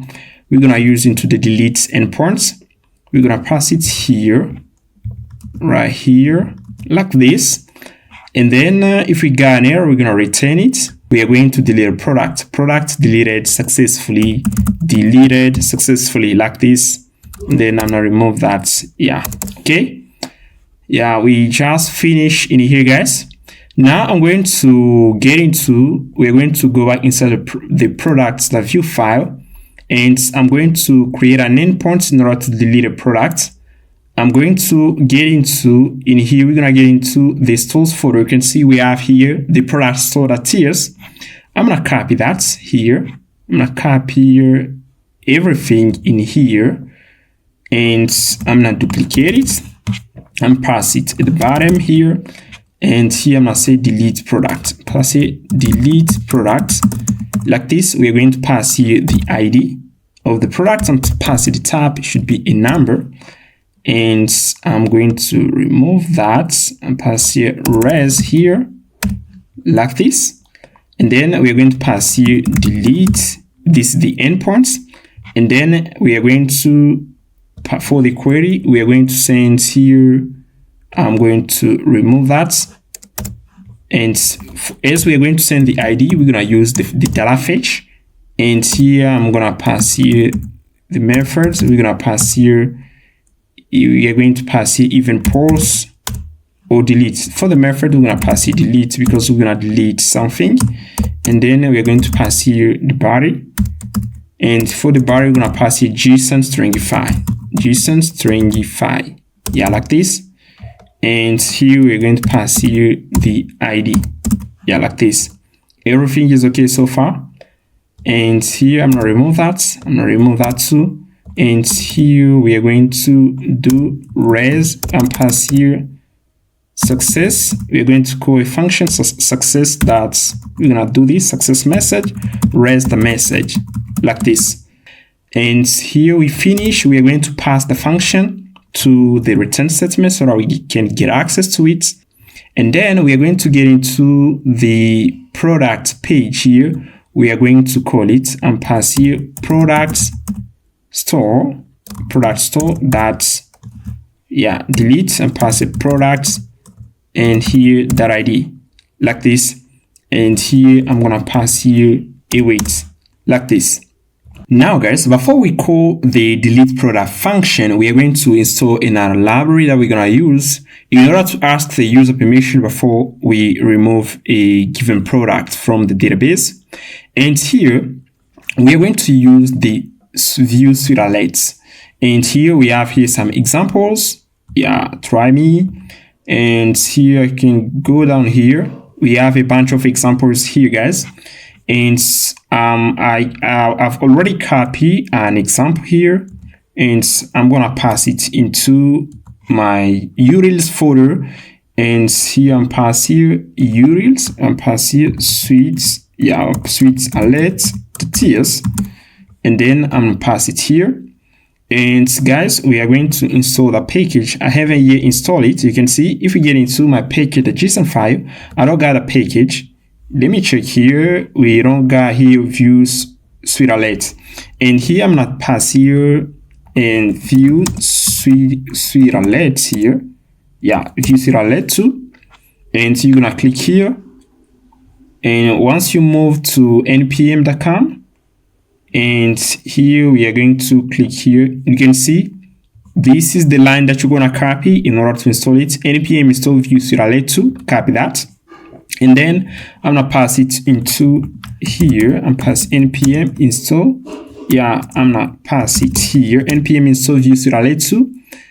And after that, I'm going to rerun again my server and pass here npm run dev. Okay, now we're going to get into the suite alert to the suite alert.ts file. We got it inside the URLs folder. And once we just install a package, we're gonna get rid of this error here, guys. Now I'm gonna end a little bit. You can see here, the function was like this. I'm gonna comment this, and everything in here, like this. You can see, and here it's better. It's better to do this. I'm going to comment this, and the function was like this, guys. I pass here, I just import the swap. This is an object, and then swap that fire a quota function, and the fire function returns a promise. And then if I pass it that, then we are going to get here the results, and I just wrap that into a promise. And here we are going to check here if the value is equal to true. We click on yes. We are going to, if the result is equal to true, we're going to return true. Else, we're going to reject anything. Okay. Now, what I'm going to do, I'm going to use that function. You can see the name is prompt to user. I'm going to get into the product page, and we are going to get here, and then I'm passing prompt to user. This is the name of the function, and we're going to pass it a message. Do you want to delete this? This is the message, and then pass that then. And here I'm gonna pass here anything, like this. And then we're gonna pass here that function. If we got it, we're gonna catch it. And here I'm gonna pass here a sync like this, a sync, because we got a promise here, a sync like this. And then we're gonna pass it a wait. And if we got an error, we are going to catch it and pass error. We are going to get into the browser here, guys. And here you can see we are going to arrange this. I'm gonna fix that. And I'm gonna get into the product table and pass here a Taiwan CSS class. I'm gonna pass here flex. We're going to display item in a line. We're gonna display item in a row. And you can see here, we got them here like this. And so you can see, once we just install the View Suite Alerts package, we get here an error. You can see we are going to install the preprocessor dependency. And here we are going to type this command in order to install it. I'm going to copy it. We're going to pass it here. Yeah, I'm gonna pass it here, and then we are going to get rid of that error, and we're going to wait a bit. Alright guys, now we just render the page, and we have a beautiful table. And now I'm gonna click here on the delete button. You can see, are you sure? Do you want to delete this? And we got the message. Once we click yes, we are going to delete a given row. Now, what I'm going to do before we delete a given row, I'm going to call here a function. I'm not getting to the product page here. We are going to call a function here. I'm going to do product store, and here we're gonna do product store. Yeah, we're gonna pass in the product store, and then we're going to call another function. Yeah, let me pass here product store like this, that fetch products like this. And now I'm gonna delete this line here. I'm gonna click here and confirm. Yeah, you can see we just delete the row. Everything is working here, guys. You can see that everything works perfectly. Yeah. Alright guys, now we're gonna work on the upload image model. Before that, we are going to fix an issue about the model, the pop-up of the model. You can see actually, if I refresh the page and then I just click on the create button in order to show up the model, you can see actually we don't show up the model. The model doesn't render very well. Now we are going to fix that issue. Now we're going to get into the categories, the view file. In here, what I'm going to do, I'm going to wrap the category model into the client only built-in Nuxt components. And what it does here, we instead of rendering these components on the server, we are going to render these components only on the client. That's why we pass here client only. It means we're going to render these components on the client only, but not on the server. And here you can see if I refresh the page here again, I'm going to refresh the page, and if I click create, you can see actually we show up the model. And it's rendered pretty well. It works. Now I'm gonna move here to the product page. You can see I'm gonna refresh the page here. And then if I click create, you can see actually you don't render the model very well. Now in order to do so, I'm gonna copy the client only built-in component. We're gonna put into the product page here. And we have here the product model, and pass it here. And then we are going to wrap it into the client only components. And you can see actually if I refresh again the page here, we are going to show up the model. Yeah, it works pretty well, guys. Now we're going to work on the upload image model. We are going to work on the button here. Now I'm gonna get into the product table here. You can see actually I've already created here the upload image event. We're going to pass it here, and I pass here the button. Yeah, we got it here. I pass here the button, and I emit the events upload image. I pass the product. Yeah, like this. And then we pass here an image icon. That's what we got here. Now I'm gonna create now another component inside the products folder. We're gonna name it upload image model. I'm passing upload image. Yeah, the view like this. And then I got a model here. We're gonna put it in here. I'm gonna copy that. We are going to put it here, guys. Yeah, this is the model that we're gonna use. And in here we have here a prop show and an event get product. When we're going to upload an image for a given product, we're going to refresh the product table.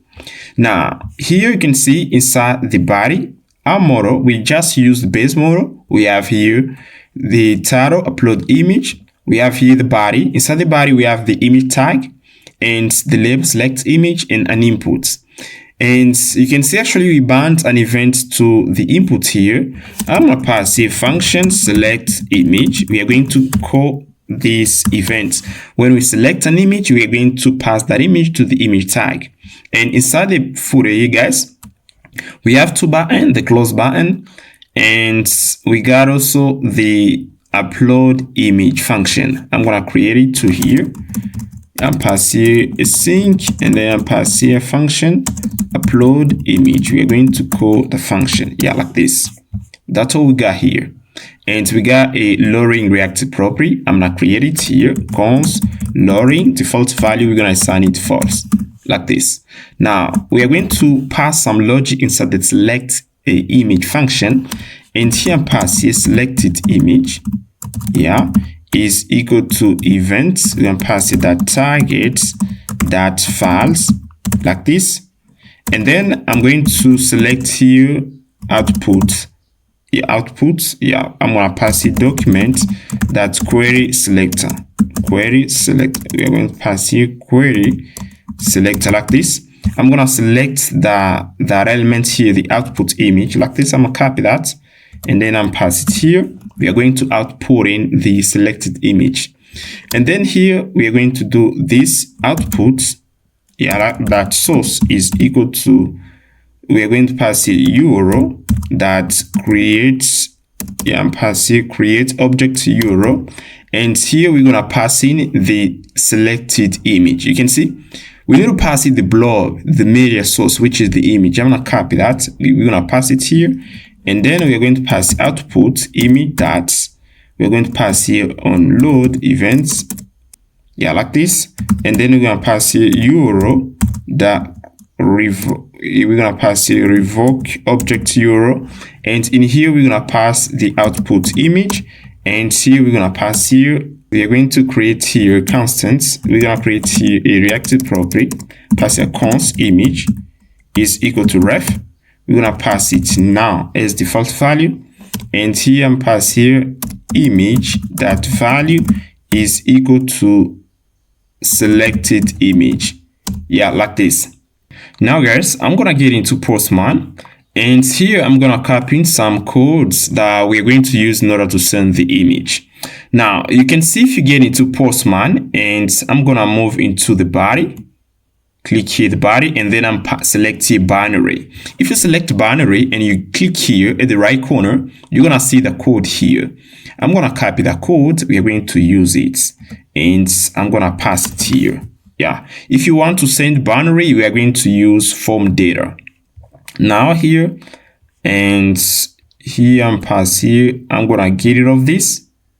Yeah, let me create here, I'm pass here, I'm passing form data like this, form data, and then I'm going to get rid of this line here. I'm gonna comment this one, and I'm gonna copy this.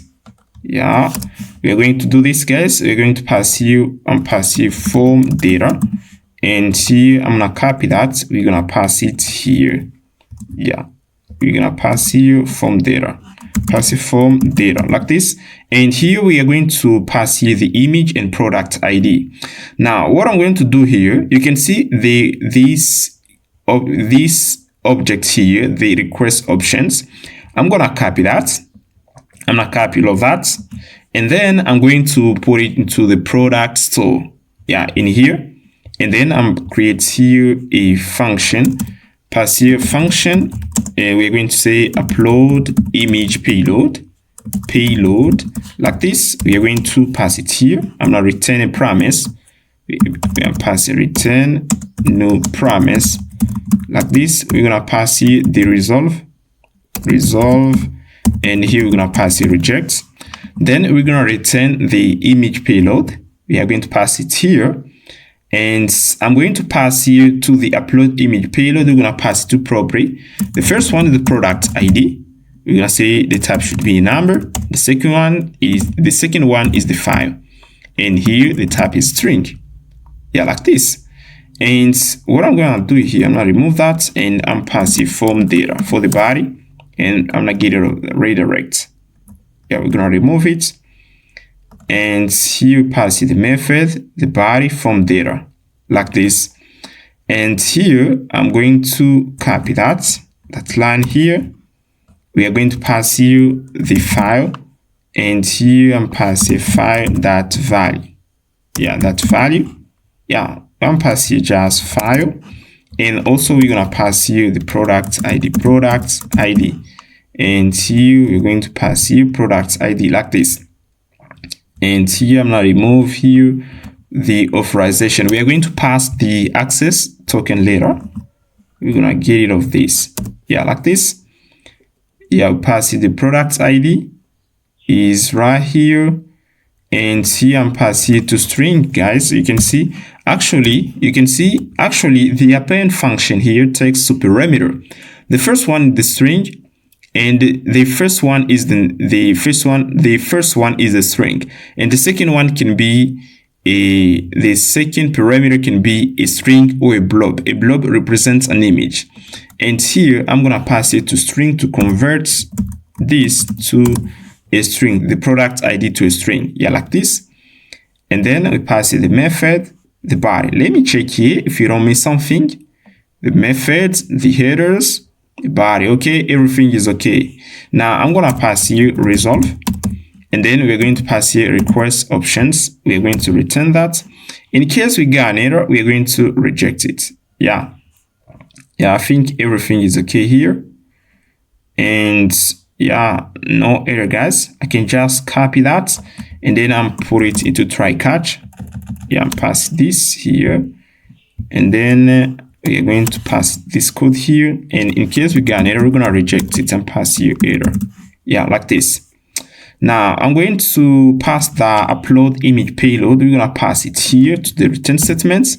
Now let's get into the upload image model here, and we're going to import the product store here. Const product store is equal to use product store, like this. We are going to get access to the function, and I'll remove that here, and here I'm passing const. We are going to pass here request options is equal to await, and then I'm passing product store, that's upload image payload. We are going to pass it to property, the product ID in the file. And guys, if you notice, actually we haven't yet created the product ID reactive property. We are going to pass it here. Actually, I'm going to pass here only the file, the image.value.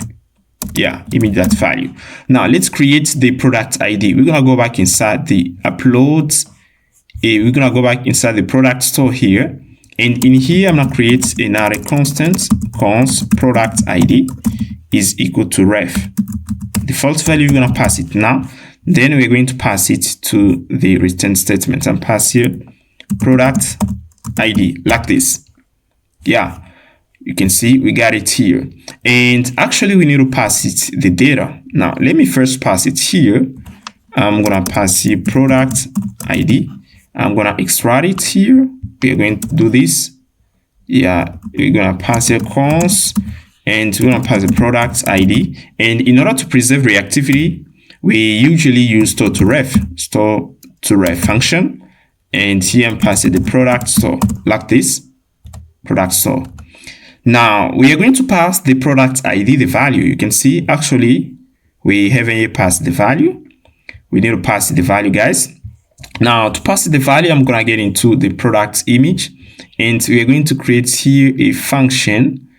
Yeah, let me check here. We're gonna create here a function. I'm gonna move at the bottom here, and I'm gonna pass a function. Let me move here.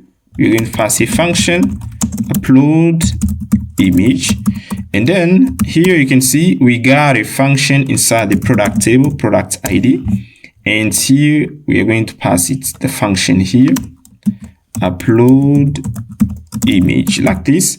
We are going to call a function upload image. You can see if we get into the product table, we got that event here, upload image. We pass it the parameter, which is the product ID. Now we are going to get access to the ID. I'm gonna go back here, and then what I'm going to do, I'm gonna extract the, we're going to extract here the product ID and pass here the product ID, and here we're gonna do product ID. Yeah, product ID that value is equal to product.id, product.id. Yeah, like this, and then we're gonna pass the value now. And once we pass the value, we need to show the model, and in order to show the model, we're gonna create also a reactive property inside the product store. We're gonna name it here. Let me pass here even upload. Yeah, we're gonna pass here show upload image model, and I'm gonna copy it right now. We are going to pass it that value is equal to true. Now let's get into the product store to create the property. and pass it cons, yeah, is equal to false here, and we are going to pass it to the return statement and pass it here.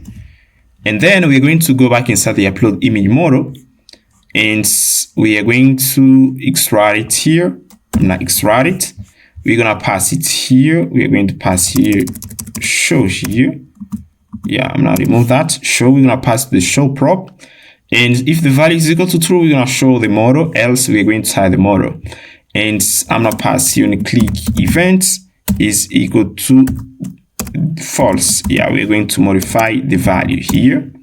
Yeah, like this. Now I'm gonna work here. We are going to send now the image to the server. Now here, what I'm going to do, I'm going to get into the server folder. We got the API product, and here I'm pass you upload. Yeah, upload image the TS.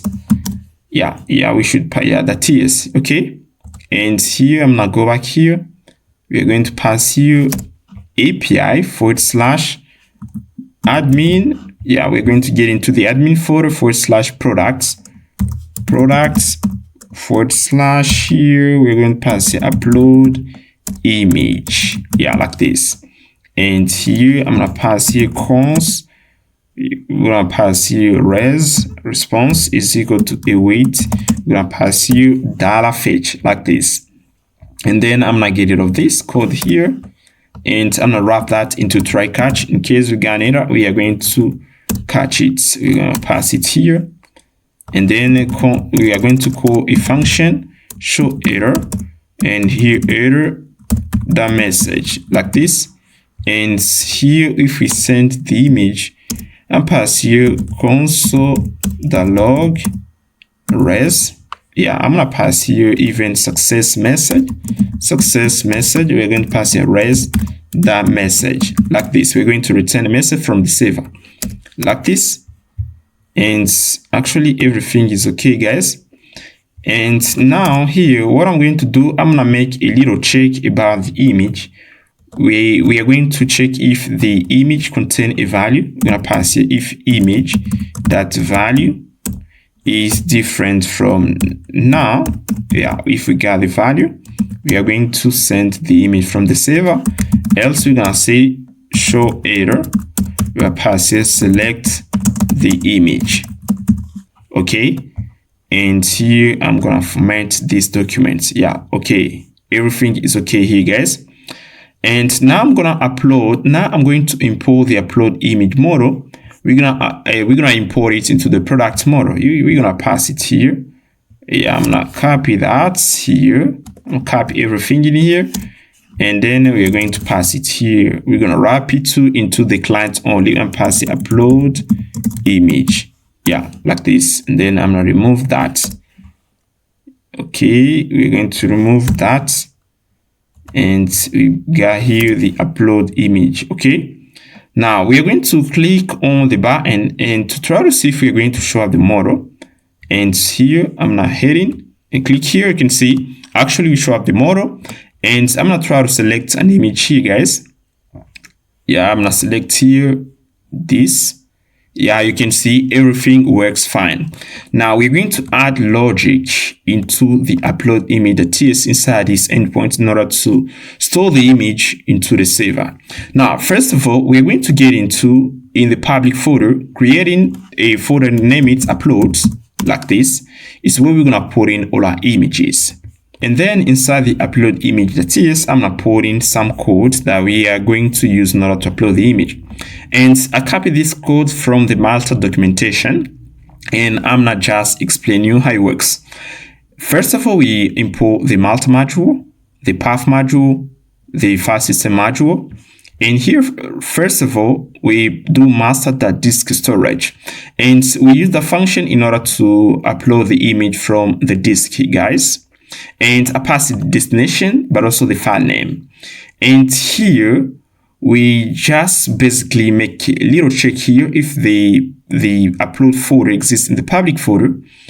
We are going to import in the image. If this folder doesn't exist, we are going to create one. We're gonna call the function makedir. make the sync in order to create this folder. And the second property here, we are going to give the uploaded image a unique name by taking the current date plus the extension name. Yeah, you can see if we have the image that we're uploading, let's say the image is the true, pass a true.jpg, we are going to pass you the name should look like this. We're going to pass you some random numbers. These numbers represent the current date .jpg, yeah, to get a unique name for each image. And we have the image file filter. From this stage here, guys, we just basically check if the image belongs to one of these extensions. If it does, we're going to accept it. If it doesn't, we're going to throw an error, invalid file extension. And then we just check if the image has a file size less than 2 megabytes. If it does, we're going to accept it. And from here, we just pass body. The body here, we extract the file, the uploaded file, but also we extracted here from the body the product ID. These are two properties that we send from the server, the selected image, but also the product ID. And here we are going to return the image URL and the product ID. Then inside the define event handler, we are going to send this data into the database. We extract the image URL, but also the product ID. And then we pass it to the create function and we return product image uploaded. Now let's try this. I'm going to get into the browser and in here, I'm going to click here, inspect. And now let me first get into the upload image, the view file. And in here, I'm going to add here some codes that allows us to reset the output image. We're going to pass the output image that source is equal to empty. And here we're going to pass here the image input, which is the image input that value is equal to empty. Once we just upload the image, we are going to empty this value, these elements. Now, and here you can see actually we pass here loading. And I'm going to use here the base backend, and I'm going to get into the product model. And here we're going to copy here the base backend. I'm going to copy this one. Let me copy. Yeah, I'm going to copy the base backend. And we're going to pass it inside the upload image model here. And in here, guys, we're going to do this. Yeah, right now I'm going to copy this. Yeah, we're going to pass it the function here. Upload image, we're gonna pass it here to the click event. We have the loading reactive property, and here I'm gonna pass here only upload. Yeah, I can just pass here for the label. I'm gonna copy that, and then I'm gonna pass it here. Yeah, loading. Yeah, I'm gonna pass here just for the label. We're gonna pass here upload image. Yeah, like this, and then we're going to remove the button here. And now here we are going to pass here the loading reactive property, that loading that value is equal to true. And I'm going to copy that. Once we just upload the image, we're going to change the value and I'm going to pass it here. Loading that value false. I'm going to copy it again. We're going to pass it into the catch block here. Yeah, like this. And here everything is okay. Now let's try this. And here I'm gonna refresh the page here. We're gonna refresh the page, and then we're going to try to upload an image. Now I'm gonna get into the network tab here to inspect things here. I'm gonna click here. I'm gonna click image, and then I'm gonna click choose a file, and we're going to select here these two, and then I'm gonna click here upload, and we got an error, guys. Let me check here. We got a server error, missing file or product ID. Let me check inside the payload, and for the file is the binary and the product ID. Yeah, we are sending here an object. Yeah, you can see an object, guys, instead of the ID, and we are going to fix that. We are going to get into the upload image, the view file.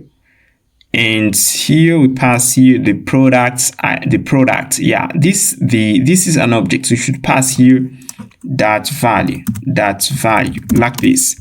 Yeah, and also here we have here in our error, we should pass here this element, the selected image. That's what we should pass into the revoke object euro. We should pass it here, yeah, like this. Now we're gonna try it again, and this the close button here, I'm not remove it. I'm gonna remove the close button. I'm gonna copy something inside the product model. Let me copy here the base button again. For the close model, we're gonna pass it here. We're going to pass it at the bottom here, yeah, here, and we're going to get rid of this. Yeah, I'm gonna copy that. We are going to pass it here and remove this close button, yeah, like this. Now let's try it again. I'm gonna click here, choose image, and then I'm pick this image. We are going to click upload image. Yeah, you can see product image uploaded. Yeah, we're going to get into the public folder to check if we got the image there. And yeah, I'm not getting to, yeah, you can see we got the image. I'm gonna remove all of this, and then I'm gonna try to upload a new image. Yeah, I'm gonna choose an image, and here I'm gonna click here, I'm gonna select that, I'm gonna click upload image, and let's check again. So the public folder, yeah, we got an image. Yeah, everything is working pretty well. Alright guys, now we're gonna create another button here that we're going to use in order to show all uploaded image for a given product. If you take a look to our endpoints here, you can see this is the type of data that we are getting back from the server. And you can see this, the structure is an object that contains a product array. Inside the product, we have the product array, we have many products, and we have here the name, color, price, and the category, the images array. A product can have more than one image, and here we just have here one image. If we take a look to the second product here, you can see actually we don't got any image. Now what I'm going to do here, I'm going to create another button here that we're gonna use in order to show up all uploaded image. Now I'm gonna pass it the button here, and then let's have a check. Let's have a check here. You can see this is the button. We have here an icon. And then what I'm going to do, I'm going to create another model inside the product folder. I'm going to copy everything in here. I'm going to copy everything. And then I'm going to pass you show image mode. I'm passing show upload image. Show. We'll pass upload image the view. Yeah, like this. We're gonna pass in the code, and I'm gonna get rid of this code here, and we're gonna pass it to one prop. For the prop, we're gonna pass here images. Yeah, like this, and then is an array. We're gonna iterate through it, and I'm passing uploaded images like this for the title, and inside the body, we're going to pass here this a little div here. And inside the body, I'm gonna pass here a div. Yeah, we're gonna pass here div. And then we're going to iterate through the array. And I'm gonna copy the image tag here. And then I'm gonna do this. I'm pass here v4. We're gonna pass here v4. And then we're gonna pass here image in images. We are going to pass here the key. Let me pass here the key. We're going to pass here image. Let me check for the key. We're gonna pass here image that euro like this, and I'm gonna pass here this for. We're going to pass here the source attributes. Yeah, for the height, I can just pass here. I'm pass here 100 pixel for the height of the image, and then here I'm gonna pass here the source here is equal to image that euro like this. And I'm gonna pass here class of flex column, flex row. I'm pass here flex only the class of flex, so that we're going to display these images into row. And then I'm gonna pass here the gap of 2 or 4. We're going to add a space between images. And now I'm gonna remove that here, and I'm gonna remove that too. We are going to have here 2 buttons here. We are going to create here. We are going to get into the upload image store. We're going to create into reactive property. Let me get in. We're going to scroll down and get into the product store here. And we're going to create here cons show product, show upload. We are going to pass here the name of the model. Let me check again here, which is the show upload image model. You're going to pass here. We're going to show upload. Yeah, we're going to pass here show upload image model. Yeah, we have here the same name. This one is show upload image model, and here I'm passing uploaded. We're gonna pass here uploaded image model. Yeah, like this. And then we're going to pass here for the reactive property that allows to show the model. We're gonna pass here show uploaded image model. And then we're gonna pass here false. Yeah, like this. Show uploaded image model. Yeah, we got an error here. Yeah, the error disappeared. And I'm gonna copy that. I'm gonna pass it here. And we're going to get into the uploaded image model. We are going to pass it here. I'm gonna import in the product store. Product store is equal to use product store. And we are going to extract the property is equal to store to ref to preserve reactivity, store to ref. And pass here store to refs. Like this to preserve reactivity. We're gonna pass it the product store like this, and this property we're gonna pass it here, and we're going to pass it to the close backend here like this. And here I'm gonna remove the uploads, the base backend here with a label upload image. I'm gonna remove that. We're going to remove that. And now guys, I'm going to import the upload image model, the uploaded image model into the products page so that we're going to display the image. We're going to get into the products. We're going to get into the product view file.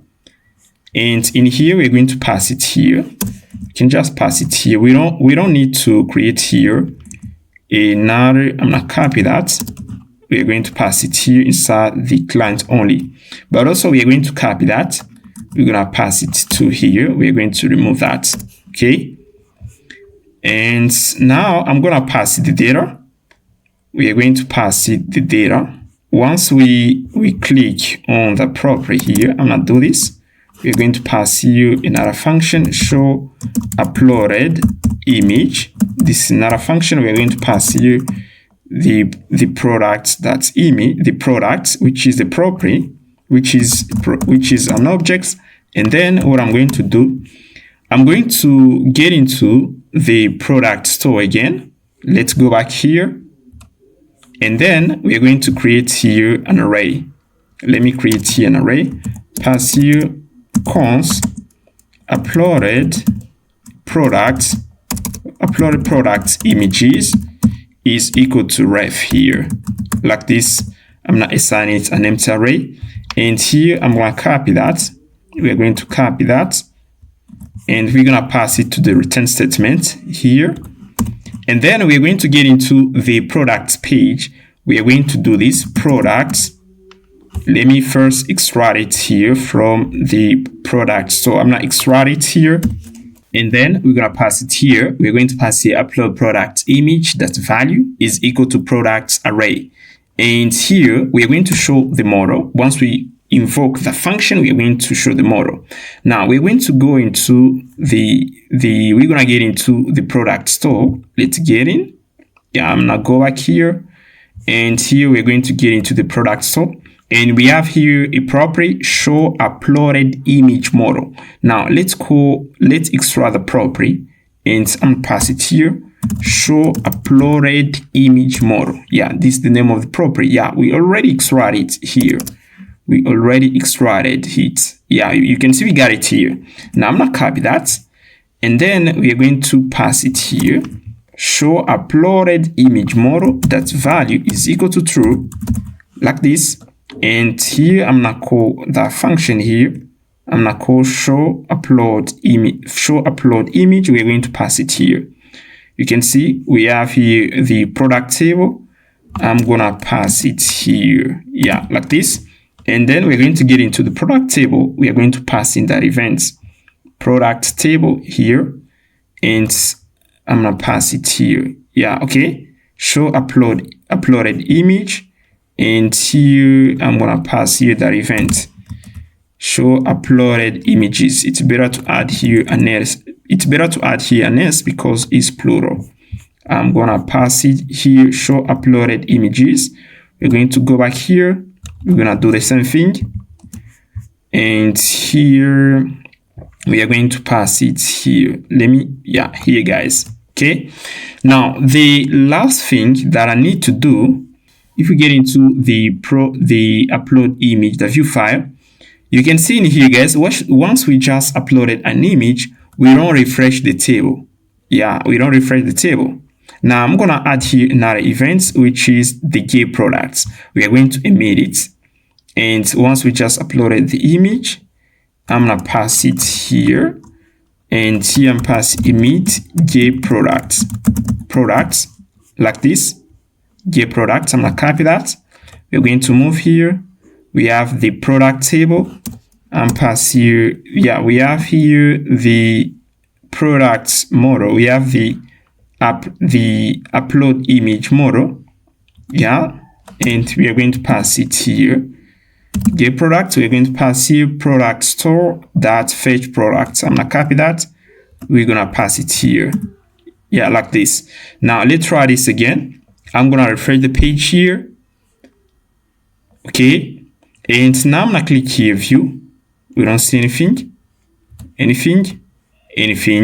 Now let me check here if we got data. I'm gonna try to pass here image, the uploaded product image.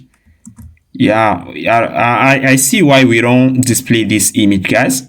You can see if we get into the uploaded image model, we pass here the image prop, and the image prop doesn't have values. Now what I'm gonna do, instead of doing this, we can just pass here, as we just imported in this component the product, so we can just extract the property. I'm gonna extract here the property upload product images.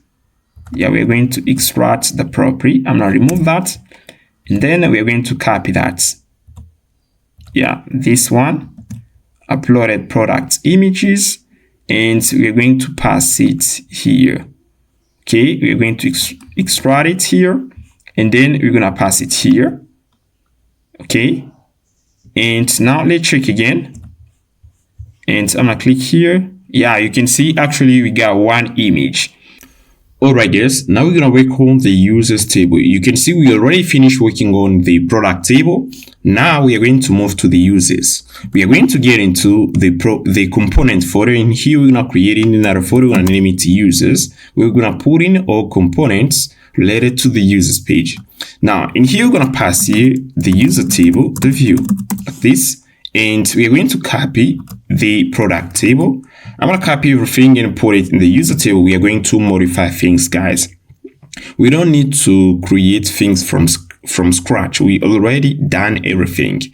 The rest is to copy paste, because we got tables, models, and we need to modify things here, guys. Now here I'm passing users, and we have here some function. I'm gonna remove all of them. I'm gonna get rid of these two functions here. And here I'm going to comment this line here, and for the search I'm going to comment this right now, and I'm gonna pass it the name. We're gonna need the name and the email. Yeah, these are two fields that we need only for the users, name, email. And also we're going to check if the email is verified. We're gonna pass here is valid email. That's all for the user. Is valid email. Yeah, we can just pass this. Is valid email. And then I'm gonna remove that. We're gonna stay with the action column, and we are going to pass here user and pass user, and here we're gonna pass here users, because we're gonna pass here an array of users, and pass here user data like this. That users. Yeah, that user. users like this. And here I can just do something like this and pass here use data. And we're going to continue, going to pass here user, and I'm pass here the username, and we're going to pass here the user email. We're going to pass user, and here we're going to pass here email like this. And then we're going to get rid of these two columns here. We're going to pass here a column for the email is valid email like this. Yeah, we're going to continue. And then here, I'm going to get rid of this button here. If we need a button, we're going to add it later on. I'm not getting rid of these buttons right now. Yeah, we've just finished. Now for the pagination here, guys, what we got here, you can see pass here product data. I'm going to do this. We are going to pass here, I'm going to pass here replace with user data. And then I'm click here, replace all. And where we got product store, we are going to pass here use and pass here user store like this. And then I'm click replace all. Yeah, like this. We just finished, guys. Now we're going to create here we are going to create now we are going to copy content into the product page here. We're going to get into the product page, and we are going to put it into the users page. I'm going to put it in here. Okay, and in here what I'm going to do, I'm going to first import here the user store. Yeah, you can see pass here the product store. We're gonna pass here user store. I'm pass here user store. Yeah, like this. And here we are going to do this. I'm pass here. We're going to use user store. Yeah, I don't know if we got the user store here. Let me check first. You can see we don't got the user store. I'm gonna copy content in the product store. I'm copy everything, and I'm gonna pass it in the user store like this, the TS. And yeah, that JS instead of the TS, we are going to pass it here. Yeah, like this. And we're going to pass it here. Now, here we're going to do this. We're going to modify first the name of the store. We're going to pass it user store like this. And here we're going to pass it user store. And for the input, we are going to remove that. Edit, we're going to stay with search. Where we got product data and pass use data. Page, we're gonna stay with the page limit. Product ID, we're gonna remove all of these fields. And here we are going to stay with the function pass fetch users. Yeah, fetch users. And here we're going to pass here admin. We're gonna pass here users, user, and then we're gonna pass here get. Let me check here in save folder. We basically got here two folder. Yeah, we pass here product. I'm gonna create here another one. We're gonna name it user. And then here we're going to pass here admin /user/get. This is the name of the endpoint. And here we're gonna send search page limits. And I'm gonna pass here use data. When we got product data, we're gonna modify it. We're gonna pass here use data like this. And then I'm gonna click replace all again. And then we're gonna pass their value. We are going to get into the user folder. I'm gonna pass here that endpoint get.ts and copy content in the get.ts in product. I'm copy everything in here and put it here, guys. And here we need to change here something. The query, we're gonna stay with the query, search page limits. And so we got product, we're gonna pass users. And here I'm passing user search. We're going to search with the name and order by. Yeah, I'm gonna remove that. We're gonna remove relation, and we're going to stay with this key property in tech in order to make pagination. Here we're gonna pass here user. Yeah, like this. And here we're gonna pass here users. Yeah, that's all in here, guys. For the users endpoints, I'm gonna remove these comments here, and we just finished. Now we're gonna go back into the users.ts, and here we're gonna continue removing unwanted things. Yeah, like this. Change page. We're gonna stay with this one. We're gonna pass here fetch users. Yeah, like this. For this function, we're gonna remove it. And here we are going to remove here these properties. Remove this one. We are going to stay with this one. Here I'm pass here fetch users. I'm pass here fetch users. Fetch users. Yeah, like this. And that's all. We are going to pass also the user data and set property to the return statement. I'm passing user data and set property here. Yeah, like this. We just finished. Now let's go back into the users page. In here we import the user store. I'm passing user store like this. Import it, user store, and we're going to extract here some property. I'm gonna check here if we need the line. I'm going to uncomment. Yeah, I'm gonna uncomment this later on if we need something from this line. For the model, we're gonna remove it. Category store, we are going to get rid of this, and here we're going to pass here user store, and here we're going to pass here, we are going to pass here fetch users. Yeah, we need to pass also the fetch user function here. I'm gonna copy it. Yeah, we pass it here, and we're going to pass here fetch users and remove this.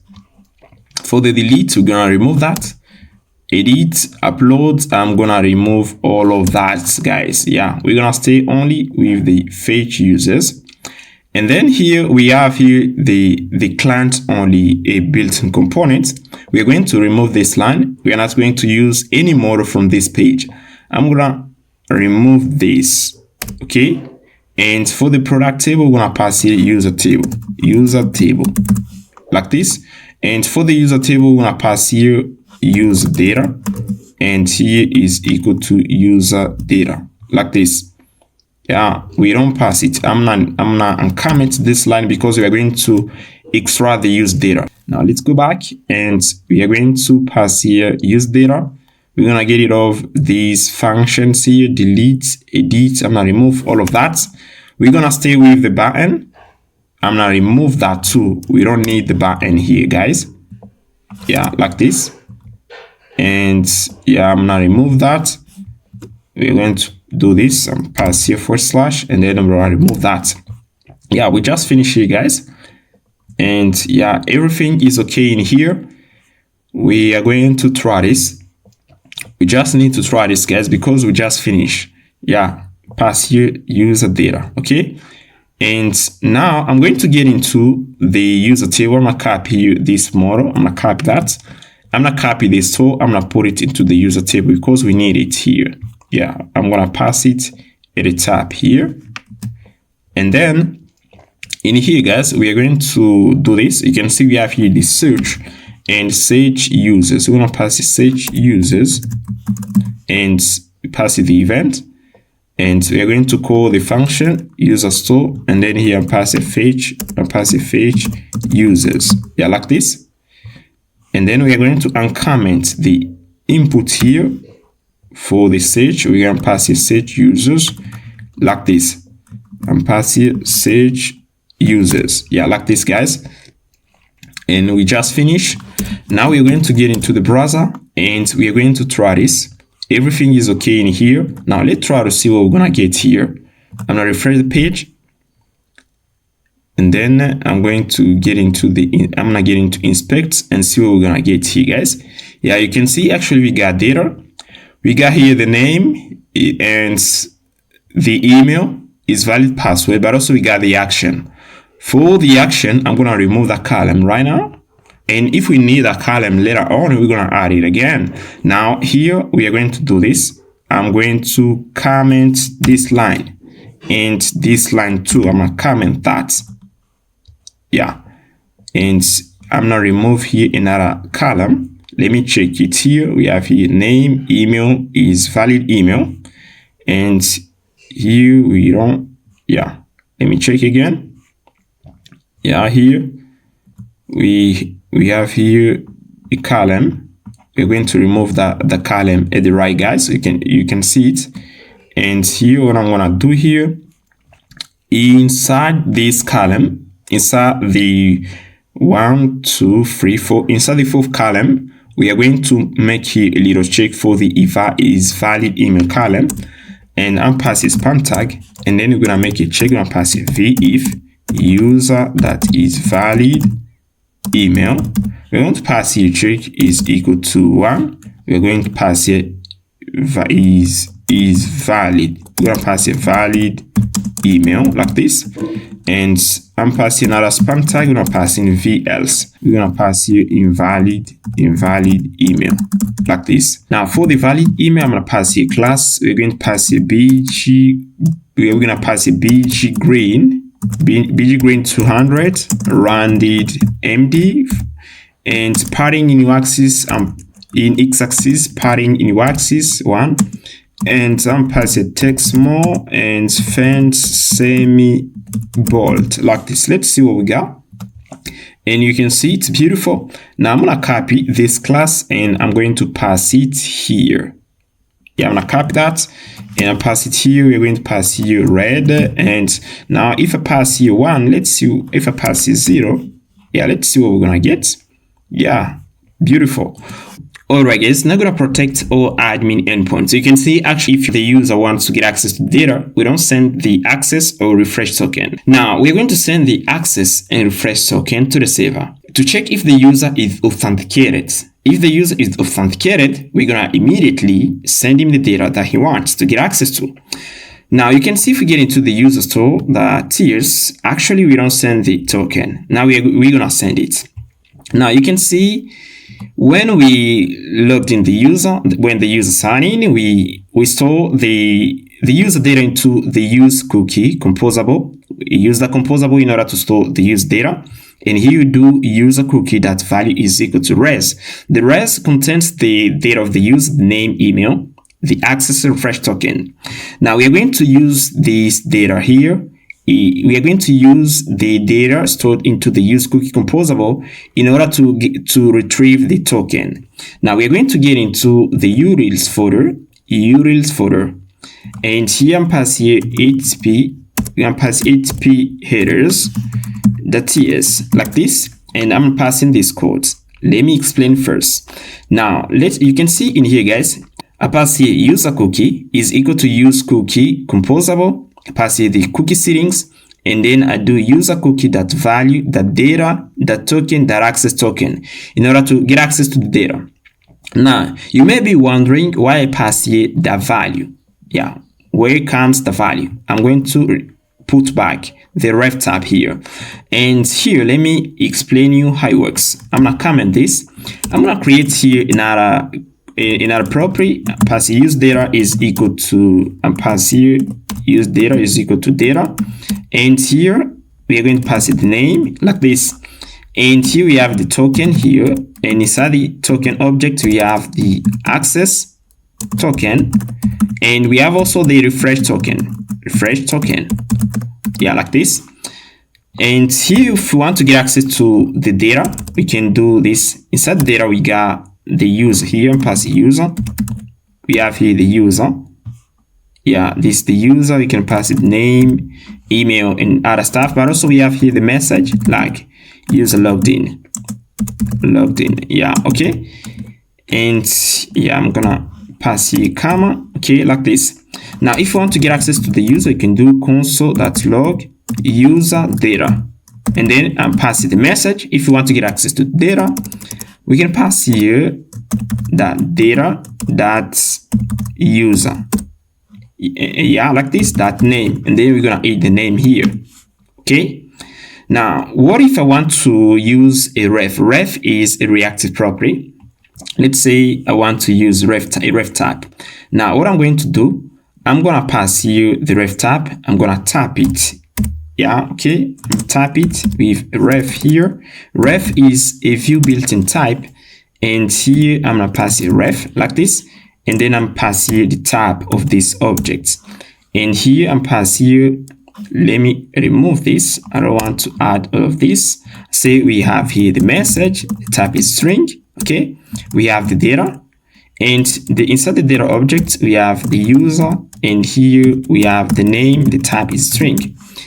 And here I'm gonna wrap it into ref. I'm passing a ref function, and then we're gonna make this property reactive. Now if you want to get access to the value, to the use data, to the user data properties, we need to pass here that value, you can see, and then we can get access to this data. Now what I did here, you can see here, I just do the same thing. Now I'm going to I'm gonna call now the use header composable. I'm gonna call it into the user store in here. I'm going to do this cons. We are going to pass it here, even here, cons headers, okay, like this, is equal to use headers, like this. And here you can see we just return here the accept and the authorization key. And then I'm going to pass it here, and I'm gonna get rid of this, and then I'm gonna copy that object here. You can see this, the object, we're gonna copy it here. Like, now let's try this and see what we got here. I'm going to refresh the page here, guys, and then let's refresh the page. Yeah, you can see we got an error here, and cannot read properties of undefined reading data. Now I'm going to do this. You can see it means that data is maybe undefined.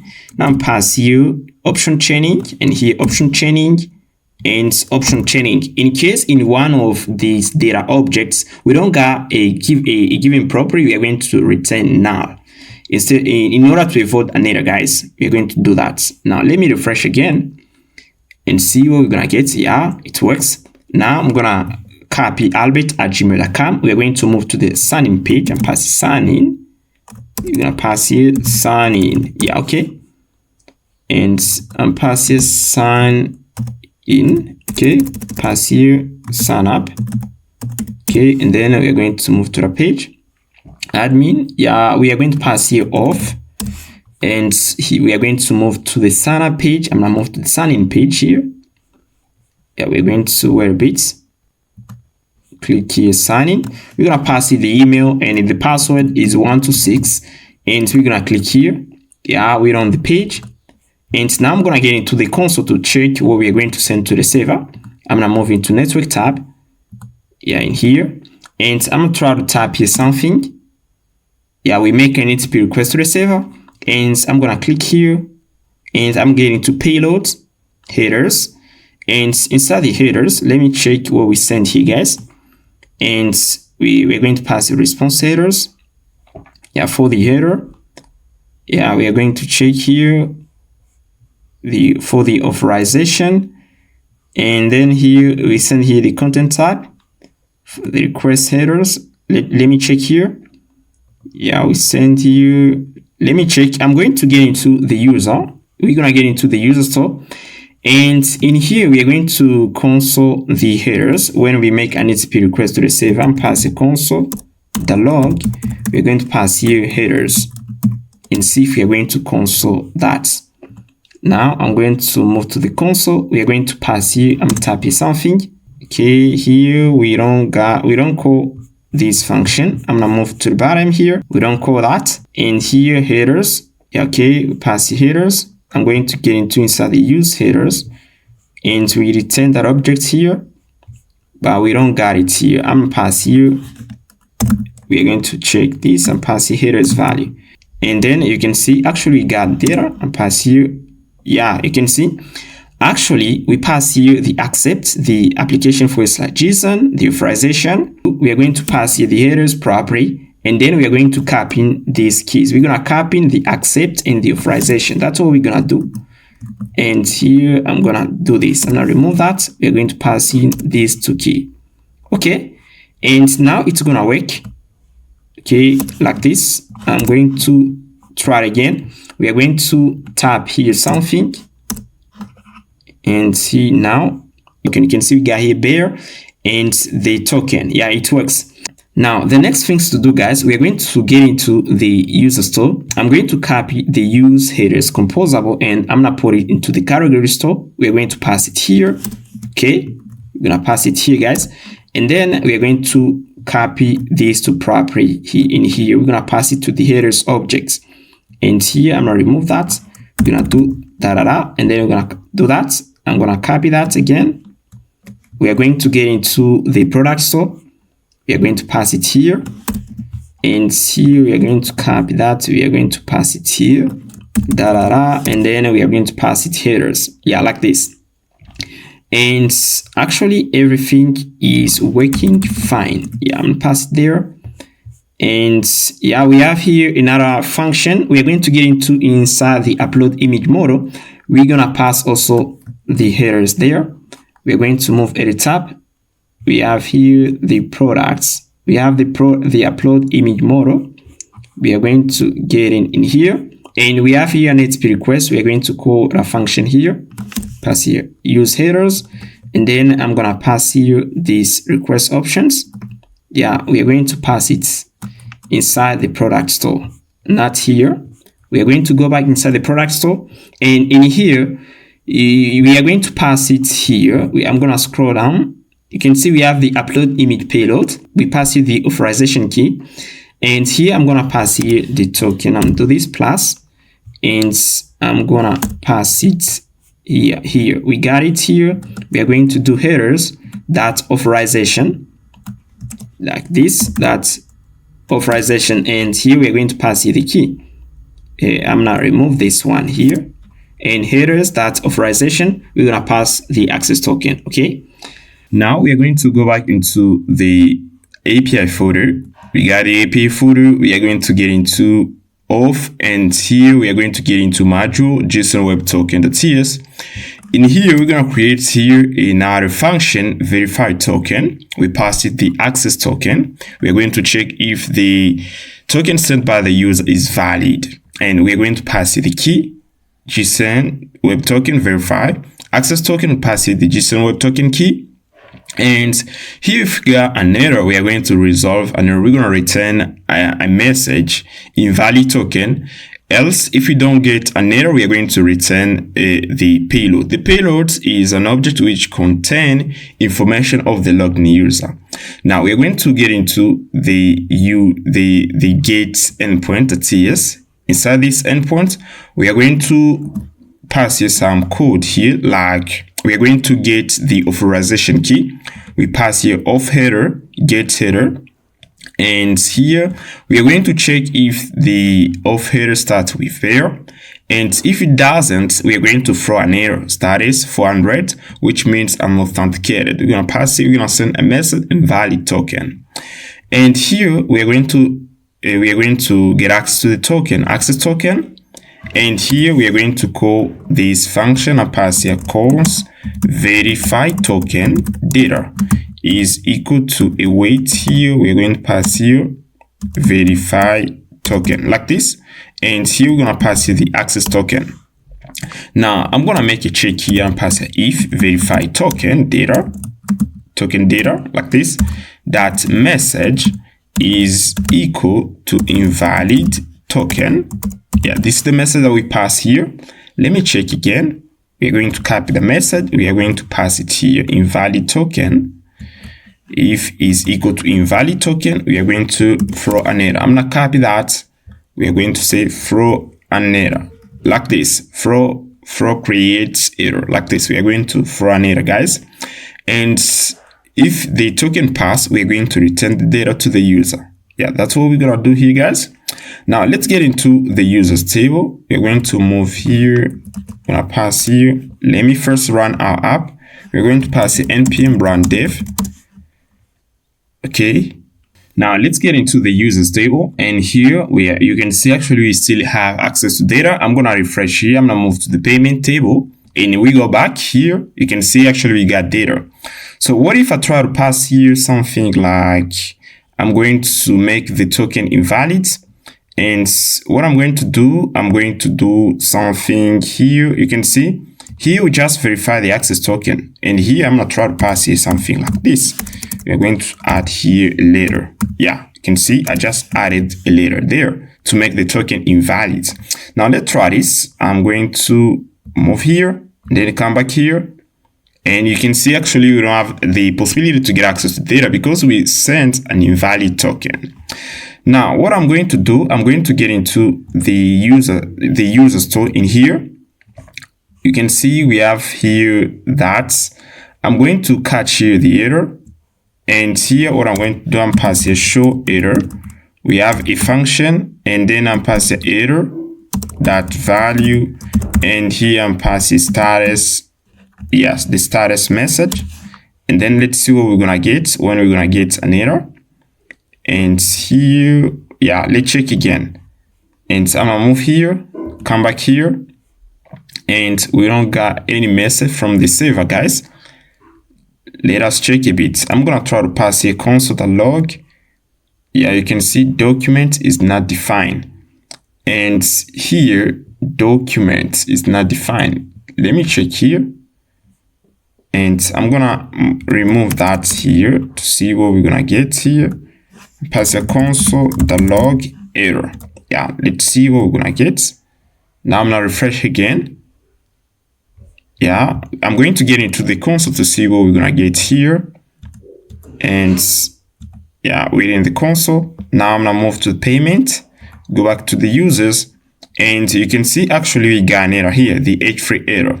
Now I'm gonna pass you the message. I'm pass you that, yeah, we're going to pass here the status code. We can just pass here the status code to see what we're gonna get. Now I'm passing the status code. I'm gonna go back here, come back, and for the status code, we don't get it. I'm gonna refresh the page here to see what we are going to get. And here we don't got the status code here, guys. If you go up, yeah, you can see, guys, we got the status code. It's right here, 401, which means I'm authenticated. Yeah.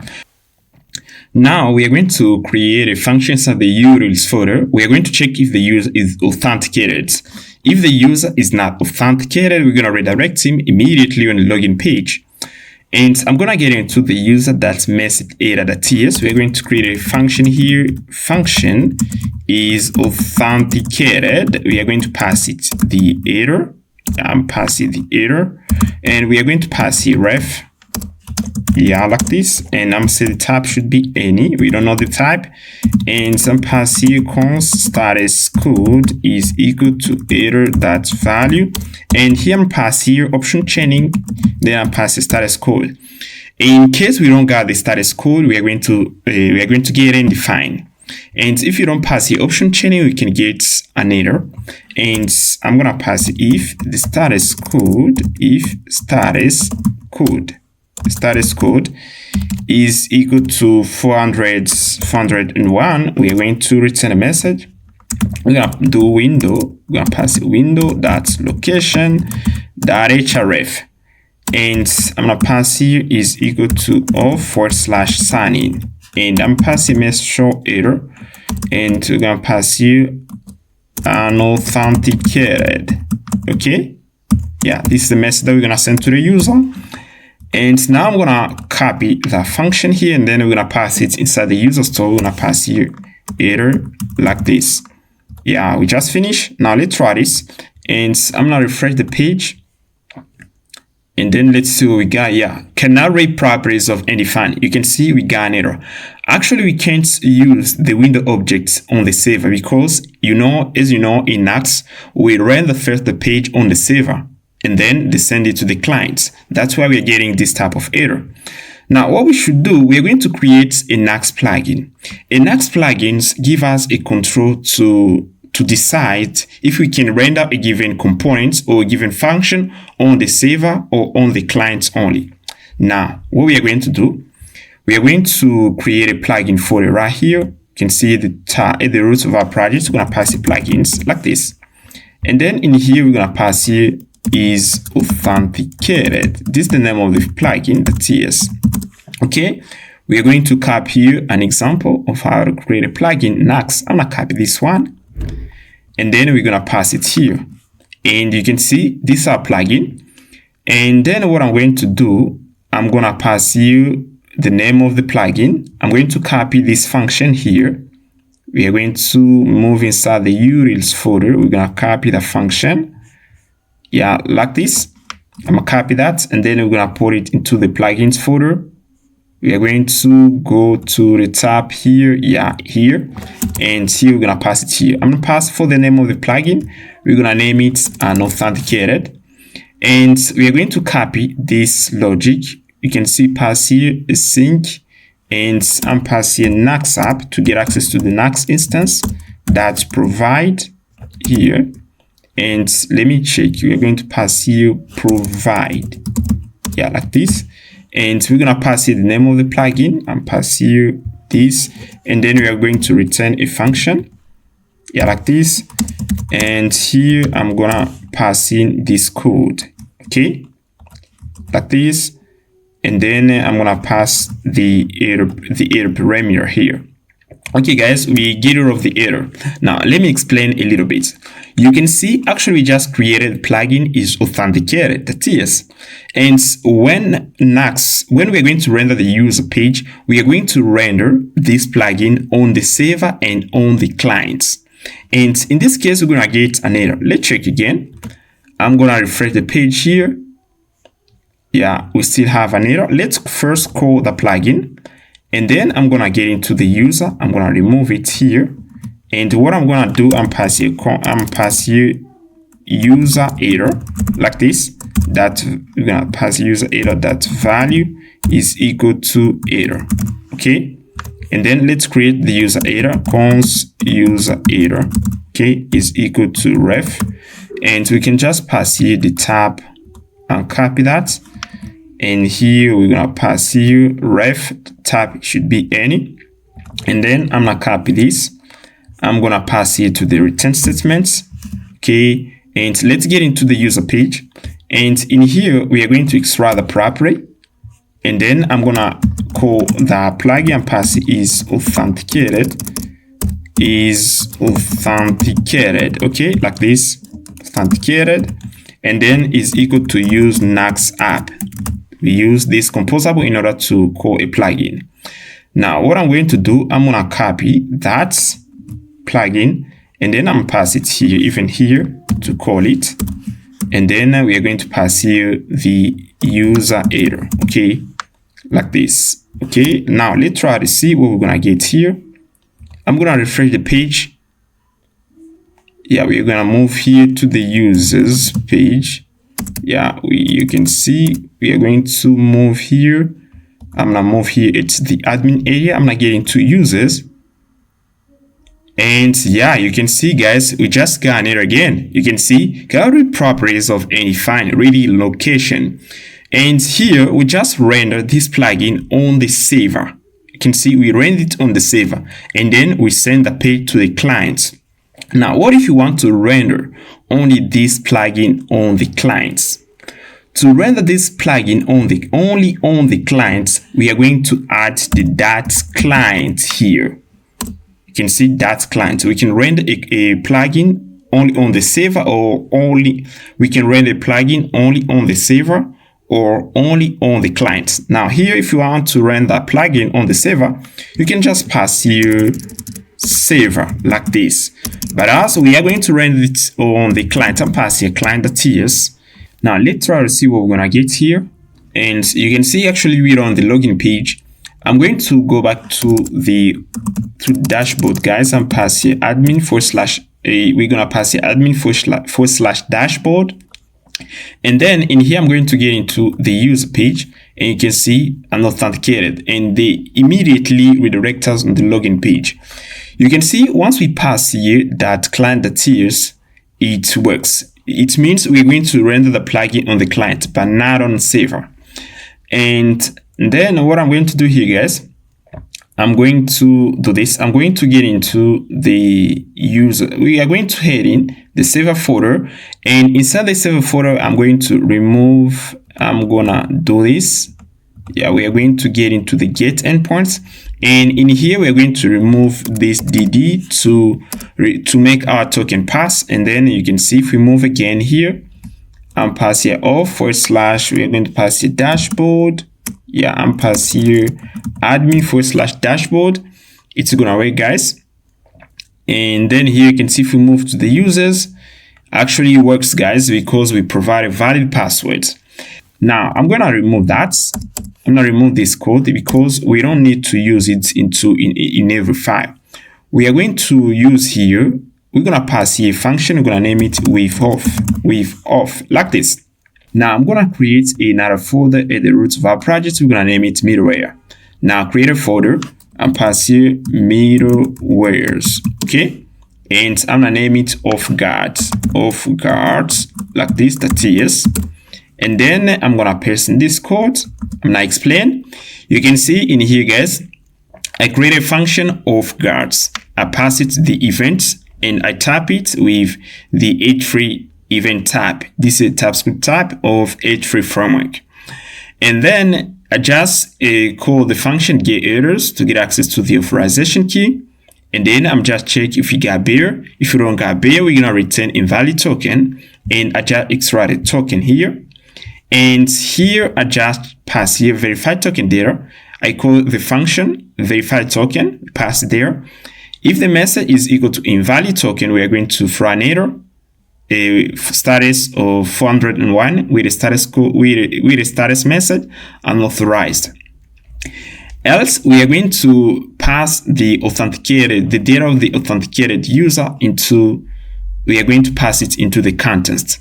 You can see here, I'm gonna get into the verified token. You can see if the token is invalid, we are going to return this message. We're gonna return an object here, invalid token. Else, if the token is valid, we are going to return the payload. The payload contains the information of the logged in user. Now, we're going to create here inside the URLs folder, URLs. I'm not creating another file. I pass here with auth like this, that is, and then I'm passing this code. Okay, let me explain again. Now, let me import the auth guard and pass here auth guard like this. And then what I'm going to do, I'm going to remove these two lines to make things clean so that you can understand how it works. Now, you can see we just export the with auth function, and then we pass it the handler. The handler is the function that we are going to return. You can see if we get into we are going to move up here, and here I'm going to get into the server folder, API, admin, and then we're going to move into the user. The handler is this function here. Is this callback, is a function that we just pass here, and that's what we're going to return it. And before we return it, we're going to check if the user is authenticated in order to get access to that data.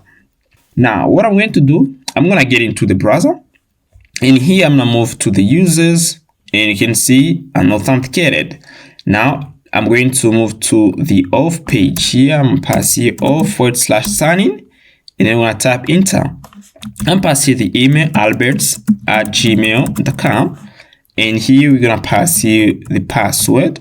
Okay, sign in, and then I'm gonna move to the users. Yeah, you can see we got data.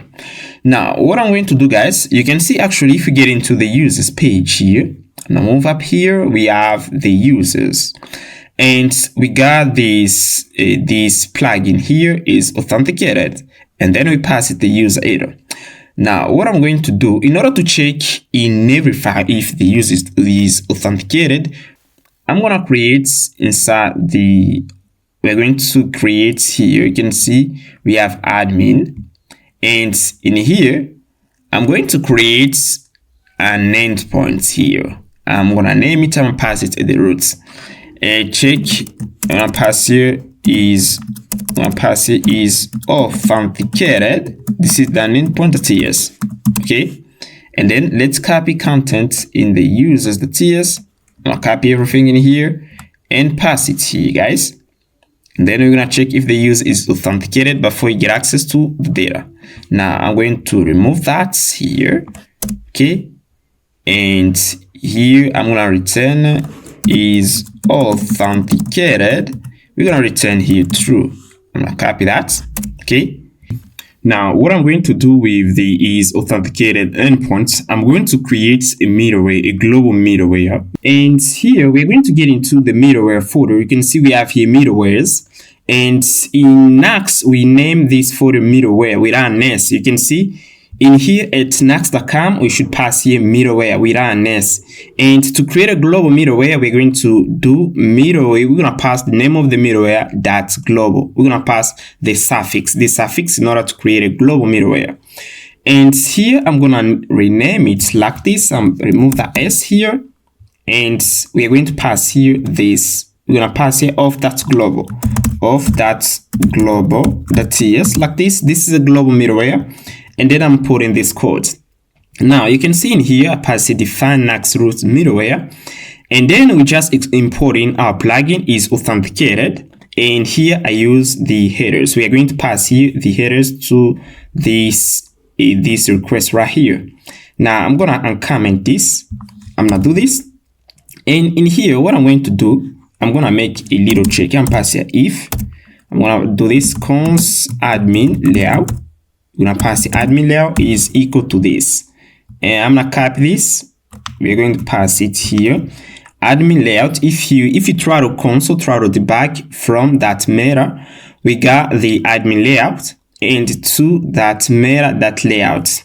Okay, let me first try to get into the console and show you what I'm getting here.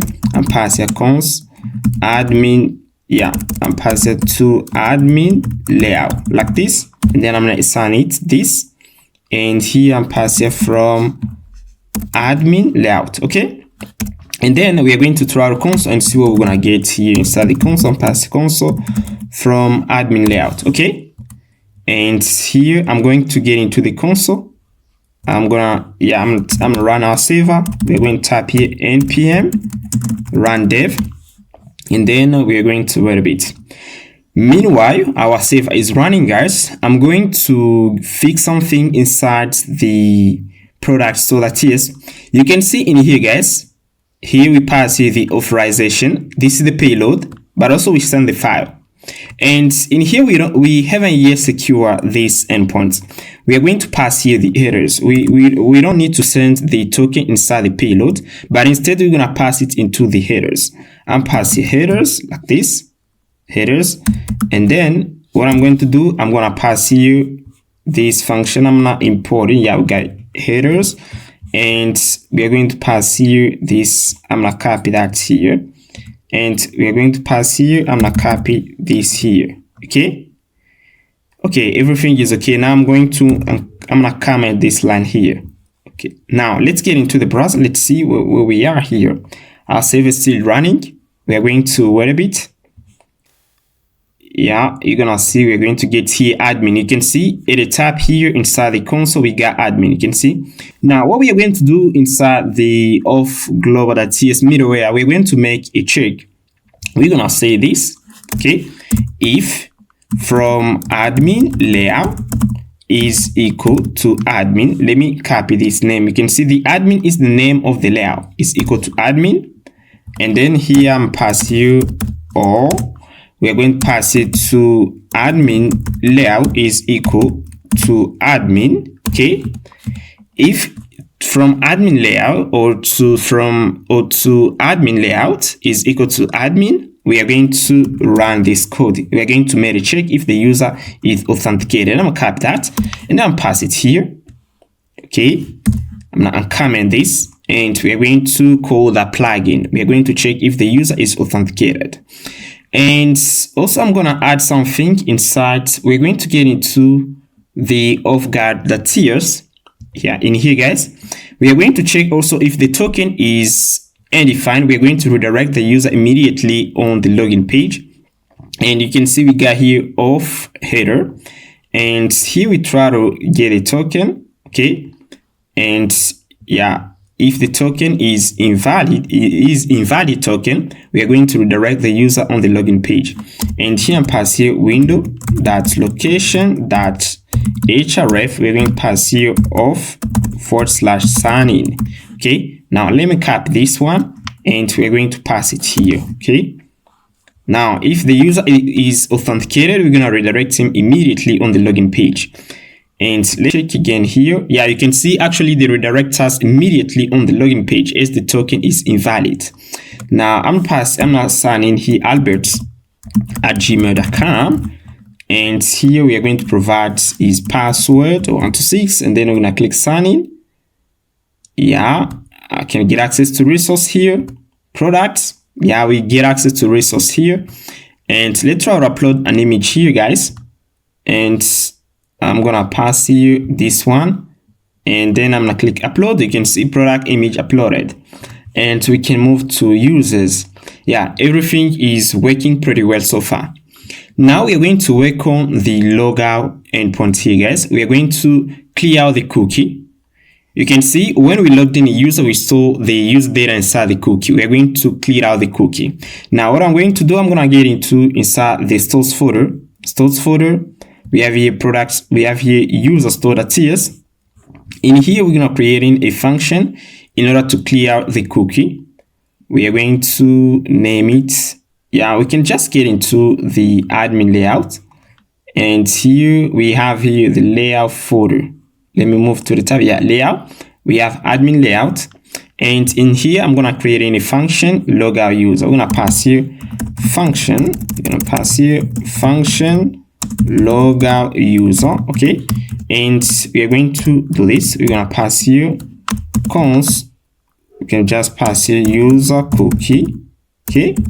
User cookie is equal to use cookie composable. That's what we did here. You can see if we are going to head in the Auth folder, let me head in here. We use a composable use cookie. I'm gonna copy that and we are going to pass it inside the admin layer. In here, I'm gonna pass it even here. And then what I'm going to do here, I think we got it. Yeah, we got it at the top. I'm gonna assign it now, and then I'm gonna redirect the user to the login page. I'm gonna do this.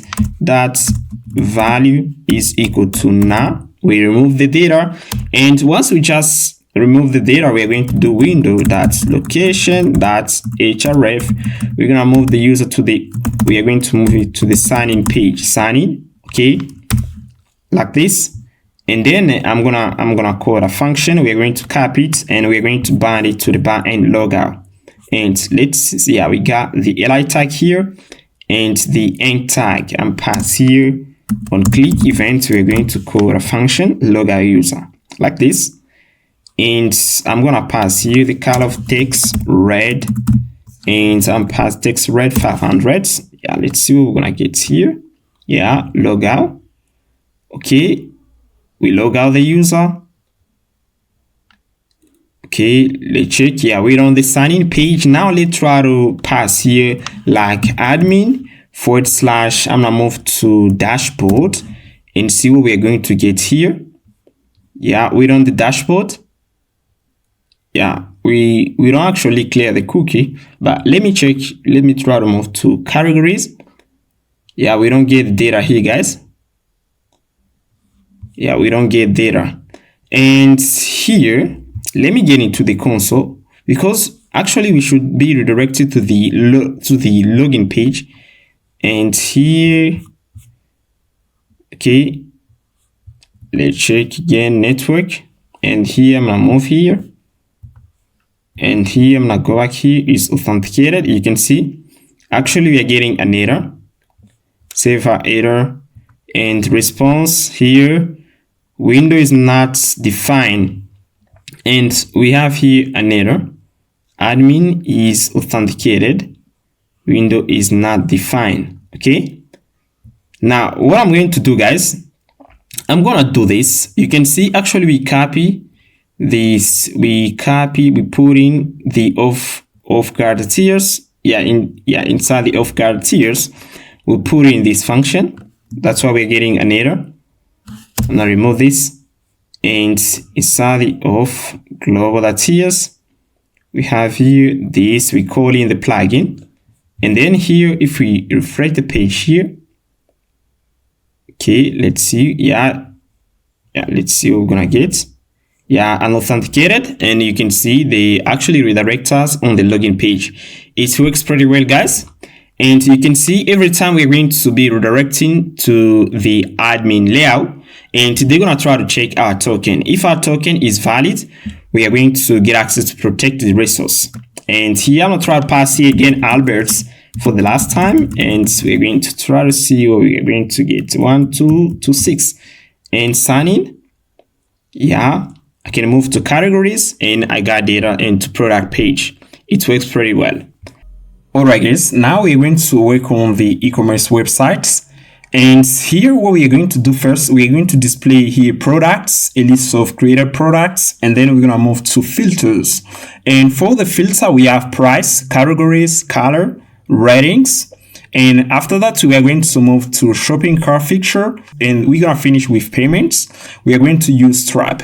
Now I'm going to move to the administration page. You can see in here, guys, actually, we haven't yet already put into dashboard page anything. It is blank here. For the category, we already finished products and users.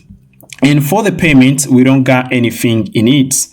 And here we are going to start working on this site.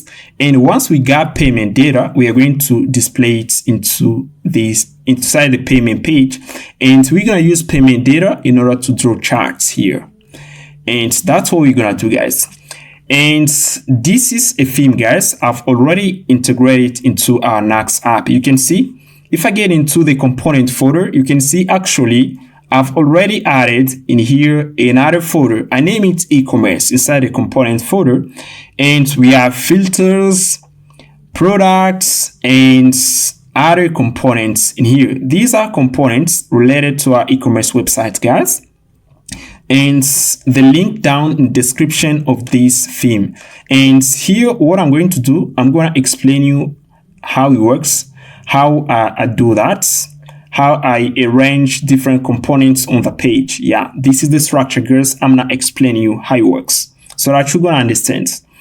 Now, the first thing you're going to do first in order to run this theme, you're going to do this. Let me move here at the bottom. Our theme use Tailwind CSS typography. Install that. Install Nuxt icon. Our theme use Nuxt icon. You're going to install it. You're going to install that. You're going to install the Nuxt image components. I'm going to move here. You can see the Nuxt image component. We're going to use it for image optimization. Do that. Install the components. And after that, after tap this command, you're going to install the slider components, the view slider components. Install the package. Yeah. We're going to use it for do price filtering. Install the component, guys. Okay, after that, the next thing you're gonna do, you're gonna get into your app and go at the bottom and create the tailwind.config.ts file and put in these codes. Okay, and once you do that, you're gonna get into your Nuxt.config.ts, and then you're gonna expose Tailwind CSS configuration. Add the line, and also you should add here the Nuxt image and the Nuxt icon. Once done, and you're gonna run this theme. Now let me explain. I don't use everything from this theme that you're gonna find the link down in the description. I don't use everything in the theme. Okay, now here, guys, let me move here inside the escalidraw.com and explain you how it works. Now, this is the product page, and inside the product page, we have two many components. We have filters and product grade here. Let me get in my page here, and I'm gonna move into, we're going to get into pages, and we have here products. I'm not getting to index the view file. We have here two main components. The first one, let me hide this one. The first one is the filters. And we have another one, which is the product grade. You can see we have filters and product grade. And inside the filters component, we got price filter, category, colors, star rating, and we have the clear button. And if we have a look to our UI here, you can see we have price, categories, color, ratings. And now I'm going to get into the filters components. We are going to get into e-commerce filters, and we have the filters here, guys. And you can see that actually here we have the price filter, we have here the category, color, and star rating here, guys. Star rating and lazy button. I'm gonna explain everything in here. Don't worry about that. It's pretty simple. And here we got the filters, and inside the filters, we have the price components, category, colors, star rating, and button. Now, let's have a look inside. We're going to get into the price filter and see what we got in it. And I'm gonna copy. Here you can see we have here the price filter. You You can see this is what we got in here, and we use this slider component in order to do price filter, and this is these components, yeah, which is the view slider. Once we're gonna start doing price filter, I'm gonna explain all of this code here. I'm going to explain here how it works. I'm not explain everything. And here we have the category filter, and I'm gonna move here. You can see we got category filter. In the category filter, we don't got a lot of stuff here. We are going to basically pass here an array of categories, and then we are going to render it here, and then we're going to render it here. We're going to pass that component an array of categories, and we have here colors, which is the color filter. We're going to pass it an array of colors. And you may be wondering here, how we going to pass there an array of colors? You can see actually here, if you want to create a product, we just pass here the name, the name of the color, but we don't pass here an array. Now what I'm going to do, guys, I'm going to pass there an array. I'm going to use the array here. You can see this, the array I'm going to pass there, and then we are going to use the array. We are going to pass it here. We're going to display it here, and we're going to have the possibility to do filters. And guys, actually I've already added here some image for each product. Each product has an image. I've already do that. Okay, you can see each product here has an image. Okay, now we are going to go back in here, and we already talked about filters. We have price, category, colors, star rating. This is another component, and we have the clear button. And if we get into the clear button, we simply have in a button.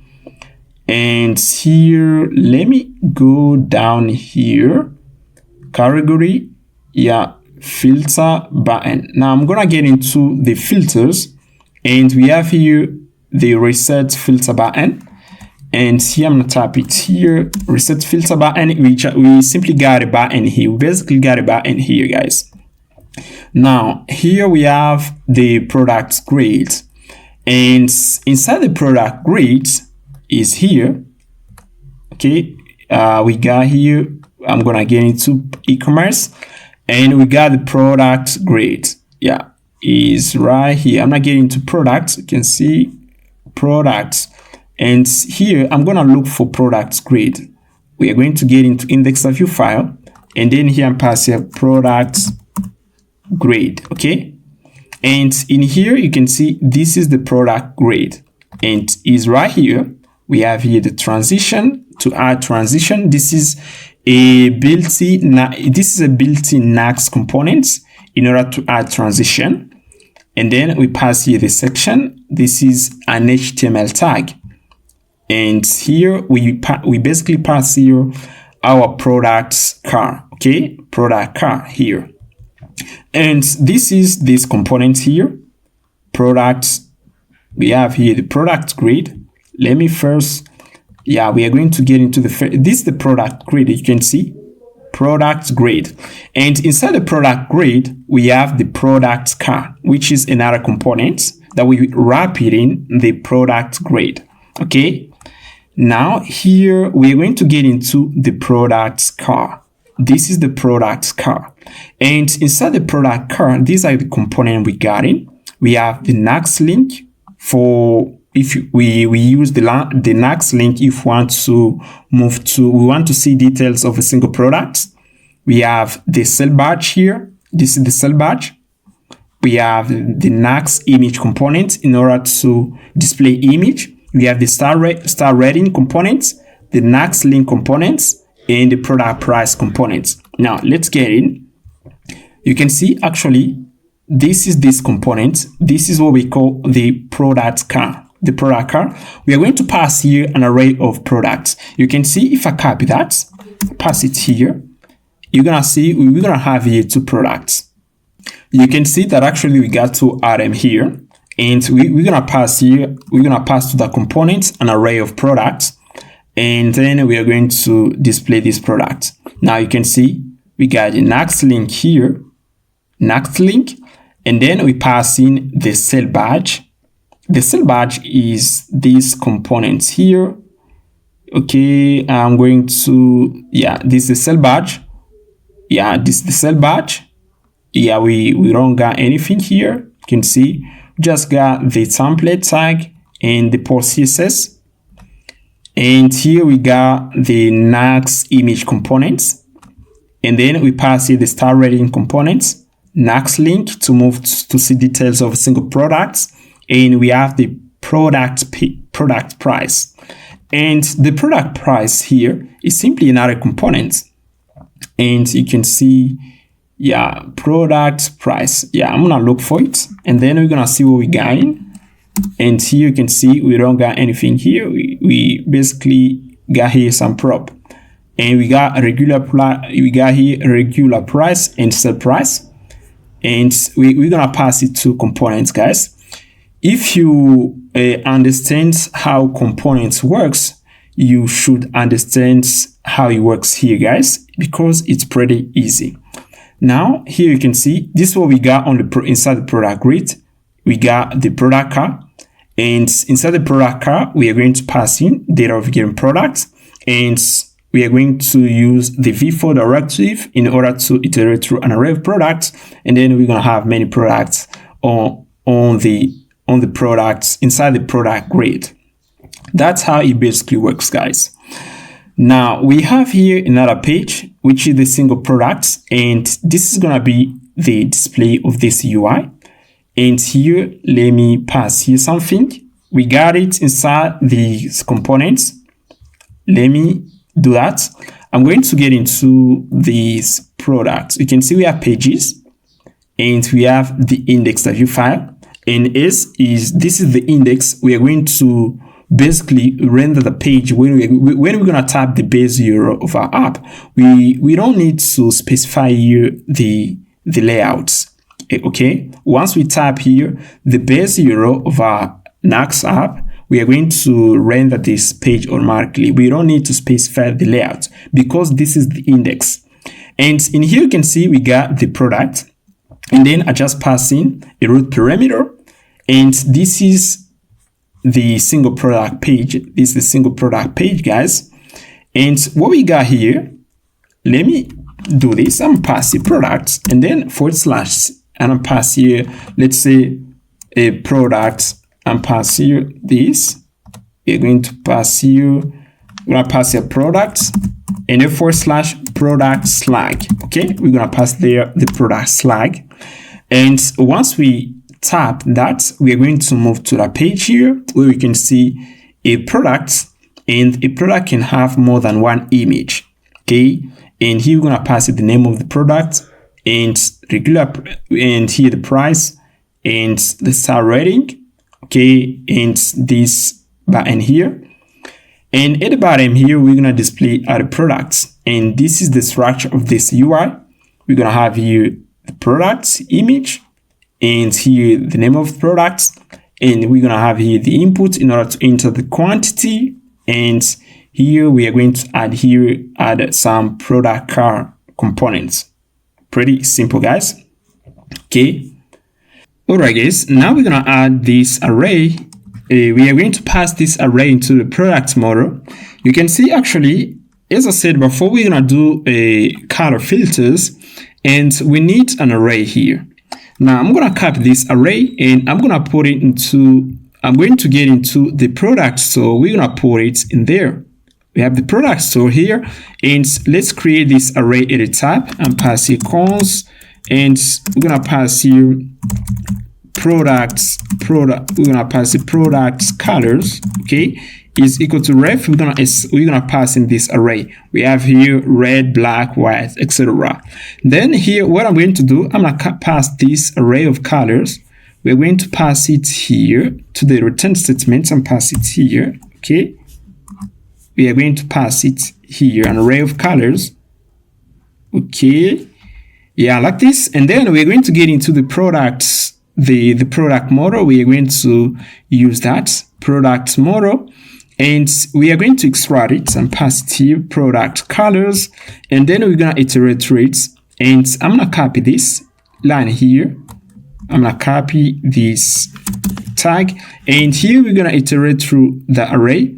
And what I'm gonna pass here, we have here the product's color.